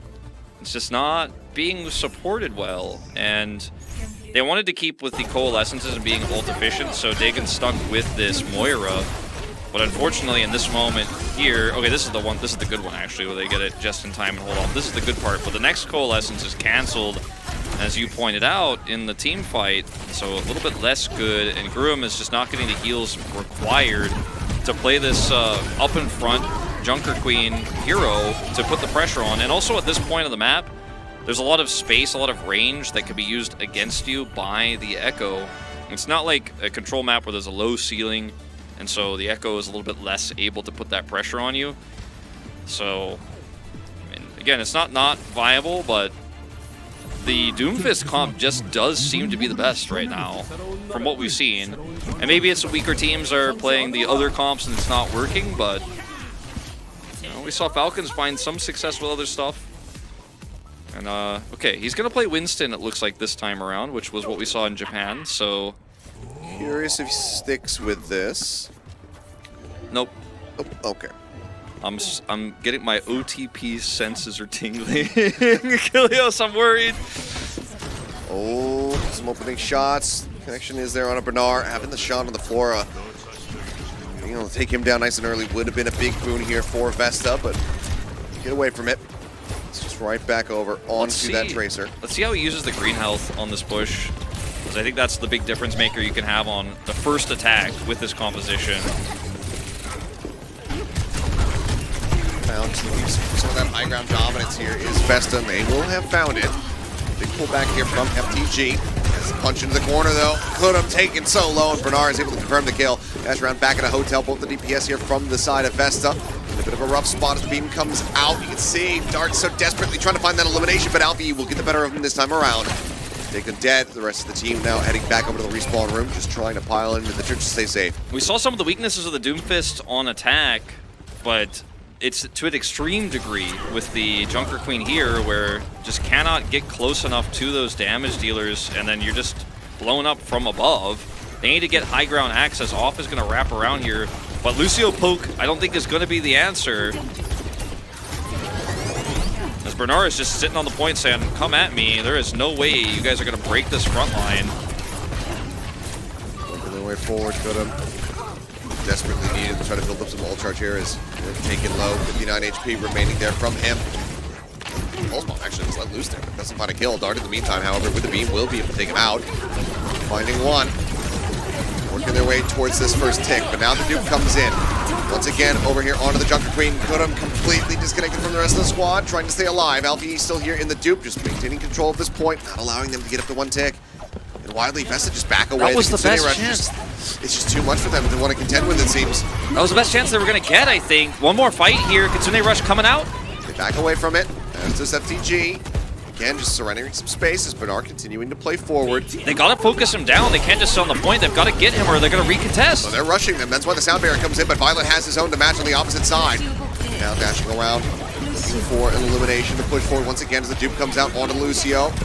Dart trying to build up towards that next sound barrier, give them some of that extra shielding here in the fight.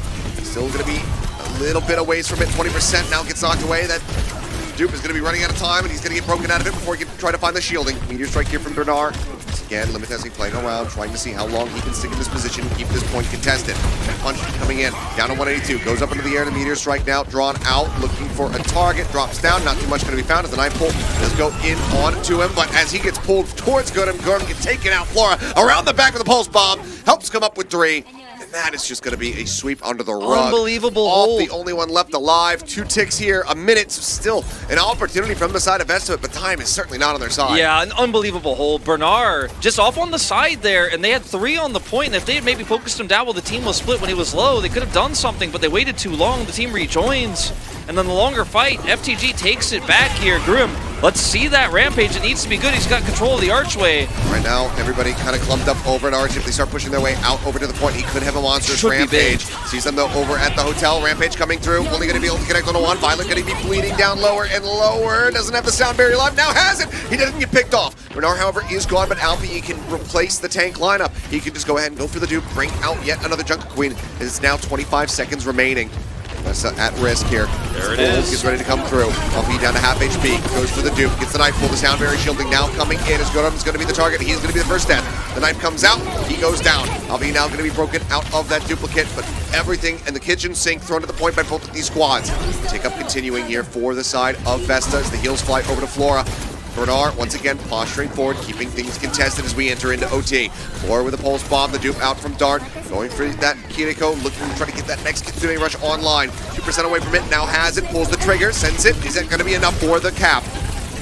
Start working their way over towards this one stun, coming out, looking good as Godum gets a punch out onto multiple players, and now the cap comes in. 2.5 minutes going to be added to the time bank as we're not done yet. Okay, not done yet. Very nearly we're done, though, Achilleos. A bit of a longer fight there. Tough one for FTG to win out in the end, but they bought so much time, and they were so close from getting that Doomfist ultimate, and had they been able to buy just a second longer, maybe that would have actually come through. But I'm not sold yet on Vesta's ability to finish this map, to be honest. I mean, it's a 47-second time bank here that they're going to have to compete with if they finish it at all. And efficiency has not been the name of the game for their takes thus far. Let's see if they can make something happen here with this Tracer Pulse Bomb that Minute is holding. Observer's also watching. For it. As Kitsune Rush comes in from Finn, everybody's just going to be trying to hightail it out as Alfie gets a triple with the stickies. Gets himself a 4th. I mean, damn near aces the team. Yeah, that was just an insane sticky value. See a replay of that one. Yeah, I'm sure we will, especially if he ends up getting player of the match, which is still TBD. We don't know. We're still only 1-0 for them right now, but that dominant win right here makes me feel like it might be 2-0 we're looking at if they can't bounce back after this. And Grim is just not building ult charge. Hasn't really been in a position. It's just kind of been the beat shield here for the rest of the team, just hoping that Dart can do what he's doing right there. Taking down Violet, getting that sound barrier now out of the fight as Bernard continues to play forward. Meteor strike coming in as the pulse bomb stick does connect there onto the Doomfist. Makes his exit. Now let's see if he can try to stick around. Alfie again, sticks coming through, finding the kill, taking out that enemy Tracer, but Dart doing very much the same here to Bernard, taking him down, now finding Finn to boot. Flora commits the pulse bomb in, but doesn't find a pick, so it doesn't slow down the pace here from the side of Vesta, which yes, it has been slow, but it's still steadily moving forward.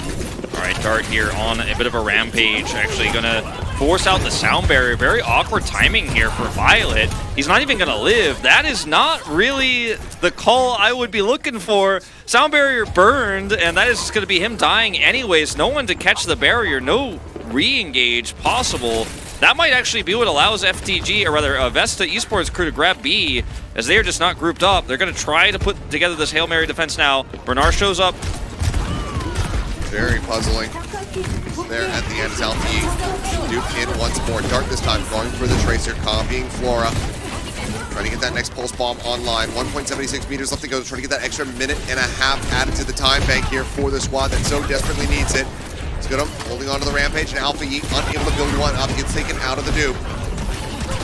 Mars running low here on the side of FTG. Alpha and Bernard, now Violet as well, all under attack. Rampage attempted, but no, I believe actually interrupted.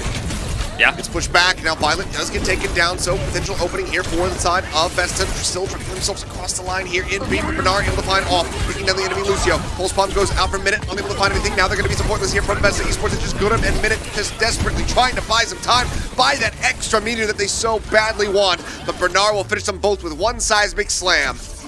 And, I mean, Bernard interrupts the Rampage, as you mentioned, with a punch.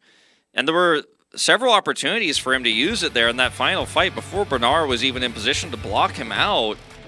And he is really just holding on to these. And I think there's just some communication issues and perhaps some nerves on the side of Vesta crew today. Not able to actually pull it off there, despite being gifted some really cool tools like a sound barrier that was tossed in from Violet there. That was very weird and not like Violet at all, but either way, that's going to be a 2-0 lead here for FTG. Yep. The veterans out in front looking to give us yet another day of 3 Overwatch. Vesta, a lot more signs of life, it would seem, here in this map compared to what we were seeing a bit there on Lijiang Tower. The Junker Queen, I think, looking overall better. And I liked that we were kind of seeing a bit more willingness to commit to the ultimate, to believe in those ultimates, to be able to find value there from the side of Gurem, but just not enough impact to be able to get that win. So still eluding them here for the time being, and now at risk of losing their opening series. Yeah, I mean, it seems very likely. I think the momentum is way in the favor of FTG right now, and Vesta crew. The comp, again, it's not bad, but it's not ideal, especially when it's being played like this. And I was saying I had my OTP like senses tingling. Maybe Groom is just right now only practicing this pick, only wants to play this pick. But if that's the case, he's going to have to play it better. You keep saying OTP, I'm thinking one-time pass of my banking app. I'm talking trying to make a transfer. I don't want to say it out loud, but I will say it just one time. One-trick pony. Well, maybe that's the case, but we'll see if he's got something different for us. We're going to have Push, of course, coming up in just a bit. But first, we have a quick little break.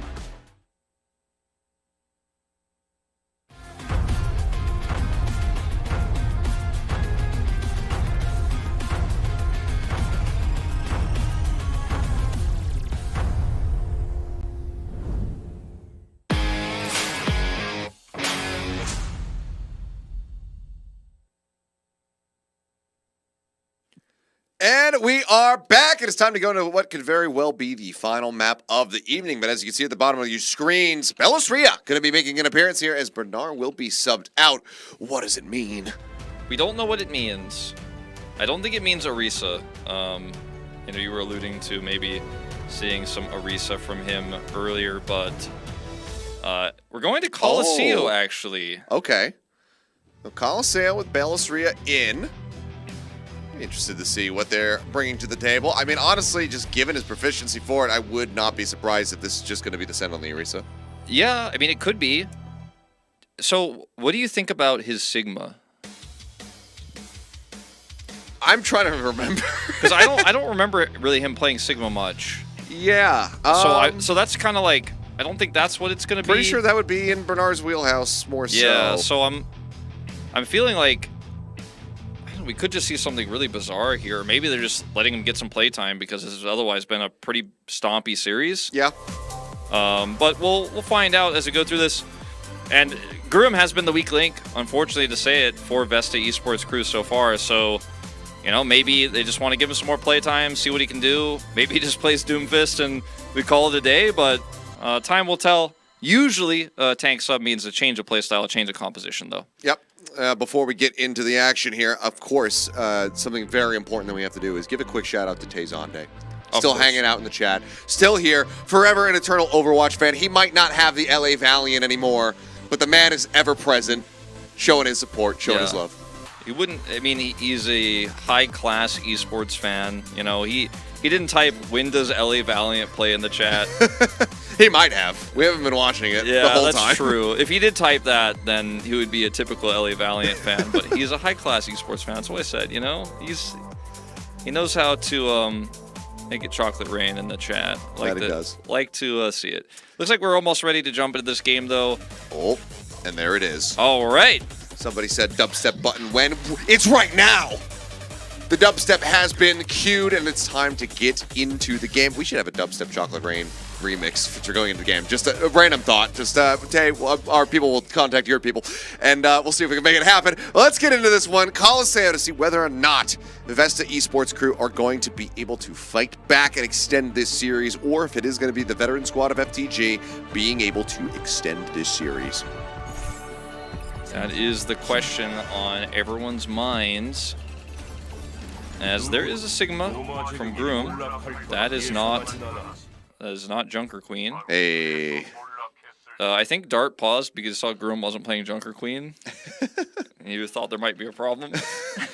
Is your hero select going all right over there? Looks like it is an issue with FTG. It looks like we just have a quick little mouse issue, so we should be able to, again, just unplug it, plug that back in, and then everything should be okay. Just being told it should take a couple minutes, and then everything will be good. Yep. Everyone's looking at Flora. Well, it turns out Flora, given the way that he's been playing, he does need the mouse to be. He needs that to be functional. Yes, it is important. It might impact the level of impact that he's been having in the games. As it looks like everyone maybe having a quick little cheeky chat with each other in the all chatting game. What do you think Groom is saying? I don't know. He was typing and he was laughing. He's done a quick laughing type. I swear, guys, no Junker Queen this time. He's like press tab. In a few seconds, you might be surprised. Could very well be. Nice Bellisria fan art there. Yeah. I don't actually know the word Airchan, but talking about her ticket price, probably saying something like it was worth it. But anyways, rest of the game, fighting. Yeah, I see that now. So yeah, I mean, again, the sign's basically saying like, I paid $30 basically for the ticket. Yeah. But while the ticket prices have gone up, again, just in case people weren't here or hadn't seen the announcement, there is rev share. So a significant portion of all the ticket sales are actually going directly to the teams, which is a pretty neat thing to see. Yeah, making sure the players can get their due. As lots of laughing still at this moment in time, but not a lot of mousing, unfortunately, just yet. Yeah, hopefully something that'll be handled pretty quickly here. It's meaningful, actually. I looked it up. I learned a new word. I'd never really seen that word before. There's a really meaningful 30,000 Yeah, it's a really meaningful 30,000 won that she used to buy the ticket. Wow. Maybe birthday Learning. Going back to learning, you know, I mentioned earlier, I felt like I learned more on that first round of King's Row than I had the entire week. And I feel like the way in which they punished the Junker Queen and the way the Doomfist also was punished on A just makes you realize high ground control is so incredibly important on that point. And even in the meta where you're not running like Ashe or you're not running Soldier, you're not running the Sojourn, you know, the high ground that you're going to have with Tracer is still valuable because she can just jump off, she can put some damage off, then jump on top of you and get the execution there with the beam coming through from Echo. So having the ability to get onto the high ground with a Diva, for example, or a Winston like we saw in Japan seems very strong and seems like it makes things a lot easier than trying to just go in on a Doomfist solo tag onto the point and then you get pushed off. It looks like we're ready. Looks like we are ready indeed. So time can start ticking down. Just waiting because, you know, sometimes we have it where it's like, the game's just out and it's paused again. But it looks like the gates will in fact open up and we can get this map underway. See how Vesta is going to be faring. He is playing Junker Queen, by the way. It was okay. He went back to it. Yeah, it was a just a small tease, but unfortunately, I mean, I say unfortunately, maybe he'll turn it around. Let's not judge too harshly on the first series. I mean, it's been, you know, granted only 2 maps played now that we go into the third one, but steadily was improving compared to the opening map there of Lijiang Tower. And maybe that trend will continue here for Goodham as the bot now going to be unlocked. FTG quick on the first grab here. Hands are back there by Vesta as you can see the flanks now starting to come through. Wall right out there from Off trying to stay alive is Goodham eating a bit of sticky bomb damage. Off down low. FTG really pushing forward, trying to find that kill onto the enemy Lucio, but so far it has been eluding them. But Goodham now very far forward, desperately needing some heals. Steadily going to start getting streamed back up towards full HP, but as soon as one person stops getting focused, the other somebody else does. And now finding some stability, tagged low once more, looking desperately, trying to track Flora, who's just ever so elusive, ever so quick there on that Tracer.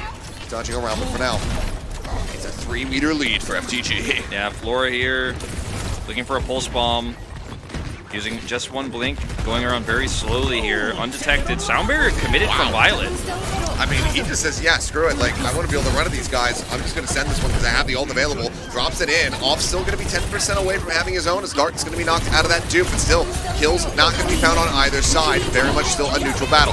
Duke now in here from Alpha Yi. Goes for this Kiriko. They rush out from Finn. He's looking for one here on the back end. Still not coming in, but Vesta getting lower and lower. Their own Kitsune Rush now going to be expiring. I'll be able to get this one online, sends it out, and Goodham will be the first one to fall as Flores able to collect the kill. Now the support's under fire here, as Off and Dagon both going to be taken out of the fray. Alpha E going to be the only one that falls on the side of FTG, but now the bot can start moving forward. Ellis Rhea, he's just playing Doomfist. They're giving him some play time here. He's having a much better time than his counterpart is on VEC. And unfortunately, once again, this is just a one-sided affair to start things off. And Violet having that sound barrier advantage. Look at how ahead he is now, 50%. Using it so early and having that extended fight means so much healing for him. And so they can just use it to engage a second time here, especially if Minutes dead. Yeah, Finn with a nice headshot. Just lobbing in this good. I was able to find that. Good pick off there. So the bot continuing once again. Now resumed on the push. LBU with the beam. Able to find Dagon. So the staggers continuing here is Goodham not going to be allowed to escape either. LBE collecting 2 here on the back end of the fight. Flora dashing in, making sure that Off has no way out. And that is just going to be utter dominance here off the rip from the side of FTG. This is a very, very one-sided map so far. I think arguably of the 3, the most one-sided. They have so much momentum right now, and they're just not going to give it up on every single fight. They further their advantage. Flora, backline access. Dart going low, using that duplicate to bail himself out. The punch into the wall. Off, continuing to just get absolutely torn asunder. Dagon as well, diving over there with the TP to try to save him.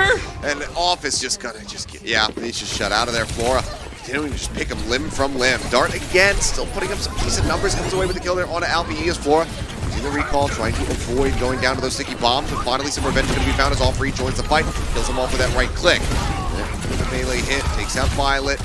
Austria eventually going to fall, but bot moves forward, gets the checkpoint. Vesta finally finds some form of control. Finally some reprieve, finally some control. And win their first fight of the game, and they do it essentially ultless. Dart using that duplicate way earlier on, and now they're holding on to 4 crucial ones here. And for the first time, Off will have sound barrier advantage over Violet. So observers seeing that Violet's trying to build this one up as quickly as possible, getting a lot of information here about flank angles as well. Minute going into the pulse, but Albi just domes him. Beam there from the side of Dart is not going to be able to find the elimination. Kitsune rushes in from Finn. Alfie still holding on to that duplicate. Could go for Off, could go for Dagon, depending on which support ultimately they want to try to bring into the fold here. For now, pulse bomb available, sent through the stick, the explosion, and Violet with a follow-up means that Goodham goes down. And despite that ult advantage, things just not looking good as Violet didn't collect 2 before getting finally dropped there by Minute. The rest of the team has fallen to the wayside. It's Vesta. They're going to have to give up even more distance. 2 major things. I mean, the sound barrier is used after Minute dies, so he's not going to get any value out of it. And then when Gurum has it, he's not able to use it to get into position for a big rampage. So he just, once again, is saving that ultimate maybe for the next series, because Vesta just not finding an angle here, and they had such great tools to do it. Alpha E now has duplicate as well, and I mean, we keep waiting to see when this rampage is going to hit, and if it's going to be high value, he's trying to flank for it. Okay, well maybe still can hold on to it for a little bit longer now. Yeah, now he definitely doesn't need to waste it. Violet taken down, HP bars low is Finn trying to just backpedal out here to safety. Mega Pack rather does get grabbed here from Bellisria, so it looks like there will be some stability and Violet can quickly rejoin as the bot works its way back over here to the starting position to try to take away those forward spawns, but contest is in. Bellisria there to go ahead and intercept it, so honestly, for now they're still holding them. I wouldn't mind if Dart steals Finn, just duplicates the Kiriko here, looks for some additional move forward, and actually another opportunity to add some healing for Groom to get him into position. Could be an opportunity. Bellisria is dead. Okay, off the opening kill. Rampage across, catching the remaining members. Suzu only able to cleanse 1, so Finn keeping himself alive and safe for the time being, but Alpier and Flora both going to fall. Violet now going down, so fight very handedly won here from the side of Vesta. Start not going to be able to find much here with that pulse bomb. And looks for Finn well there into the back line, but eventually has to pull away. Almost getting the stagger kill there would have been really nice to see, but we'll just end up losing the duplication and survive. As wasn't necessarily the most ideal rampage, but it got value. It guaranteed they could actually chase further here. See if they can get more on this fight. Kitsune Rush could be countered. Rush in, Beat gonna be dropped off, holding onto his own, so very low in the corner, but eventually will be found. Bellisria able to track him down with those left clicks, taking him out. Now there's gonna be 3 members gone here on the side of Vesta. The double support investment continuing to be huge value here from the side of FTG as they will get the extended team kill. Dagon, unfortunately, not going to get anything with that returning Kitsune Rush. Imagine if they had a rampage with that one to close the gap. Could have been a different fight, could have been a different story. They keep the sound barrier here, but so much time has been lost, so much momentum has been lost here. Now, distance as well going to increase, going up to 75 here, past the checkpoint, and time is not on BEC's side. Trying to contest rather around this next corner can prove to be difficult here for that defending squad. Sound barrier in, just the back away as Alpha Yi rerouting, just looking to go ahead and intercept the bot here in the underpass, wraps that one up. Not going to connect. Duplicate about to expire. He'll be pushed right back into that Echo form as once more you see Flora pounding around the back lines, just trying to find these picks. Continues to harassment down low on HP, stopping him from being able to get into the back lines of FTG. Dart able to open things, finds one, sticky bomb connects. Alpha going to be taken down, but now off, gone, Minute, eliminated as the headshot comes in, and Jordan gets blown to bits. Another pulse bomb kill here for Flora. Looking to collect, looking to get this full push across. Chase down Dagon, drags him away from the bot for a little bit, but the push was still continuing. Yeah, it just continues here. Only 2 minutes left, which means we're getting closer and closer to this having to be an overtime push for Vesta Esports crew if they're going to get even control of the robot itself. As I mean, there's nobody stopping this train right now, and the bridge not even controlled by them. I'm going to try to operate around high ground instead with some of this Echo poke. Dart's the only one who could really make an impact here with a duplicate engage. Off looking to try and displace them here from the high ground. Next right click is available. Bot for now will be taken away. It looks like FTG not willing, they're not looking to really just play for the full completion, at least not yet. They're more than happy to just give up a little bit of meterage here, allow the bots to get drifting back their way, and then look to re-push. Hit it with the pulse bomb this time, able to find some value. Alpha E going to be taken down. As we go, rush for rush. So far, looking a little bit better here for the side of Vesta. They still have so much distance to close, as you've been talking about. Yeah, I mean, this is like 20 seconds. one of 4 fights they're going to have to win at least. So step 1 complete. And it wasn't a very expensive take. They stopped Alpha E early on, and so he also doesn't build his next duplicate very much. So Dart's still holding that advantage, didn't have to use this.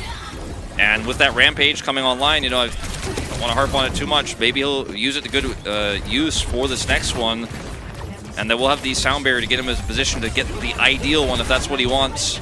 He's so close to it, and they're going to have to win every last fight from here on out. Okay, ball call from Flora this time. Not going to be finding a value. Got stuck there onto the side of the wall. Sound barrier there from off. Pulls the trigger on this one. Violet still holding for the time being as the axe goes through. And Bellisria getting taken lower and lower. Sound barrier now committed. Violet keeping him alive. And it's just going to be on the Alpha Yi. Can't find more value there off the Rampage. Start goes in for the dupe. Alpha Yi still holding on to one of his own. Meteor strike here from Bellisria, looking for a target. Drops down, everybody widely, avoiding the blasts of radius there, but the punch back on to off, absolutely huge. Takes him low, and Floor is there to collect. Cleans up him, cleans up Gordon, pulse bomb out for a minute, unable to find any kills. He'll get punched, he'll go down, and now for the side of FTG, they say, I mean, they should be saying, don't touch the bot. Yeah. Don't take it closer to them. Leave it exactly where it is. Looks like Finn is having some fun. TP's in with the rest of the team, but that is going to just about be the conclusion. He's going to does rejoin. A tag here. Finally, he's playing the Doomfist, but I think it's going to be for the final moments here. As just not much he can do alone. Buying time for his teammates is all he can hope for. Alpha E going to go ahead and clone. This one looks all but done. Yeah, Sprout into the corner. What an intercept there from Alpha Yi. So sick. Up into the air, just punching Dart into the wall. That was damn clean. A little bit of an extended rally back there from Vesta, but none that holds water. FTG will be able to take their opening matchup here 3-0. Bellisria just coming into play. A little bit of Doomfist action. Talk smack in the chat and laugh about it. I think this was probably just a decision by the squad to give him one game of stage time in front of the crowd. It's been so long, and you know, I feel like he did a great job. You know, no discernible major differences between his performance and Bernard's on the pick. When it's this dominant, when the tank matchup is going this poorly with 2 different players, it's really tough to play out. And I think Minute and Dart had decent performances. Like, they both had their moments for sure, but they were definitely overshadowed by the DPS and tank line of FTG, and I think we'll probably see one of those DPS players end up taking player of the match. And you and I know who our money's on, but I think Alpha E having a pretty good performance as well. We'll see. It's Flora.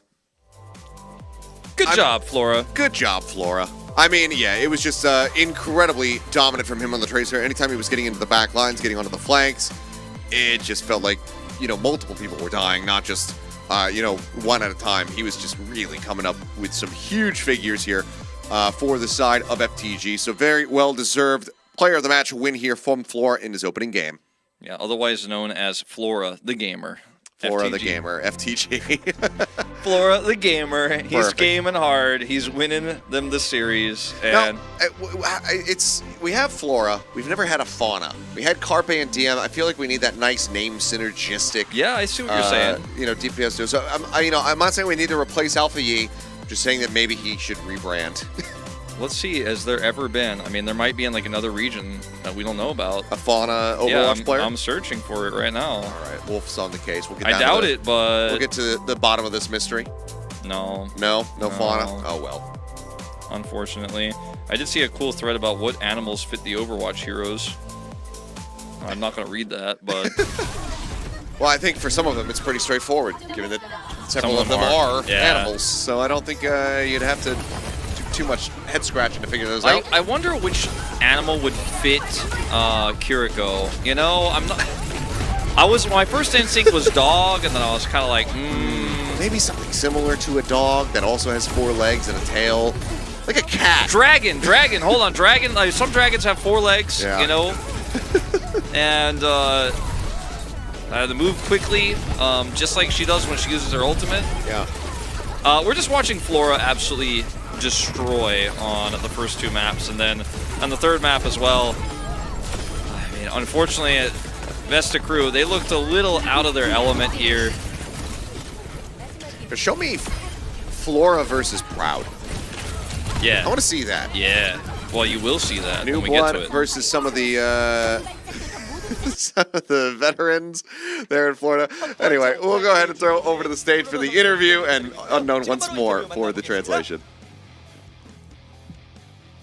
네, 2024 OWCS 세 번째 경기 승리는요 FTG로 돌아갔습니다. FTG 선수들 감사합니다. So FTG won the last match of 네, the 승리 day. 너무너무 축하드리고요. 자기소개 부탁드립니다. Congrats on your win, and can you introduce yourself to the fans? FTG에서 약간 메인 딜러 역할을 맡고 있는 플로라라고 합니다. So I'm Flora. I'm currently hitscan DPS for the side of FTG. 승리 소감 들어볼 수 있을까요? How do you feel after that win? 경기하는 것도 좀 오랜만이어서 좀 긴장을 많이 했었는데 약간 좀 많은 분들 앞에서 이길 수 있어서 So it's been a while since I've been playing, especially on stage, and it's a really good feeling to be able to win in front of the fans. 맞습니다.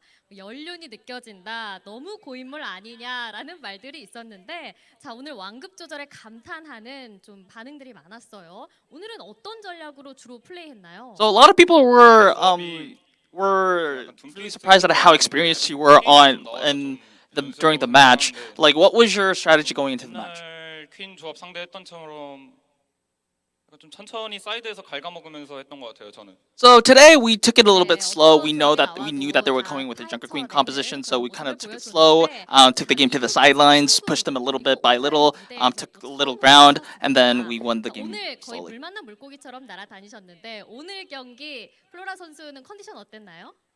So today, like, how much of your power level have you shown today in the 잠을 match? 못 잤거든요. 제가 아이고. 한 3시간 잤나? 그래서 좀 못할 줄 알았는데 잘 돼가지고. So today I actually only slept for 3 hours, so I thought maybe I might have not been at my best. But I mean, once the match started, I was at my original self, so I think I did 그런데 pretty 오늘 okay. 플로라를 한국에서 보내라는 취업표를 써주신 팬분이 계셨습니다. 그 팬분에게 특별 팬 서비스를 부탁드립니다. So we saw some fan cheer signs that it's good to see Flora playing in Korea for a change. So can you just have like a special celebration for that fan? I don't have any celebrations prepared, but I do really want to thank that specific fan. 자, 오늘 세 경기 3대0, 3대0, 3대0 아주 깔끔하게 모든 팀이 이렇게 승리를 가져갔는데요. 첫날부터 파워 매칭이었습니다. 현장에서 느껴진 열기는 더더욱 강했습니다. So it was a day of 3 Overwatches today, but it was definitely a day of great matches, especially in front of the crowd. And that's the end of the interview. I'm back to you, Seth. Thank you very much, Unknown, for the translations, as per usual. Well, we could not avoid that 3-0 day of Overwatch here. Just kind of relative dominance across the board is what we should say. Well, you know what? If you're so adverse to 3 Overwatch, can I introduce you to 0-3 Overwatch? Oh, I didn't see this one. The whole reversal playing Uno out here with me. Yeah, I do think that we just saw an outclassing in our second 2 series. Same to be said of the first series, to be honest, but Falcons did make some mistakes. Runaway were super resilient. I think that was the best series of the day. I did not expect it to be the closest series of the day, to be honest. But maybe Sin Prisa versus Poker Face. Yeah. It kind of started that way. It did start that way, but I guess that, you know, Runaway may be stronger than people expected. Falcons, though, they lived up to expectations. Yeah, in the end, I mean, just being able to close out that 3-0 Runaway, I'm right there with you. I think that they were looking a lot better than a lot of people had expected. But this is just day 1. We still have plenty more, 2 more days to go through in this week. It's always going to be that Friday, Saturday, Sunday lineup here for Korea. And coming up tomorrow, it looks like Poker Face versus Falcons. That one looking to be absolutely incredible. So everyone, definitely need to tune into that. And then FTG versus Sin Prisa. We'll see if Sin Prisa can find their footing a little bit more on this stage, or if FTG are going to be able to have a really hot start. And then, of course, closing things out with the 2 teams we did not see today. Whack up against Genesis. Can't wait to see Whack. We got to keep calling them Whack no matter what. Yeah, I think that's just the new name, and they don't have any say in this matter whatsoever. Yeah. No one's going to stop me. I am the one who holds the power here. Yeah, what are they going to do? Tell you not to? Yep. You can just say, no, I'm going to keep doing it. They don't even know. They're not watching this broadcast. They're Korean. They're watching the Korean broadcast. Got him. So, yeah, Whack versus Genesis around things out tomorrow night. And then, of course, we will have matches on Sunday as well. So, it's going to be stacked And it's been fantastic. It's been great to be back here in the studio. The players on stage. We might not be there with them. We might not be out in the crowd, but that's fine because it's so good to see these players back in front of the home crowd, being cheered on, seeing all of the excellent fan signs that we have come to expect from Korean fans. It's just been amazing. It really has, and I'm looking forward to more. I really think that we're going to start to see who is the best in Korea, who is the best in this entire region over the course of the next few days and the next few weeks. And I'm here for it because I think that someone will challenge the Falcons. They are not just going to come in here and say, I'm Team Falcons, we're the best, we built the best roster, we're the super team, Hamster's the best, and just 3-0 everybody. I think that we will start to have some more competitive matches. And I also think the meta will not just be Doomfist, Echo Tracer every game forever. I think teams will start to discover their own play styles as well. That's my hope, at least, because Korean Overwatch, you never know. Yeah, you never know. But that is going to be it for tonight. So thank you guys so much for tuning in. It has been an absolute pleasure to bring you guys all of the action here today. Make sure you tune in throughout the weekend as well. See you guys next time. Have a good one.